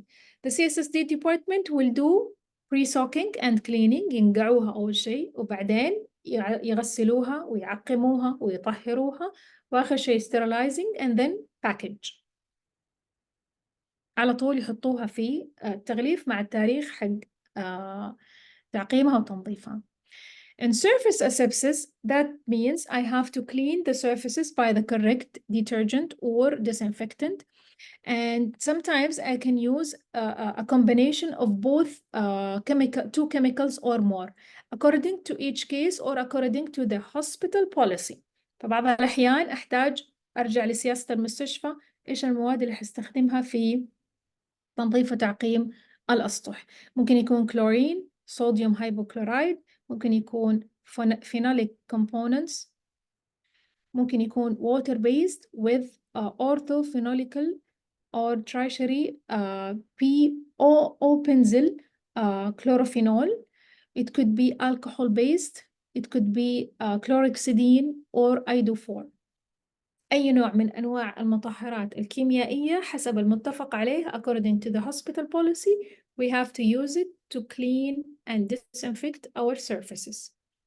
Our surfaces mean the reception surface, the office surface inside the dental clinic, the patient chair, and above each device.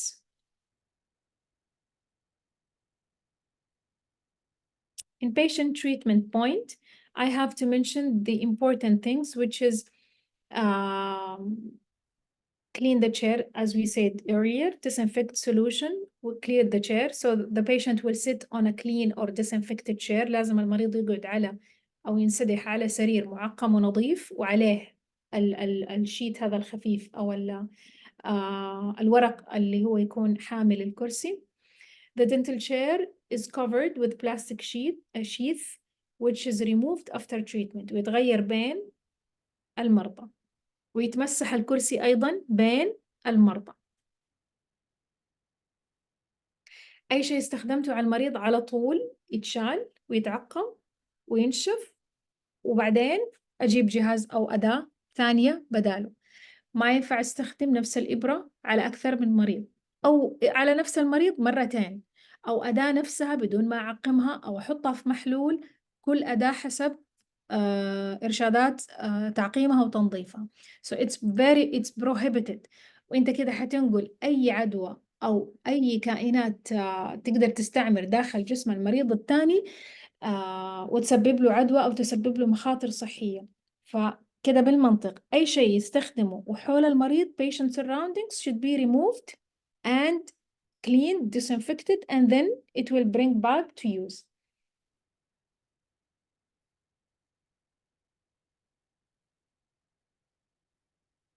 Sterilization and cleaning and disinfection process for instruments should be done in the CSSD department. I know as a dentist it's not your responsibility, but your responsibility is to take care of not using the same instrument on a different patient. Also, new latex gloves are worn for the disinfection procedure. لما أجي أعقم أسطح أو مثلا الأجهزة أو أشيلها مثلا خلصنا الآن من الأدوات عند المريض، يلا دحين حشيل هذه الأجهزة أو الأدوات عفوا أو الأدوات الصغيرة وأحطها في علبة عشان أرسلها للCSSD أو قسم التعقيم الطبي. حلبس قفازات جديدة عشان أنا ما تجيني العدوى، وقبل ما ألبس دي القفازات أغسل يدي وأعقمها واستنى لحد ما تنشف.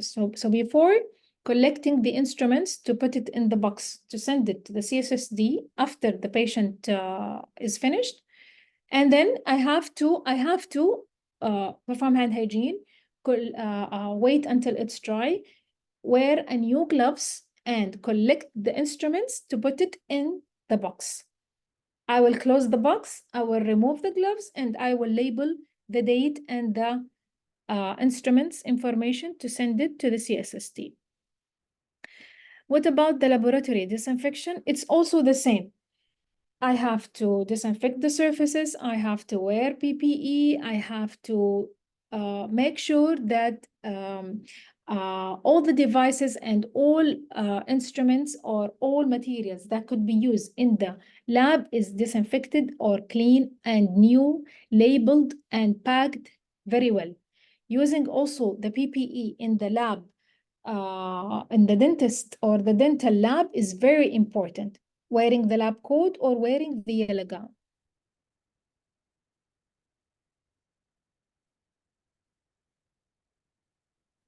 من المهم ذكره في مختبر قسم الأسنان إني ألبس معدات الحماية الوقائية وأستمر في تعقيم الأسطح والأدوات والأجهزة وكل شيء أستخدمه في المختبر لازم يكون طبعا إما مغلف وجديد ولما نستخدمه نتخلص منه بالطريقة الصحيحة. إذا كان عندي منتج أو أداة أو جهاز أنا شاكك في إنه هو عطلان أو خربان أو فاسد أو خلص تاريخ انتهائه أو مادة أو سائل، على طول أتخلص منها أو أرجع لسياسة المستشفى وأشوف إيش التعليمات الصحيحة عشان أعرف أقطع سلسلة العدوى أو أقطع انتشار مرض قد يكون بسبب هذه الممارسة اللي أنا ما عرفت أتصرف فيها. يهمنا أيضاً إنه في المختبر يكون الممارس الصحي لابس لاب كوت اللي هو البالطو وفوقه الجاون. according طبعا to his procedure. Post exposure prophylaxis. طب إذا صار عندي عدوى داخل المستشفى, if I had an infection, عفوا, if I had an infection in dental clinic, what should I do? The patient came to me last week and he was good. We did the procedure, very excellent, and he was good. 2 days later or 3 days later, he came back with an infection. What should I do? First of all, I have to do the assessment for exposure. What happened? I have to screen the patient. I have to local wound care and personal protection worn at all the time of injury. So me as a healthcare practitioner or healthcare worker or a dentist, I have to protect myself from this infection, from exposing to this infection. الخطوة الأولى إذا حصل عندي إنه صار مريض جاء عمل إجراء عندي في المستشفى أو في العيادة وبعد 2-3 من فحصه أو مثلا زراعة سن أو خلع سن جاني قال لي ترى أنا عندي عدوى. أول شيء أنا كممارس صحي أحمي نفسي وألبس معدات الحماية الوقائية وأفحص الطبيب أو أشوف فين العدوى صارت عنده سواء على السن أو على اللثة أو في خارج الفم أو داخل الحلق. بعدين أعمل فحص للطبيب. طبعا أعمل فحص للمريض جدا يعني دقيق جدا. So I will screen the patient very well and then I will assist the healthcare worker who did the procedure for him. لازم أعمل كمان فحص للممارس الصحي اللي عمل له الإجراء, سواء أخذ عينة من الدم أو من اللعاب أو من البول أو إلى آخره. Number 3, source case information. لازم أعرف إيش مصدر العدوى. مصدر العدوى كان من السطح ولا من يد الممارس الصحي ولا من الأداة ولا من الدواء ولا من التخدير ولا من معدات الحماية الوقائية أو اللمبة اللي فوقه ولا من الهواء. لازم أعرف. أعمل investigation about searching for the source of infection, either from the hands of the healthcare worker or from the lamp or from the anesthesia or from the same patient sometimes or from the instruments or from PPE or anywhere else. I have to investigate and then I will not repeat the same process again and I will know, or sometimes it's the source of infection will come from the treatment or using the needles wrongly.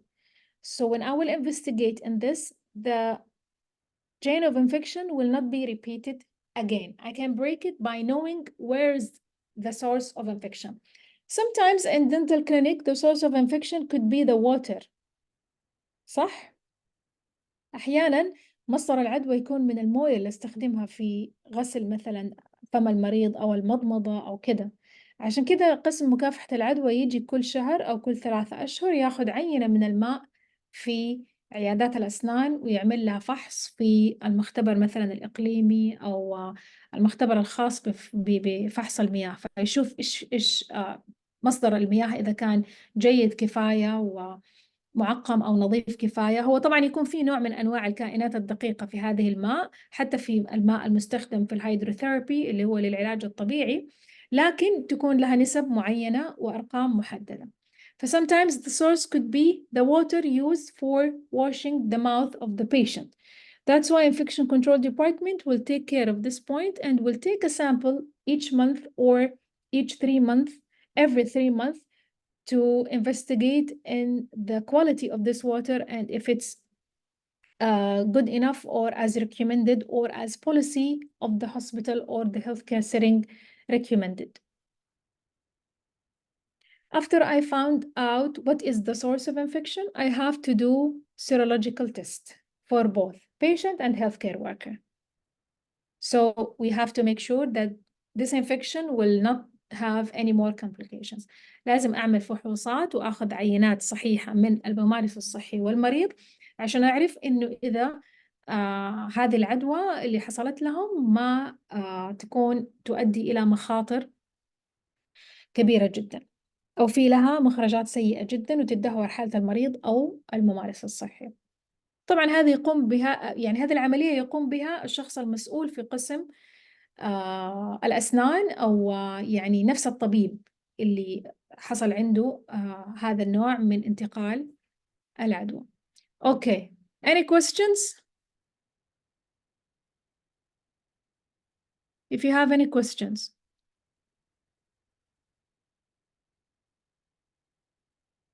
About infection control practices in dental care.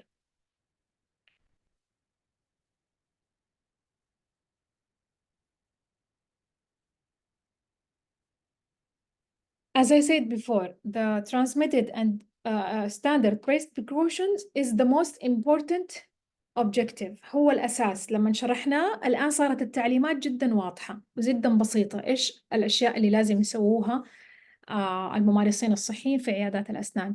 Any other exclusive details about infection control practices, it should be by daily practice.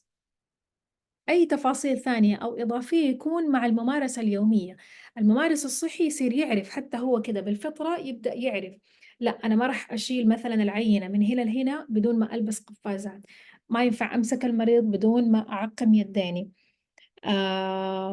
أشيل الأدوات لما أكون مثلا خلصنا من المريض تماما وبعدين أحطها في علبة وأوديها قسم التعقيم، وهكذا.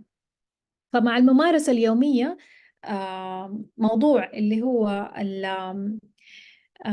تطبيق ممارسات مكافحة العدوى يصير مرة أسهل، يصير حتى الممارس الصحي يبدأ ينتبه لنفسه أكثر أو يحمي نفسه أكثر.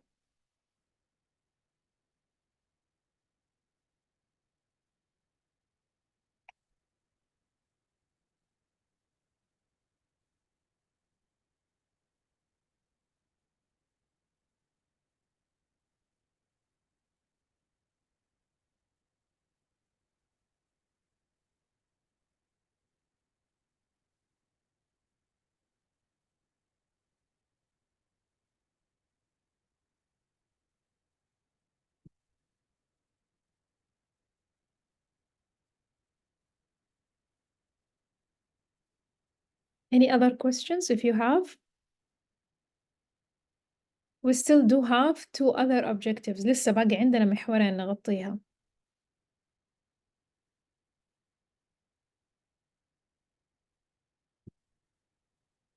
أنت أيضا كممارس صحي إذا لاحظت مثلا على زميلك الممارس الصحي في قسم ثاني إنه ما انتبه لموضوع إنه قد تجيله العدوى من هذا المكان أو من هذه النقطة أو من هذه الأداة، دورك تنصحه ودورك تقول له انتبه، ترى لازم تعقم يدك، ترى لازم تلبس يعني شبكة للشعر عشان شعرك مثلا ما ينتقل في الأماكن اللي ممكن يتعرض فيها جسم المريض لأنه يلتقط عدوى، وهكذا. أنت كممارس صحي لما تبدأ عملية التعليم من واحد شخص تنتقل إلى الآخرين حتساهم في قطع سلسلة العدوى بالتأكيد. your job also or your responsibility as a healthcare worker to notify your colleague about if he wasn't breaking the chain of infection correctly, or if he misses any spot in his body or in his hands or in his department, about forgetting how to protect himself or his patient or his colleague.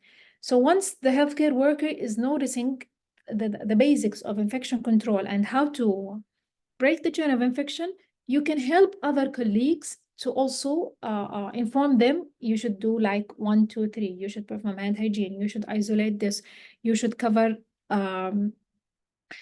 your mouth, you should cover or isolate or make a disposal of the medical waste in this bag, or you can segregate waste correctly by doing 1, 2, 3. So it's okay to you to share the information with others, and it will help.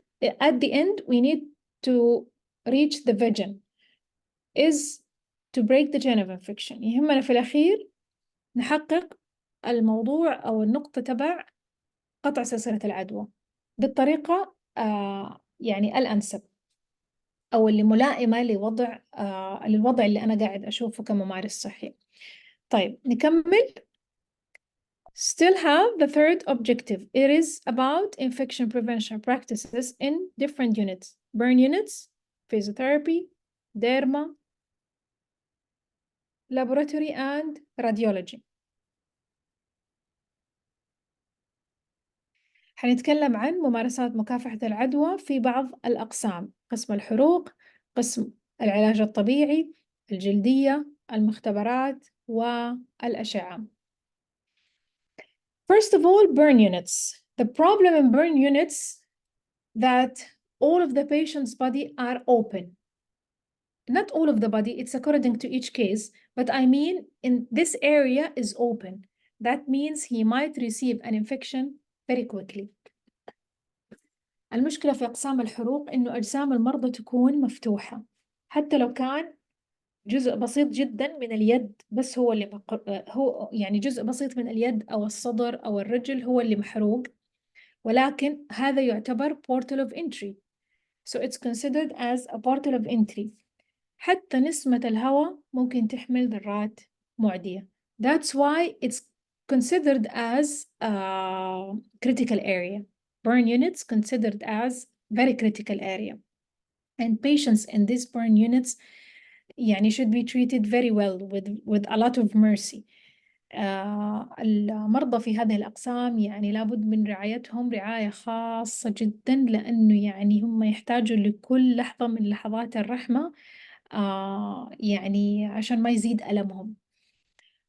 Infection and sepsis are among the most prominent causative factors in burn-related mortality and morbidity. And the prevention of control of infectious disease among burn patients present a specialized problem, as the environment in burn units can become contaminated with resistant organisms, especially in the air. So I cannot control the air. But sometimes I can put some regulation of the HEPA filters in these units, so it will be at least a type of prevention. Also, the lack of proper wound care, edema formation, and lack of resuscitation may actually increase the size or the depth of the wound.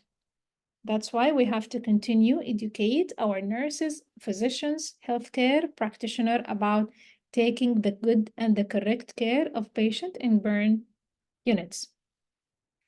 Early burn wound excision is now performed within the first few days after burn injury and has resulted in improved survival and infection control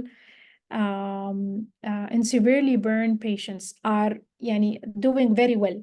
When we will teach the healthcare workers how to deal, how to put, how to remove, how to clean, how to disinfect, or how to do aseptic technique, etc., it will give us a good outcome.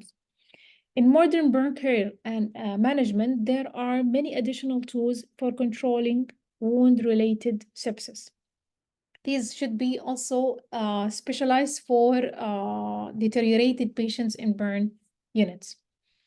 فممارسات مكافحة العدوى في أقسام الحروق يعني هي محدودة، ولكن أهمها لأن الحروق تكون على الجلد. اللي يهمنا طبعا contact precautions اللي هو لبس معدات الحماية الوقائية التلامسية، غسل اليدين، لبس القفازات، وضع تعقيم الجرح أو تعقيم الحرق إذا كان متاح حسب حالة المريض، إغلاقه بشكل فوري. ما ينفع يكون الجلد مفتوح أو متاح للتعرض للهواء اللي يكون فيه ذرات الكائنات المعدية اللي أساساً أنا ما أقدر أضمن إنها موجودة أو لا. حتى لو عقمت 100% برضو غير مضمون، ولكن في بعض الحالات أقدر أحط فلاتر في فتحات التهوية تسمى الهيبا فلتر، أو أجيب أجهزة تسمى هيبا فلتر تعمل على تنقية الهواء بشكل دوري وتخفف مثلا من حدة فرص الإصابة بالعدوى لهؤلاء المرضى. في بعض من الممارسات برضو الحديثة في أقسام الحروق مع التعلم والدراسات والأبحاث الجديدة صار في طبعا تطبيقات بسيطة يتم تعليمها للتمريض بحيث أنه تساعد في علاج المريض بسرعة وحمايته طبعا من التقاط العدوى بسهولة في أقسام الحروق. Sources of microorganisms could be found in the patient's own indigenous normal flora and from exogenous source in the environment and from healthcare personnel. يعني العدوى أصلاً إذا كان عندي مريض منوم في قسم الحروق، العدوى أصلاً ممكن تجي من نفس جسم المريض اللي هو نسميها مصدر داخلي. يعني في بعض الحالات عافانا الله وإياكم لما يكون جسم المريض متعفن مثلا أو مناعته جدا ضعيفة، النورمال فلورا أو البكتيريا النافعة اللي تتكون منها الأعضاء نفسها ممكن تصير opportunistic انتهازية وتنقلب على جسم المريض فتقلب عدوى. وطبعا هذه في بعض الحالات الخاصة لما يحصل كده. أو ممكن يكون مصدر العدوى من البيئة حول المريض، أسطح غير معقمة، أجهزة، أدوات، إبر، أي شيء يدخل إلى جسمه غير معقم، أو استنشاق للهواء الغير المعقم، أو من الممارس الصحي. فجزء من مسؤولية الممارس الصحي is to take care of his personal hygiene and perform all infection control practices. جزء من مسؤوليته إنه يعقم نفسه أو عفوا يهتم بنظافته الشخصية ويلبس معدات الحماية الوقائية ويمارس أو يمتثل لممارسات مكافحة العدوى بحيث إنه ما ينقل العدوى إلى المريض في قسم الحروق. Exogenous organisms from the hospital environment are generally more resistant to antimicrobial agents than indigenous organisms. نرجع نقول على البكتيريا النافعة داخل جسم المريض اللي يكون في قسم الحروق، يعني برضو نقدر نسيطر عليها أو نقدر نستخدم لها علاجات ويتعافى المريض منها. لكن مصادر العدوى الخارجية مثلا من الهواء أو الأسطح أو الأدوات غالبا في البيئة هذه حقت قسم الحروق حتكون مقاومة للمضادات الحيوية، فمن الأفضل إنه نحمي المريض قبل ما تدخل إلى جسمه. As the size of the wound increases, he does the risk of infection. كل ما كان جسم المريض في قسم الحروق مفتوح أكثر أو قسم أو عفوا مساحة الحرق كبيرة، كل ما كان فرصة تعرضه إلى العدوى أكثر. So as the size of the burn or the wound is big, his opportunity to or his chance to receive or catch any type of infection is also big. Causes of burn wound infection relate to the loss of the protective barrier of the skin and thrombosis of the subcutaneous blood vessels. The resulting vascular wound bed makes an excellent medium which can support the growth of microorganisms as well as prevent the penetration of systematically administrated antimicrobial drugs. هذه نقطة جدا مهمة اللي هي إنه المشكلة أو لما يلتقط الجزء من جسم المريض العدوى وهو في قسم الحروق، هذا يكون بسبب إنه فقد خط الدفاع الأول الخارجي لجهازه المناعي، فصار أصلا يعني هذه المنطقة مثلا ما فيها جلد كافي أو صحي عشان يحمي الأعضاء الداخلية من عدم الإصابة مثلا بالعدوى.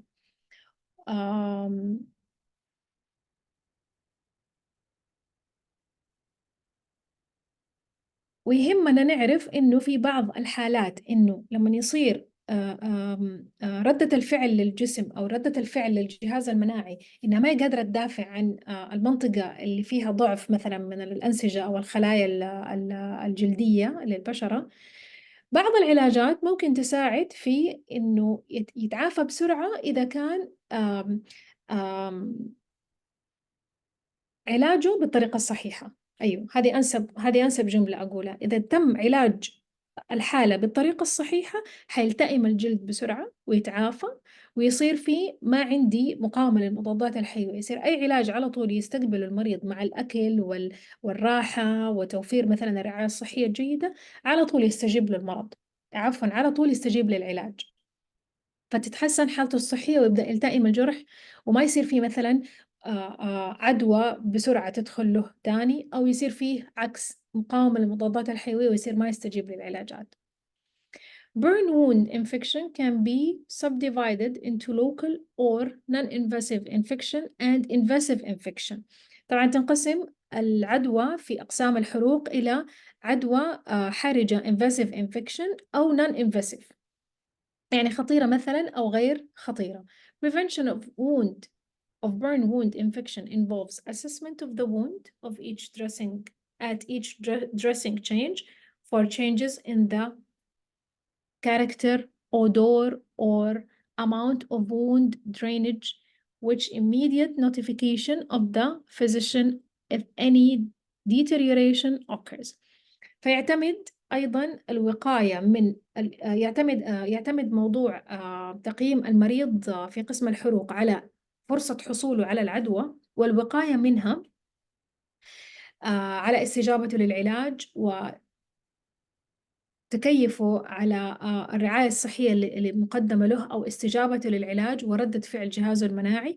وأيضا كل مرة نكشف الشاش أو الغطاء اللي احنا مغطين فيه الحرق، نشوف كيف الحرق اتحسن واستجاب للعلاج وصار فيه تغيرات أو اللون أو الشكل أو الأنسجة تغيرت. أيضا ريحة الجلد تؤثر على تقييمنا كيف نقدر نساعد في علاجه بسرعة. وأيضا إذا كان في خراج أو نزيف من الجرح أو من الحرق يدل على إنه حالته بتتحسن أو لا. أي تدهور في حالة المريض أو عدم استجابته للعلاج وضعف جسمه زيادة حيعرضه للمزيد من الإصابة بالعدوى. هذه المشكلة الكبيرة في قسم الحروق. In the burn units, this is the main problem. إنه his body, all of his body, or at least the burn size or the burn area is considered as portal of entry. إنها تعتبر فتحة لدخول أي نوع من أنواع العدوى. We can treat burns in our home or in our houses very easy sometimes, but some other times in the hospital it's very difficult to treat, especially if the patient has chronic disease or immunocompromised or disability, if he has any type of disability or on dialysis or under chemotherapy, etc.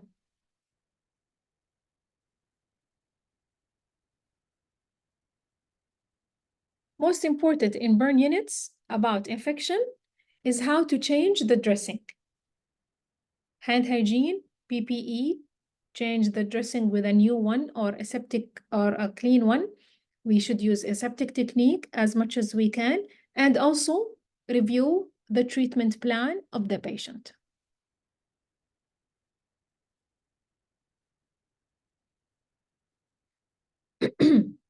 فالنقطة المهمة إحنا نقدر نعالج الحروقات البسيطة دائما في البيت حتى لو كان عندي مريض عنده مرض مزمن، ولكن في بعض الحالات لأقسام الحروق ما نقدر نعالج الحرق، فيضطر المريض إلى إنه يتنوم في المستشفى. فأنا لما يتنوم عندي في المستشفى أحاول قدر المستطاع إني أتابع خطة العلاج وأنتبه لنقطة تغيير الضماد أو الشاش اللي أنا أحطه على القسم حق على مساحة الحرق، لأنه هي دي أهم نقطة في قطع سلسلة العدوى. إني أطبق نظافة اليدين وأحط الوغيار جديد نظيف ومعقم أو مغلف، وأعمل اللي هي الأسبتيك تكنيك اللي هي تقنية التعقيم للجلد حسب المتاح أو حسب الحرق أو حسب الحالة، وأتابع خطته العلاجية.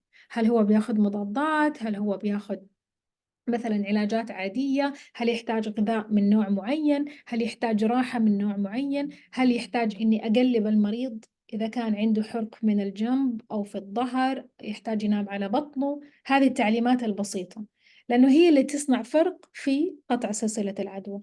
لكن طالما أنا عندي مريض منوم في قسم حروق معناته جسمه مفتوح، فهو معرض لأي نوع من أنواع العدوى اللي مثلا ممكن أقول إنه غير مسيطر عليها. فهذه النقطة المهمة جدا إني أنتبه للدريسنج تشينج، هذا المهم. Dressing change mean also taking care of the other side, which is, or the other angle, which is the healthcare worker. Perform hand hygiene, maintain personal hygiene, wearing PPE, wearing mask, etc. Cleaning instruments, disinfection for surfaces, etc. هذا اللي قلنا عليها أول. كمان الزاوية الثانية في العناية بالمريض في قسم الحروق، اهتمام الممارس الصحي بلبس القفازات وغسل اليدين والنظافة الشخصية ولبس معدات الحماية الوقائية، وأخذ التطعيمات، لبس القناع. لبس القناع جدا مهم كمان، عزل المريض في الحالات الخاصة، وأيضا النقطة المهمة الأساسية اللي هي تغيير الضماد الخاص بالجرح بالحرق، لأن هي اللي هنا تقطع سلسلة العدوى.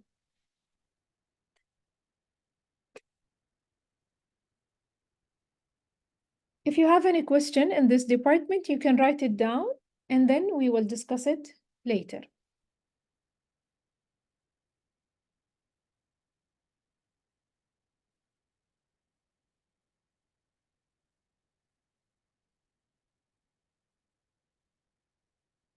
إذا عندكم أسئلة فيما يخص أقسام الحروق ممكن تكتبوها على جنب وبعدين نناقشها في الوقت الخاص فيها. الآن نتكلم عن ممارسات مكافحة العدوى في قسم العلاج الطبيعي. In physiotherapy, infection control practices or infection prevention control practices in physiotherapy. The risk in physiotherapy about infection is in hydrotherapy. خطر العدوى في داخل أقسام العلاج الطبيعي اللي هو أول شيء في الهيدروثيرابي اللي هو انتقال الكائنات المعدية عن طريق الماء لما يكون في عندي علاجات لازم تصير في المسبح، or paraffin wax treatment العلاج عن طريق اللي هو شمع البارافين في تمارين أو أدوات معينة، respiratory therapy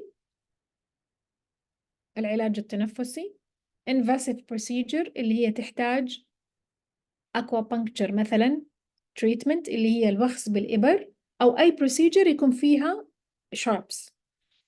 Other procedures under ordinary circumstances, musculoskeletal therapy or training in the use of orthopedic. This is the most يعني concern or risk of infection in physiotherapy. كمان حنتكلم على كل نقطة ونلخص النقاط الهامة فيها.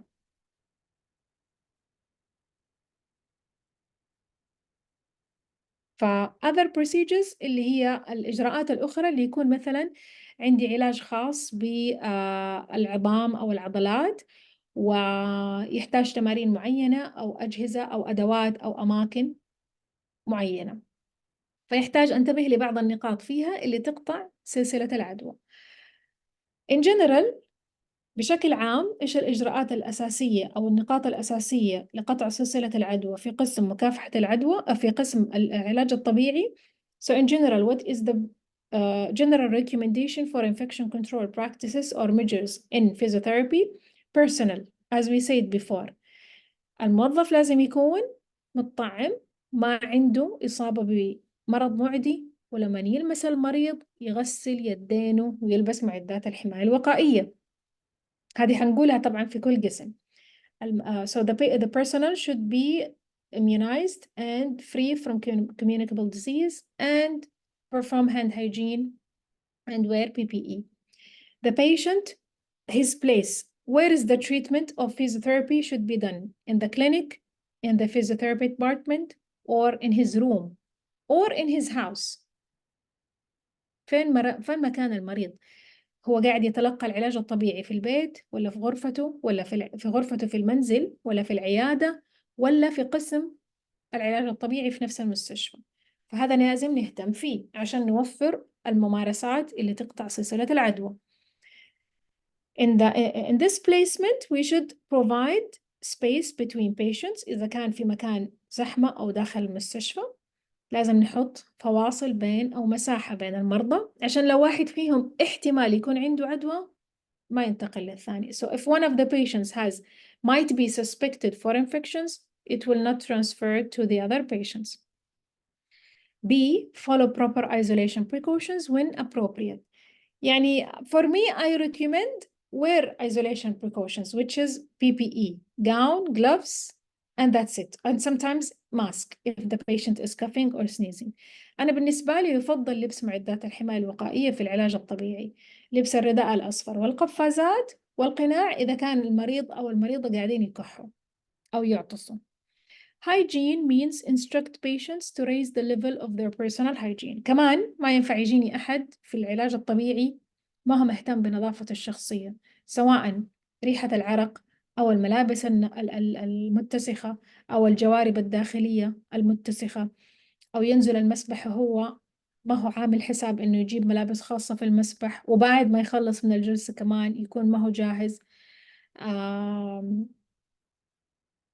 The personal hygiene is very important. So I have to educate the patient about his personal hygiene to change his or to change his underwears or change his clothes and take care of his personal hygiene and wearing or changing the socks, the inner socks. And also even oral care is very important. حتى نظافة الفم للشخص أو للمريض اللي حيدخل عندي في الفيزيوثيرابي مهمة. So we talked about personal and patients. 3, environment. Environment means standard housekeeping procedures. نظافة الأجهزة، الأسطح، الغرفة، الهيدروثيرابي، غرفة أو عيادة العلاج الطبيعي، سواء في الفحص أو في إجراء العلاج. الأدوات، الأسطح، الأجهزة زي ما تكلمنا عليها سابقا. So maintain clean environment through standard housekeeping procedures. The physiotherapy department doesn't have critical devices. So all of the machines or devices used in the physiotherapy is cleaned by the housekeeping. فما فيها أجهزة حرجة أو صعبة أو خطرة قسم العلاج الطبيعي. لذلك كل مواضيع النظافة أو بنود النظافة يختص فيها موظفين قسم النظافة أو عمالة النظافة. About the equipment, we have to remove dust, clean it, and wait until it's dry. If suspected to be dangerously contaminated, wipe any device or machine with 70% ethyl alcohol. فالأجهزة والأدوات يهمنا إنها تكون معقمة ونظيفة وما فيها غبار أو ما عليها غبار، وإذا حسينا إنها ممكن تكون ملوثة بأي كائن معدي يفضل إني أعقمها بأي محلول أو سائل يكون فيه إيثيل كحولي بنسبة 70%. What about the wounds? Whenever possible, infected wounds are properly sealed during treatment. لازم انتبه إذا كان المريض أصلاً عنده جرح متغطي أو ما هو متغطي أو جرح مفتوح أو خياطة من عملية أو كده. فهذه كمان إذا هو مو منتبه عليها، أنا كممارس صحي أو طبيب علاج طبيعي أو أخصائي علاج طبيعي لازم أهتم فيها، ولازم أقول له أو أعلم المريض to educate the patient about it. You have to disinfect it, you have to wash it or clean it and cover it so no one will get infected, and even you as a patient you will not receive or catch any type of infection. Now let's talk about the important elements in hydrotherapy. Hydrotherapy اللي هو العلاج في المسبح، التمارين العلاجية في المسبح للأشخاص اللي يكون عندهم إعاقة جسدية أو يحتاجوا جلسات علاج طبيعي في المسبح. طبعا أول نقطة مرة مهمة السامبلينج، إني أخذ sample of the hydrotherapy water، أخذ عينة من الماء اللي أنا قاعد أقدم فيه خدمات رعاية صحية أو علاجية لهذول المرضى. يسمح فيها مثلا بنسبة معينة من البكتيريا الفلانية أو البكتيريا الفلانية أو كده، طبعا حسب إرشادات وتعليمات وسياسات المستشفى. بس sampling of hydrotherapy water is very important to break the chain of infection. And remember this, any source of water should be tested for the correct percentage of approved microorganisms to be in. About the pool, instruct the staff, patient, and any other person entering the pool area to wear special slippers, sandals, or plastic overshoes. طبعا يفضل إنهم يلبسوا أحذية أو مواد أو يعني أدوات شبيهة بالأحذية تكون بلاستيكية وتتحمل البقاء في الماء عشان ما يتزحلق لا المريض ولا الموظف أو أخصائي العلاج الطبيعي. In the feet, skin of patients is having infected lesions, treat before starting the therapy. إذا كان عندي مريض عنده خياطة مفتوحة أو جرح مفتوح أو حرق لازم يتعالج تماماً بعدين أنزل الهيدروثيرابي. So it has to be healed and fully recovered, and then I will start the hydrotherapy treatment. So even if the treatment was latent, it's okay. At least I will not make the water contaminated with his germs or suspected germs. عشان حتى ما أخلي فرصة في الماء اللي يتعالج فيه هو والأشخاص الآخرين إنها تنتقل إليها العدوى. 3 times a week for every 4,000 liters of water, add 12 grams of potassium iodine and 65 grams of chloramines. طبعا هذه المعقمات الخاصة بالماء يعني برضو ما هي من شغل الممارس الصحي، ولكن شغل الممارس الصحي أو الدكتور أو رئيس القسم المسؤول عن قسم العلاج الطبيعي. So it's a responsibility of the head of the physiotherapy department. Drain in the tank weekly, scrub the hydrochloride solution, and etc. What bleach should I add? Or either liquids or detergents to disinfect the hydrotherapy water. Number 1 is the general recommendation in physiotherapy. Number 2 is the hydrotherapy. Number 3, paraffin wax treatment. I have to consider that all measures should focus on preventing the contamination of paraffin wax. The skin and the hands of the patient undergoing treatment is inspected for lesions which need to be treated and healed, fully recovered. If not possible, I have to wear special type of gloves called polyethylene gloves for protecting the patient, for protecting the staff from receiving any type of infection. B, wash hands before and after treatment, which is 5 moments of hand hygiene, and heat used wax for 15 minutes before being returned to the wax bath. العلاج باستخدام شمع البارافين يعني هو له تقنية خاصة في العلاج الطبيعي، فهو بس يحتاج الانتباه لأنه أي شيء يلمس المريض ما ينتقل إلى الممارس الصحي والعكس. فيحتاج أني ألبس قفازات معينة إذا كان المريض عنده جرح مفتوح أو حرق، وأيضا كممارس صحي أحتاج أغسل يديني قبل وبعد دخولي أو استخدامي لهذا الشمع، وأستخدم أداة تسخن الشمع إذا استخدمته على مريض قبل ما أستخدمه على المريض الثاني. لازم heat it for 15 minutes before being returned to the wax bath. عفوا ما أستخدمه على مريض ثاني، على نفس المريض. إني أقدر أستخدمه على نفس المريض مرتين، بس إذا جيت أستخدمه المرة الثانية يفضل إني أسخنه لأنه مع الحرارة الميكروبات حتدوب. So I will heat the wax again if I used it on the same patient, not another patient, because the heat will kill the microorganisms. In respiratory therapy, I have to consider provide care in patient's room whenever possible. يعني يفضل أعملها في غرفة المريض المنوم.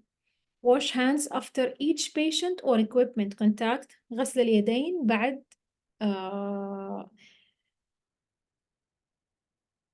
لمس المريض أو لمس أي أداة من الأدوات. All elements of the respiratory hygiene or cough etiquette are strictly implemented. اللي هي أعلم الممارس الصحي والمريض آداب العطاس. Dispose of sputum is covered and tightly closed cups. Use disposal tissue, which are then disposed of in impervious bags. Whatever I should use in items or instruments for respiratory therapy, I have to clean it, to disinfect it, and cover it. Or if it was a single-use item or instrument or a piece of instrument, I have to use it once. And then store it correctly. أي شيء استخدمه في أجهزة العلاج التنفسي أغسله، أعقمه، وأخزنه بالطريقة الصحيحة اتباعاً لإرشادات المصنع. إذا كان في جزء منه أحتاج أستخدمه مرة واحدة، حستخدمه مرة واحدة وأتخلص منه بالطريقة الصحيحة. لأنه أي شيء في الجهاز التنفسي للمريض ينتقل إلى المريض الثاني حيكون معناته إني أنا ما قطعت سلسلة العدوى حتى لو ما كان في عدوى، وحيؤدي إلى إنه المريض الثاني ممكن تتدهور حالته بسرعة. In the invasive procedures زي ما قلنا أي شيء حاد أو أيوة أي أداة حادة تدخل إلى جسم المريض في قسم العلاج الطبيعي اللي من ضمنها الأكوابنكتشر اللي هو الوخز بالإبر. We have to reduce the number of patients' skin microorganisms maximally without damaging the tissue. إحنا طبعا إذا نعرف البشرة فيها نوع أو كمية أو عدد محدد من الكائنات الدقيقة اللي هي تعتبر من البكتيريا الطبيعية، فأنا أحتاج أساساً إني أقلل منها عشان ما تتحول في يوم من الأيام إلى انتهازية وتقلب العدوى. فعشان أعمل هذا الشيء في العلاج الطبيعي أو في ممارسات الإجراءات العلاج الطبيعي الدقيقة أو اللي يكون فيها وخز وإبر، I have to do the skin disinfection with betadine or alcohol. أعقم المنطقة في جلد المريض. Removal of hair if necessary. إذا كان في شعر يفضل أشيله كيف؟ أشيله بالشفرة في نفس الوقت حق العلاج، مو قبلها بيوم أو قبلها بأسبوع، لا في نفس الوقت حق العلاج أشيل الشعر. Wear gloves to decrease transmission of microorganism. لبس القفازات. Wear clean white coat. لازم ألبس اللاب كوت أو البالطو. Disposal EMG and acupuncture needles should be used. If not possible, sterilize between patients. الأكوابنكتشر اللي هو الوخز بالإبر، في بعض المنشآت تجيب إبر single use تستخدم مرة واحدة وتترمي، وفي بعض المنشآت they can use a multi uses for each acupuncture needle. So I have to disinfect it between patients. تعقيمها في جهازها المناسب حسب إرشادات المصنع بين المرضى. Use no touch technique when banding in sterile supplies. طبعا أنا ما أفضل اللي هو one touch technique. I have either to single use and discard or disinfect and reuse. Needles and sharps are to be disposed in an puncture-proof containers اللي هو الشارب container. فين أتخلص منها الأدوات الحادة في الشارب container. Adequate reprocessing of equipment between patients. Clean or change cover of surfaces after patient use. Clean and disinfect non-invasive equipment if they become contaminated with blood or body fluids.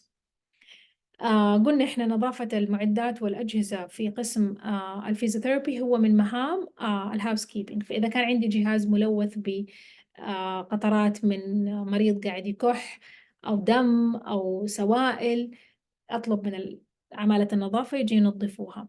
أغير شرشف السرير أو القماش الشفاف اللي أحطه على كل سرير في قسم العلاج الطبيعي وخاصة بين المرضى، وأعقم السرير كمان بين المرضى. وأي جهاز أو أداة أستخدمها وأخلص منها مع المريض يا إما سنجل يوز أرميها أو أوديها لقسم التعقيم الطبي تتعقم. فزي ما قلت هي تعليمات مكررة ولكن كلاً في تخصصه. In physiotherapy practice, I have to look out for assessing infection prevention control impact on the patient outcome. So this is qualitative measures, patient outcome. Number two, qualitative also. Quantitative measures يعني إجراءات أو مقاييس ما هي بالعدد بالكمية. عفوا ما هي بالعدد والكمية، هي بالجودة. يعني أنا يهمني المخرجات، إنه المريض يجي عندي يعمل جلسة علاج طبيعي وما يخرج عنده عدوى. فالإجراءات هذه قد أنظر لها نظرة عامة من بعيد، ولكن فيها تفاصيل تقطع سلسلة العدوى. Number 2 is understanding how IPC or infection prevention and control impacts patients' experience. هذه qualitative، هذه أقدر أعدها عن طريق إني أرسل لهم استبيان survey. I can count it by sending a survey for each patient. How was the treatment? Did you receive any infection? Did the healthcare worker perform hand hygiene before touching you? Did you find any pain or any deteriorating in your cases or in your health after delivering the healthcare service, etc.? So this is considered as, if we did practice the infection control practices very well, or implementation for infection control practices very well, the outcomes and the patient satisfaction and trust will be gained. Also, the cost of care. I know this is not my consideration, but in the future, when you will be a manager or in the accountant department, and if you are looking for a better vision for each healthcare facility, calculating cost of care means how much did this patient cost me? كم كلفني تقديم خدمة الرعاية لهذا المريض؟ فهي برضو مهمة. إذا أنا ما علمت الممارس الصحي يستخدم معدات الحماية الوقائية بتوازن أو عند الضرورة أو في المكان الصحيح، حيقعد يسحب واحد ورا الثاني ويصير إيش؟ ما عندي سبلاي، ما عندي مخزون. أيضا إذا استخدمت جهاز أجهزة العلاج التنفسي بالطريقة الصحيحة بالطريقة الخاطئة وخربتها، حيزيد التكلفة، وهكذا. طبعا هي هذه النظرية تطبق على كل الأقسام. So if I was misusing the PPE correctly, if I did broke the respiratory therapy equipment or instrument, that means I will raise the cost of care. That's why educating the healthcare provider will break the chain of infection and will save the costs of care. And also the provider experience, understanding how the infection prevention impacts the provider well-being. This is also as a qualitative measure. يعني أقدر أعرف إن الممارس الصحي قاعد 2 يشتغل في الفيزيوثيرابي، الحمد لله عمره ما جاته عدوى، أو عمره ما ضر بمريض أو هو نقل عدوى. So I can calculate this by sending a survey or reviewing the staff medical history, that he didn't catch any infection or he didn't transfer infection from his body to the patients. So all of this framework could be implemented in each department. But in general, in physiotherapy, there is no more instructions for infection prevention and control practices more than this. You just have to take care of standard precautions. If you had an infected patient in physiotherapy, you have to isolate him and wear the dedicated precautions for him.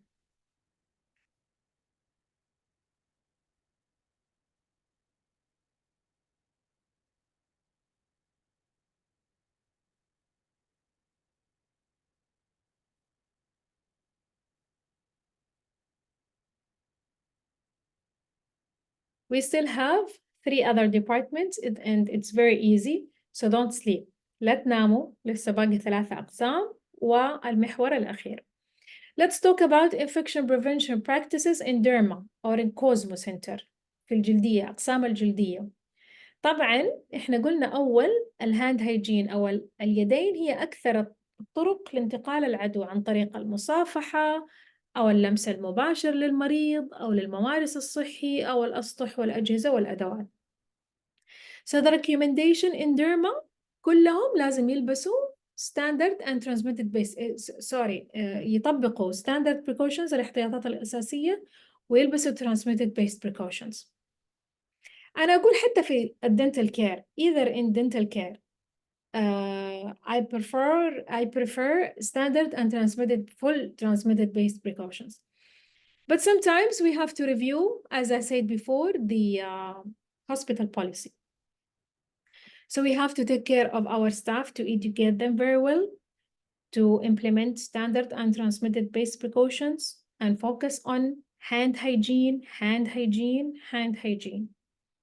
which is usually the final common pathway for pathogen transmission, especially on the skin, especially in derma department or dermatology department.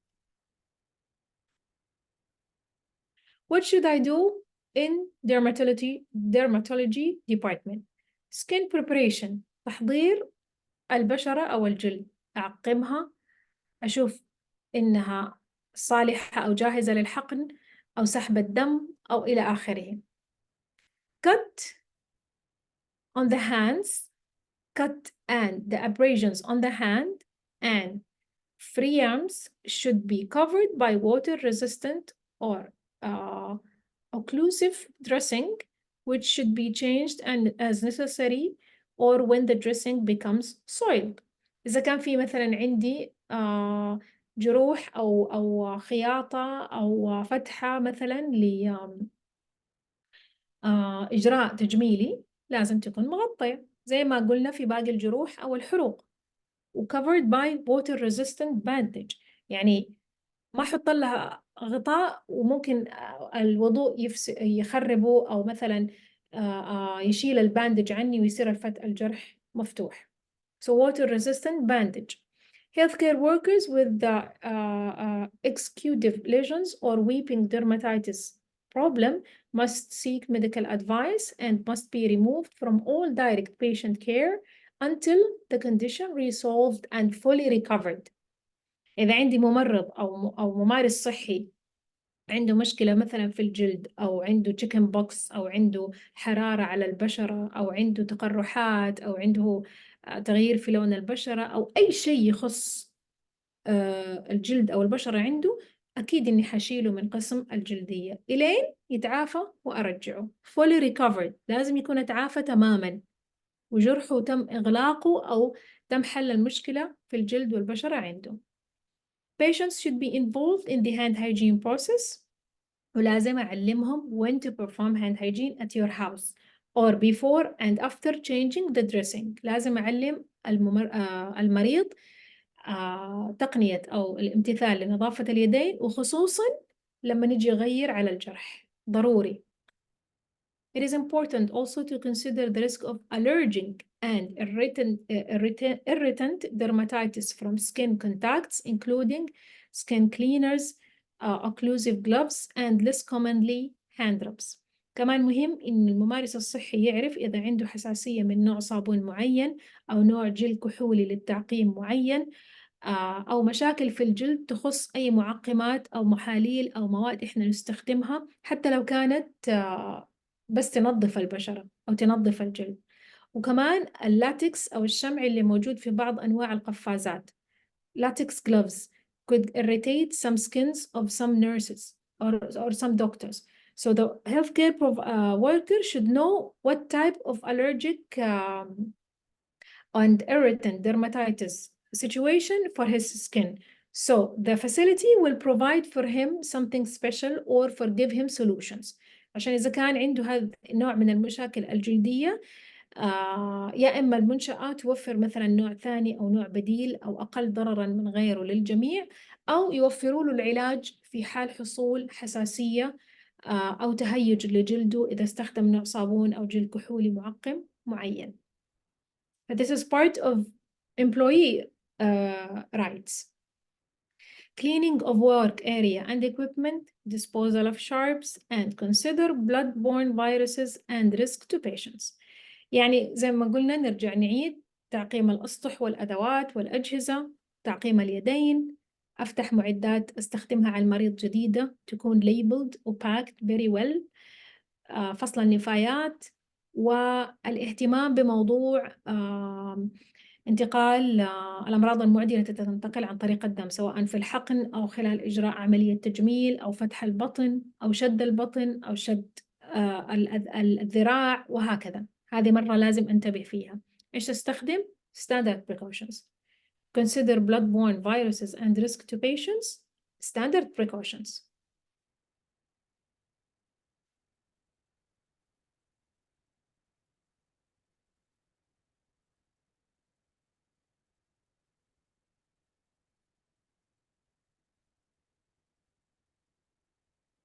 What about infection prevention practices or infection prevention control in laboratory, in the lab? In the lab, it's very important, or exposure risk is dynamic, and يعني it's natural إنه هو يتعرض لعدوى في المختبر، هذا شيء عادي متوقع. So, change in the lab services or new procedures, revised processes, construction or renovation in some department, emerging pathogens, handling and processing of specimen, and implementing emergency operations can impact the exposure risk to the lab environment. إيش المخاطر أو عوامل الخطر اللي ممكن تخلي الممارس الصحي في المختبر يتعرض للعدوى؟ إذا كان في عندي فحوصات أو أنواع تحاليل جديدة، أيضا عمليات البناء والهدم إذا نبغى نصلح في المختبر والديكور حقه أو نبني مثلا جذر معين. أيضا إذا كان عندي أساسا عدوى في المجتمع وانتقلت إلى المستشفى، أو إحنا قاعدين نحلل الفحوصات ونعمل التحاليل الخاصة فيها. أيضا تخزين وحمل ونقل العينات الخاصة بالمرضى ممكن يكون فيها كائنات معدية وتعدي الممارس الصحي. أيضا إجراءات جديدة مثلا أو كل خدمات تقريبا المختبر قد تعرض الممارس الصحي إلى التقاط العدوى. فلذلك regard all samples are potentially infectious. أنا لازم أعمل حساب إنه كل العينات ممكن تكون معدية until I will get the result. So where necessary, respiratory samples, syrup, blood culture, subculture, لازم أستخدم الكابينت الخاصة. We have to use the cabinet, the dedicated cabinet to avoid aerosols contamination. إيش هي dedicated cabinet؟ نشوف في المختبرات في كده قسم يكون فيه له مختبر مقفل أو دولاب أو بنش جاهز مقفل حتى بقزاز، والتقني أو الفني في المختبر يدخل بس يدينه، ويكون هذه اليدين فيها إيش نوع معين من الجلافز. يعني حتى هو ما ينفع يكون قريب جدا من هذه العينات، فتكون عينات مثلا فيها مواد أو زيوت مثلا عطرية أو كيميكالز أو كائنات معدية. هذه ضرورية في بعض الحالات حقت فحوصات العينات. حتى لما يكون فيها he should wear PPE.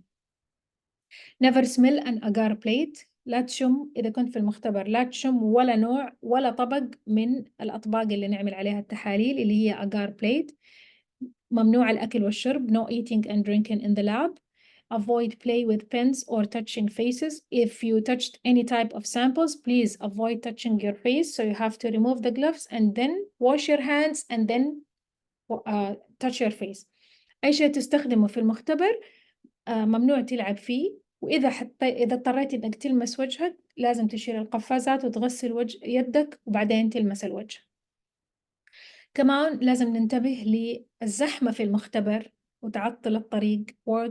watch out workflow and traffic. Inspect and maintain device safety mechanisms. لازم أحقق في موضوع سلامة الأجهزة اللي أحط فيها عينات المختبر وأعمل صيانة دورية عليها.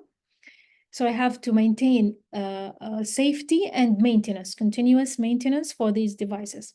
In addition to regular cleaning, disinfection, ensure that countertops, casement, flooring, and specimen handling areas are in the physical condition that allows them to be decontaminated in the event of spills or splashes. تعقيم الأسطح والأدوات والأجهزة ومثلا الكراسي وأجهزة الكمبيوتر، الأرض عفوا. وإذا كان يعني في زحمة أو مثلا المختبر كان جدا صغير، لازم أعمل حساب إنه أقدر أعقم هذه الأشياء كلها في حال حدوث إنه تم سكب عينة بول لا قدر الله، أو عينة دم، أو صار في تطاير لرذاذ مثلا معين، أو أحد عطس وما هو لابس القناع وإلى آخره. فتكون مواضيع النظافة وتعقيمها سهلة جدا. لازم أعمل أو أخذ هذا الموضوع في عين الاعتبار. موظفين المختبر لازم يلبسوا لاب كوت. to ensure they have to wear lab coat. They have to wear lab coats and shoes and gown and eye protection and gloves. we have to use PPE in the lab to avoid any contact between bare skin and body substances. This is very important. Always clean hands after removal of PPE and prior of leaving the lab for even a break or a short break. The picture will explain why if you don't wear the lab coat or the gloves or the gown, why you will be exposed to an infection. You can take a screenshot, and as I said before, you will find the presentation as a PDF file in my free channel at the Telegram. فالصورة توضح ليش أنا لازم ألبس معدات الحماية الوقائية وحذاء مغلق ولاب كوت وفوقه جاون عشان أحمي نفسي من خطر الإصابة بالعدوى في المختبر وانتقالها مباشرة إلى جسدي.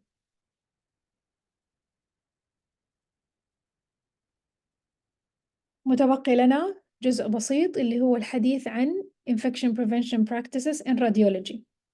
أيضا في قسم الأشعة كل التعليمات السابقة اللي هو الستاندرد بريكوشنز وتعقيم الأسطح والأجهزة والأدوات ونظافة اليدين، بالإضافة إليها إنه قسم الأشعة لازم يصير فيه فحص دوري أو بشكل يعني أسبوعي مثلا أو حسب سياسة المستشفى لمرضى كوفيد عشان ما يدخلوا القسم دون فحصهم.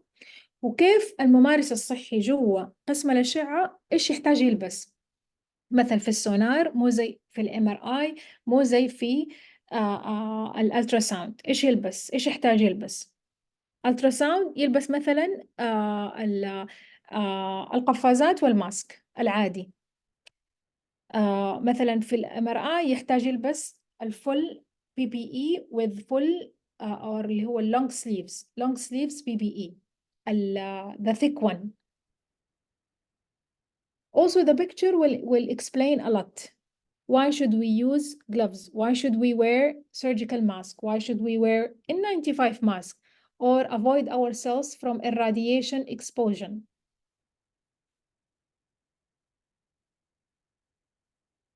CT scan. CT scans means computed tomography. ITU, intensive therapy unit. MRI, magnetic resonance imaging. So that's why I have to also read in my policy. Each healthcare setting or hospital has their own policy. So in radiology, it's all about PPE and hand hygiene, and also environmental cleaning. No aquapuncture, no needle stick injury, no safety injection practices, etc. And sometimes we do need the dye اللي هي نحتاج الصبغة مثلا في بعض أنواع الأشعة، فهذه حيتعلموا عليها برضو، ولكن يعني حتكون حالاتها أو عدد الحالات أقل من مثلا المختبر كسحب عينات دم أو ممارسات التمريض اليومية. If you have any questions before we go to the last part. معلش خلاص باقي بس آخر جزء ونخلص، بس إذا عندكم أسئلة you can write it down in the chat.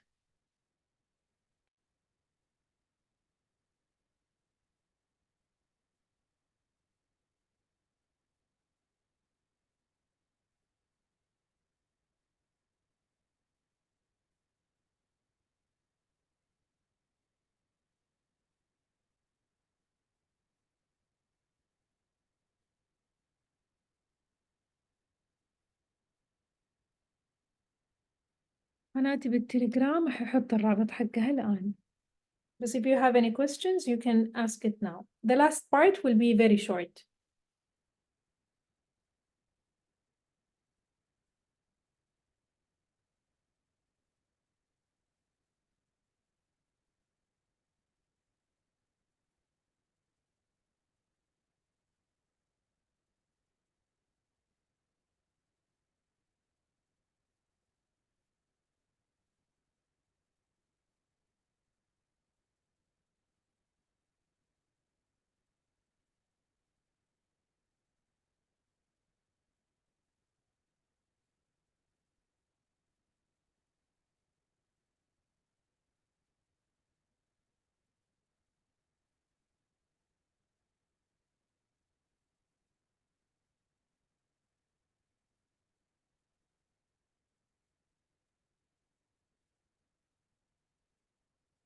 أوكي،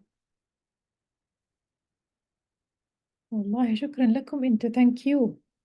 Thanks to you very much. Last part of our lecture, we will finish soon. يلا, be happy. Prevention measures and preparedness in outpatient clinics. What is the most very important in outpatient clinics? طبعا in outpatient clinics we cannot control. We cannot control means we have to put standard precautions. يعني أنا ما أعرف في منطقة الانتظار ومنطقة الاستقبال ومنطقة الطوارئ، ما أعرف مين عنده مرض معدي أو لا. That means standard precautions. هذا معناته الاحتياطات الوقائية الأساسية فقط. أي شيء ثاني، أي شيء أشك فيه، على طول أرسله غرفة العزل.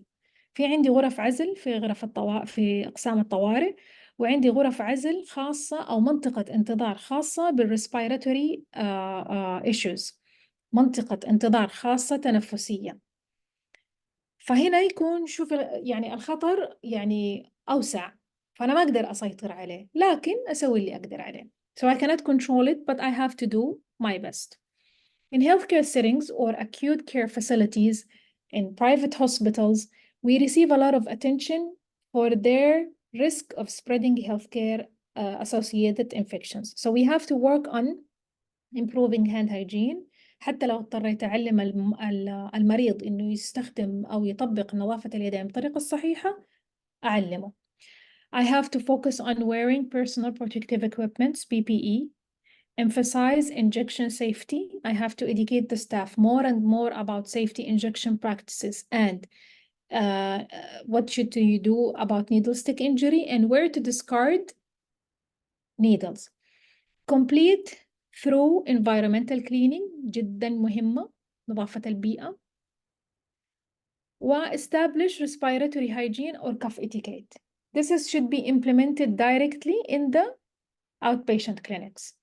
أهتم بنظافة اليدين ولبس معدات الحماية الوقائية، وأخذ الاعتبار بفصل النفايات ونظافة البيئة وتعليم الممارس الصحي والمريض آداب العطاس، والاهتمام بممارسات الحقن السليمة وما الذي يجب عليك فعله كممارس صحي في حال حصول إصابة بأذى حادة. يعني زي ما أقول standard precautions، لأني ما أقدر أعمل control. فشغلي الشاغل الآن أنا educate and train the healthcare personnel، أهتم بتعليم الممارس الصحي وأكثف التعليم الخاص فيه، ولما نجي أعلمه بشويش وبلطف وبهدوء عشان حتى هو يصير صدره رحب لاستقبال المعلومة. I have to monitor and report healthcare associated infections. إذا عرفت إنه أنا عندي عدوى مصاحبة للمستشفيات، طبعا هذا شغل قسم مكافحة العدوى. إذا عندي عدوى مثلا chicken pox في قسم الأطفال، إذا عندي نيمونيا منوم في غرفة عزل، لازم أبلغ الإدارة وأبلغ أقسام المستشفى في الاجتماعات الدورية إنه ترى عندنا أمراض، عندنا عدوى في المستشفى، فلازم ننتبه للاحتياطات الوقائية ونطعم الموظفين ونعزل المرضى وهكذا. طبعا في some part of the report should be done to MOH. يعني في بعض من أنواع التبليغات للأمراض المعينة لازم نبلغ فيه وزارة الصحة.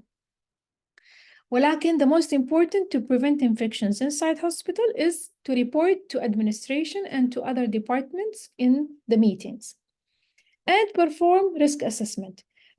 risk assessment مين إيش؟ اللي هو يعني تقييم المخاطر، إنه مين اللي ممكن يجيني من الطوارئ ويدخل عنده عدوى وأنا ماني منتبه له. إيش أسوي عشان الريسك هذا؟ أحط visual triage. Perform risk assessment. That means I put all of the possibilities of the risk of receiving infection inside my facility by finding a solution. Risk assessment or risk might come from the ER. I will put visual triage. Risk in the respiratory waiting area, I have to perform or to put hand hygiene facilities and provide each patient with a mask, etc. فأنا أشوف إيش معامل أو عوامل الخطر في كل قسم في المستشفى وأحط له حلول تقفل لي أبواب الخطر اللي ممكن تجي منها العدوى. فعندي خطر محتمل يجيني من الطوارئ بأي طريقة، أحط الفرز البصري. كل موظف في الفرز البصري يعمل تقييم لكل ممرض أو عفوا لكل مريض داخل، ويقول فين يوجهه، عنده كحة زي ما كان يحصل في أيام جائحة كورونا. إذا عندي خطر حيجيني من منطقة الانتظار التنفسية، أعطي الجميع اللي حيقعدوا في دي المنطقة قناع، وأعلمهم نظافة اليدين، وأوفر لهم إما مثلا حوض، ولكن هو طبعا حيكون نادر، لكن أوفر لهم الجهاز الخاص بتعقيم اليدين، وهكذا. أنا كده أقدر أعمل سيطرة بسيطة وخفيفة على انتشار العدوى داخل المستشفى. Most effective in infection prevention control practices in outpatient clinics is posters. كل ما حطيت ملصقات في مناطق الانتظار والممرات والمصاعد ومثلا العيادات، كل ما أتثقف المريض بموضوع التعقيم، بموضوع عدم استخدام المضادات الحيوية، انتباه للحرارة، التباعد الاجتماعي، غسل اليدين، إغلاق النوافذ لمنع مثلا الغبار أو دخول كائنات معدية، لبس القناع، اتباع الإرشادات، أيضا التخلص من النفايات بالطريقة الصحيحة، وعزل المريض أو ابتعاده عن عائلته إذا كان عنده مرض معدي، وهكذا. Most effective is posters. Whatever or whenever I add more posters or posters of informations or instructions in the clinics, in the waiting area, in the elevators, in the hallways, in the reception area, the patient will be educated. Even especially pictures, especially posters with pictures or instructions that will lead to a better health or a better outcome. أعرف إني طولت عليكم، لكن هذه آخر شريحة. Infection prevention practices in outpatient clinics. We have to teach the patient, get covered when coughing or sneezing. As I said before, cough etiquette. If you have cold, wear a mask and consult a physician. Keep your vaccines up to date. هذه كلها تعليمات لمين؟ للمريض. All of these instructions يعني posters for patients. Avoid contact with people who has a cold or a fever. Wash your hands with soap and water. Use alcohol-based hand rub or hand sanitizer between each use and whatever you touch. Clean and disinfect your home or your car and your baby chair, etc.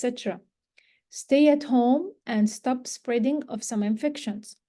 Avoid unnecessary physical contact. If you have shortness of breath, go to the hospital or consult a physician online. Sometimes we need it.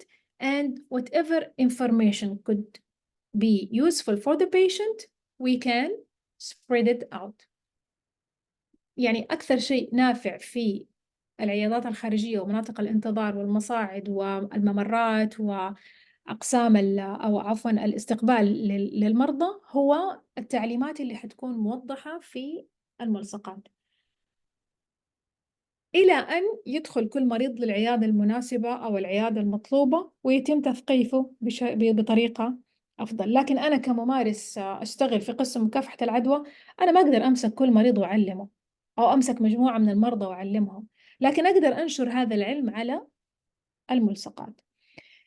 يا رب ما نكون طولنا عليكم. خلصنا المحاضرة. إذا عندكم أي أسئلة تفضلوا. So I hope that you did enjoy our lectures today, and I hope that it was fun and simple and you did get the benefit. If you have any questions, you can write it down in the chat. And we finished our lecture today, and for any further questions, I will also put the link of the free channel in of the Telegram in the chat. You can find it now.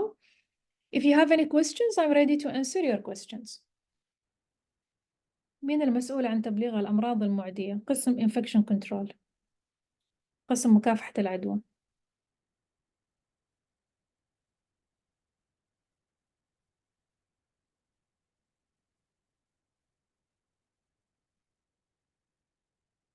أو أخصائي وبائيات أو صحة عامة. اللي ماسك الأمراض المعدية أو قسم مكافحة العدوى الموظف فيها هو اللي مسؤول عن تبليغ عن الأمراض المعدية عن طريق حصن. ما أدري إيش أخبار حصن، شغال ولا معلق كالعادة؟ والله أنا أقول الحقيقة الصراحة. The one who doesn't have a question can leave. Yes, you can leave if you want to.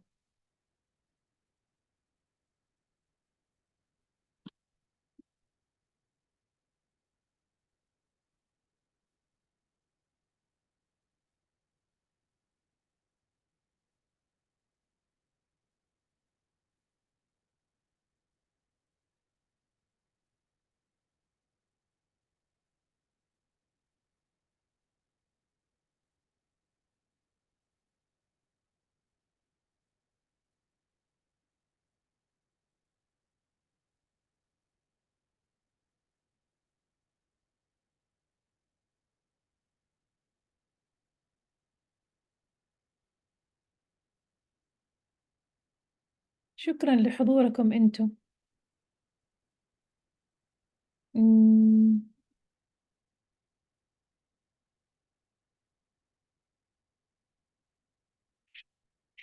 حسن يصحى وينام معلق من أمس. أوه، حسن معلق من 4 سنين من قبل ما أشتغل فيه، بس خلاص الحمد لله صرت ما أشتغل فيه. أقدر ألاقي عندي كتب مبسطة عن الأمراض المعدية؟ صدقيني الأمراض المعدية ما فيها كتب مبسطة. في كتاب جدا رائع اسمه Oxford for Microbiology and Infection Control. المادة العلمية حتلاقيها as a PDF file متاحة في قناتي المجانية في التليجرام، ححطها كمان مرة في الشات. الكتاب يا آلاء أو علاء صراحة ما أعرف اسمه Oxford for، حتلاقيه في القناة برضو في صورة له. Oxford for Microbiology and Infection Control أظن، أو Infectious Disease، كده لونه أصفر وأحمر. يعني صراحة هذا كتاب شامل، لكن مبسط ما فيه. You will never get anything easy in infectious disease. ما في شيء يعني مبسط صراحة. لكن شوف الخبرة والمحاضرات والممارسة أو يعني قراءة الدراسات ممكن تساعدك في التوسع صراحة، لأنه أساسا الانفكشوس ديزيز دائما تكون محدثة. كل مرة يجيني جنريشن جديد ذكي ويعمل لي أعراض جديدة، ويعني يحتاج احتياطات وقائية أو نوع جديد من التطعيم وهكذا، فدائما تكون updated. عشان كذا infection control تخصص مكافحة العدوى عبارة عن continuous education، لازم تعليم مستمر، and update your information، لازم تحدث المعلومات، أيضا good communication، لازم تواصل جيد مع الآخرين، أعلم الناس وأثقفهم وأعطيهم التعليمات حقة الممارسات الخاصة بمكافحة العدوى بلطف. good communication، continuous education and update your information، لازم update your information.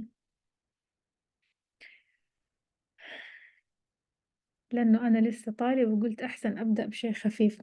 والله welcome to the club يا آلاء.